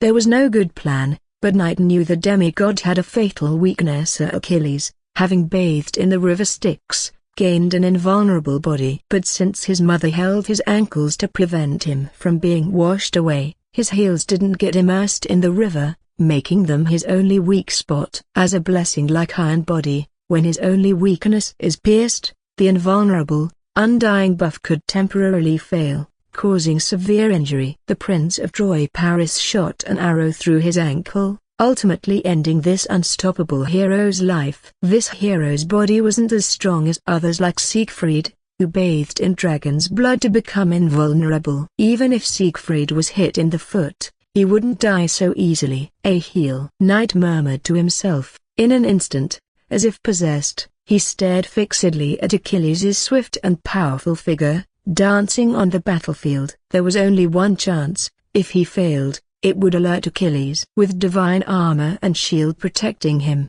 once he guarded his weakness, they would hardly have another chance to hit his heel. At this moment, he regretted not telling Hector about Achilles' weakness earlier. Of course this was also partially because he had no way to explain why he knew Achilles' weakness. Though Knight knew archery, his skill with arrows was nowhere near the level needed to shoot and kill a demigod like Paris did across the battlefield. However, Knight had another skill very similar to archery: throwing techniques. At this moment, Knight's mind was filled with the image of Hector confidently and coldly smiling as he delivered that earth-shattering final throw just a short while ago. Having witnessed that strike, he seemed to gain a new understanding of throwing techniques. But it wasn't enough. Just this level of understanding was definitely not enough. So, he decided to cheat. Knight, Black Tower. In his ears were the sounds of spear and shield clashing and colliding. When Knight called out to Black Tower, in his heart, the sounds suddenly ceased for a moment. In the next instant, his consciousness was pulled into a special space. A dreamlike world, as if standing in a quantum sea, appeared before his eyes. This was the transfer station of the simulated universe, a place for Knight to pause his strategy, rest, and strengthen himself. The Black Tower had already been waiting there for some time. As soon as his consciousness entered this space, Knight's injuries seemed to vanish, and he felt completely healed. Black Tower, you finally decided to come in. So it seems you have obtained the destiny you desired. Knight, a broken bar load Achilles' destiny template for me. Without wasting any words, he spoke directly. His expression was calm, but his eyes were deep and cold, filled with determination and a commanding tone that brooked no argument. Black Tower's lips curled slightly, as if enjoying Knight's demeanor. Understood, my broken bar master. A broken bar then, as you wish. As it uttered the last word, in the next moment, Knight's consciousness plunged into darkness. He heard the sound of dripping water, then felt a warm sensation as if his mind and body were being elevated and purified. Then, familiar concepts began to flood his mind. Concept to invulnerable body. Concept to divine equipment: a spear, armor, shield trio. Concept to a chariot drawn by a Pegasus, speeding like a shooting star. Finally, the refined martial skills of Achilles were ingrained in Knight's memory. Although it didn't instantly grant him mastery over all of Achilles' combat techniques, it felt like a teacher had meticulously explained all the principles, waiting for him to spend time gradually absorbing them. By continually mimicking the memories etched in his mind, one day, he too would be able to recreate the powerful hero's figure, charging like a shooting star in battle. At this moment, the infusion of martial memory provided Knight with immense assistance. It boosted his confidence in the upcoming battle significantly. The luxurious Achilles package had thoroughly shaken him. The enhancements brought by the Destiny template were incredibly powerful. He could even use this to counter Achilles' combat flaws. Without hesitation and without time to reminisce with Black Tower, Knight quickly returned to the simulated universe. As his consciousness dimmed and then regained clarity, he found himself back on the street ablaze with flames.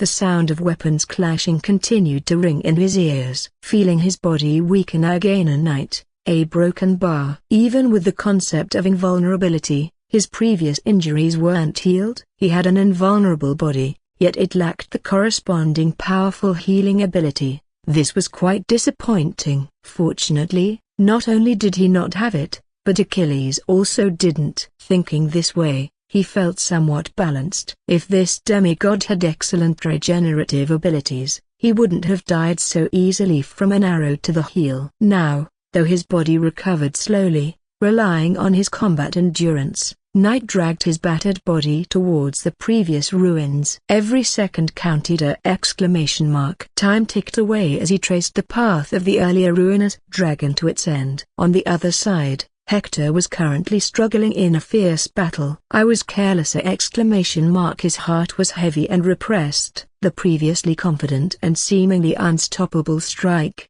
had not dealt with this demigod. Though he had destroyed Achilles' chariot, which was a considerable achievement, he had also lost his weapon, which was a significant loss. Since learning that Achilles possessed an invulnerable body, Hector had been contemplating how to deal with this demigod. He had finally thought of a way. It was to rely on the penetrating, indestructible nature of the divine spear Hector, to try and break through Achilles' invulnerable body. He believed that compared to a prolonged struggle, which had a higher chance of failure, it was better to unleash a killing move right from the start. Striking with an unexpected and unyielding resolve, Hector had thrown the most powerful spear ever. It failed. No, did it really fail? While struggling to fend off attacks, Hector seemed to notice something, his mind becoming colder and more focused than ever before as a slight smile formed at the corner of his mouth. Even as he faced the relentless assault of Achilles, he showed no fear. It was as if the one about to lose their life, who was deep in crisis, was not him but the opponent.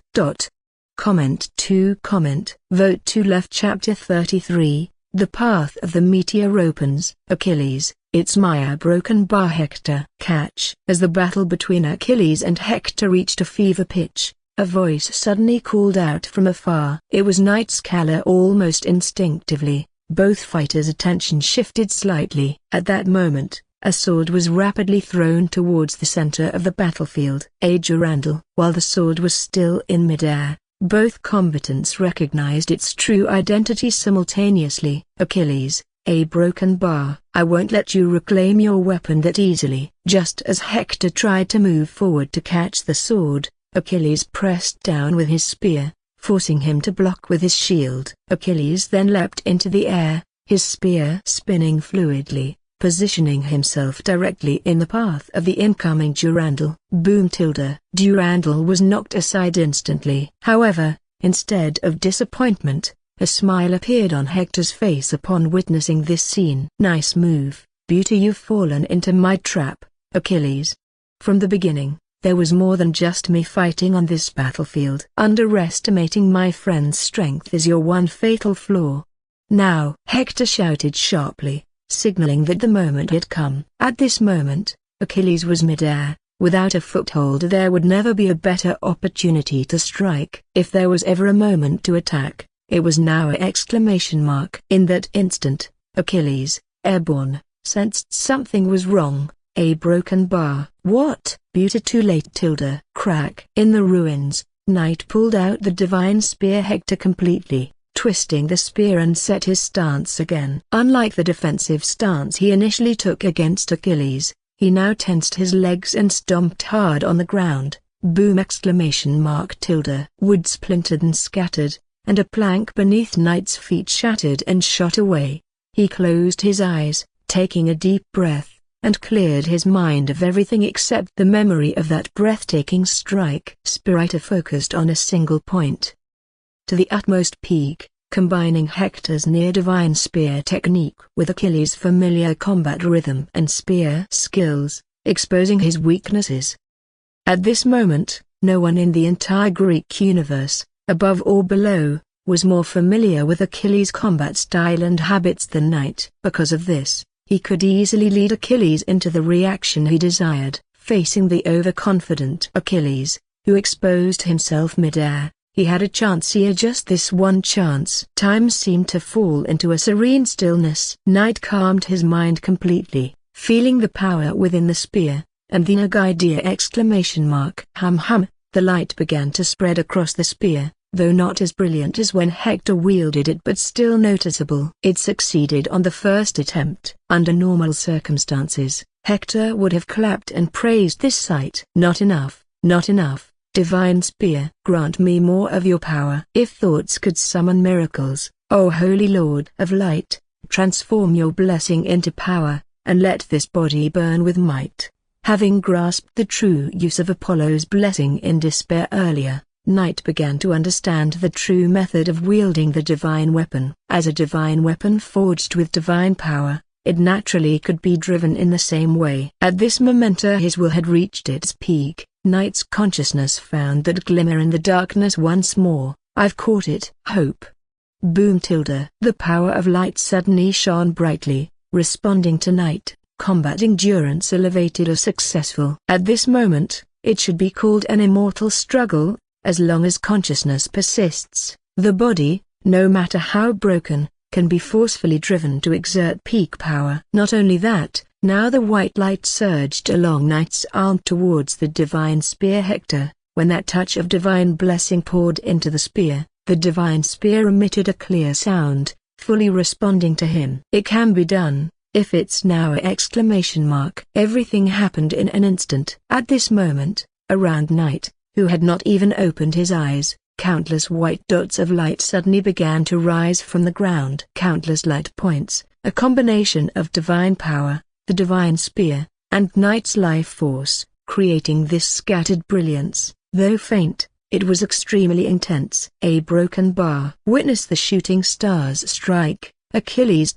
When all the power reached its peak, a subtle feeling emerged, allowing Knight's spear technique to break through again, connecting and merging the strongest throwing technique with Achilles' inherited spear strike. The next moment, Knight fiercely threw the divine spear. Wish. Boom. The rotating divine spear Hector, like an arrow leaving the string, carried white brilliance and suddenly sped towards Achilles in the sky. In the night sky, a strike that resembled a shooting star sped towards Achilles, causing a momentary look of disbelief and astonishment in his eyes. "There's a broken bar, decisive!" exclamation mark. The brilliance of the shooting star seemed to blaze and open up before his eyes. That divine spear with a familiar scent, when it shone in the sky, it came like a raging wind. Although its destructive power and pressure were not as strong as Hector's previous strike, the essence behind it caused a greater mental shock to Achilles. "Impossible, Caesar, this is my..." His eyes widened in shock. Boom. Achilles, in midair, was directly pierced through by a white light, as if struck by an aurora. His body was sent flying, finally crashing into the wooden house where Knight had been thrown earlier, falling silent. A broken bar. Did it succeed? Knight and Hector stared intently at the wooden house. Though Hector's divine spear had the ability to pierce through anything, the user's strength still mattered, and it was unlikely that his power alone could kill Achilles. But if it could break through Achilles' invincible body's defense, that would be enough. Cough. Suddenly, a coughing sound came from the wooden house. Then, with a crash, the whole wooden house collapsed, unable to withstand the destruction any longer. Achilles pushed away the wooden boards in front of him, climbing out of the rubble. He looked incredibly disheveled, his face pale and weak, but his chest was unharmed. It seemed that the spear had not pierced him but had only sent him flying with its powerful force. However, three pairs of eyes met, Knight, Hector, a broken bar, Achilles. They stared at each other, noticing the blood tears running down Achilles' eyes and mouth. Achilles, the first to react, touched his face. Blood blurred his vision. This experience was a first for him. Seeing the blood on his hand, a broken bar, Achilles' expression froze momentarily,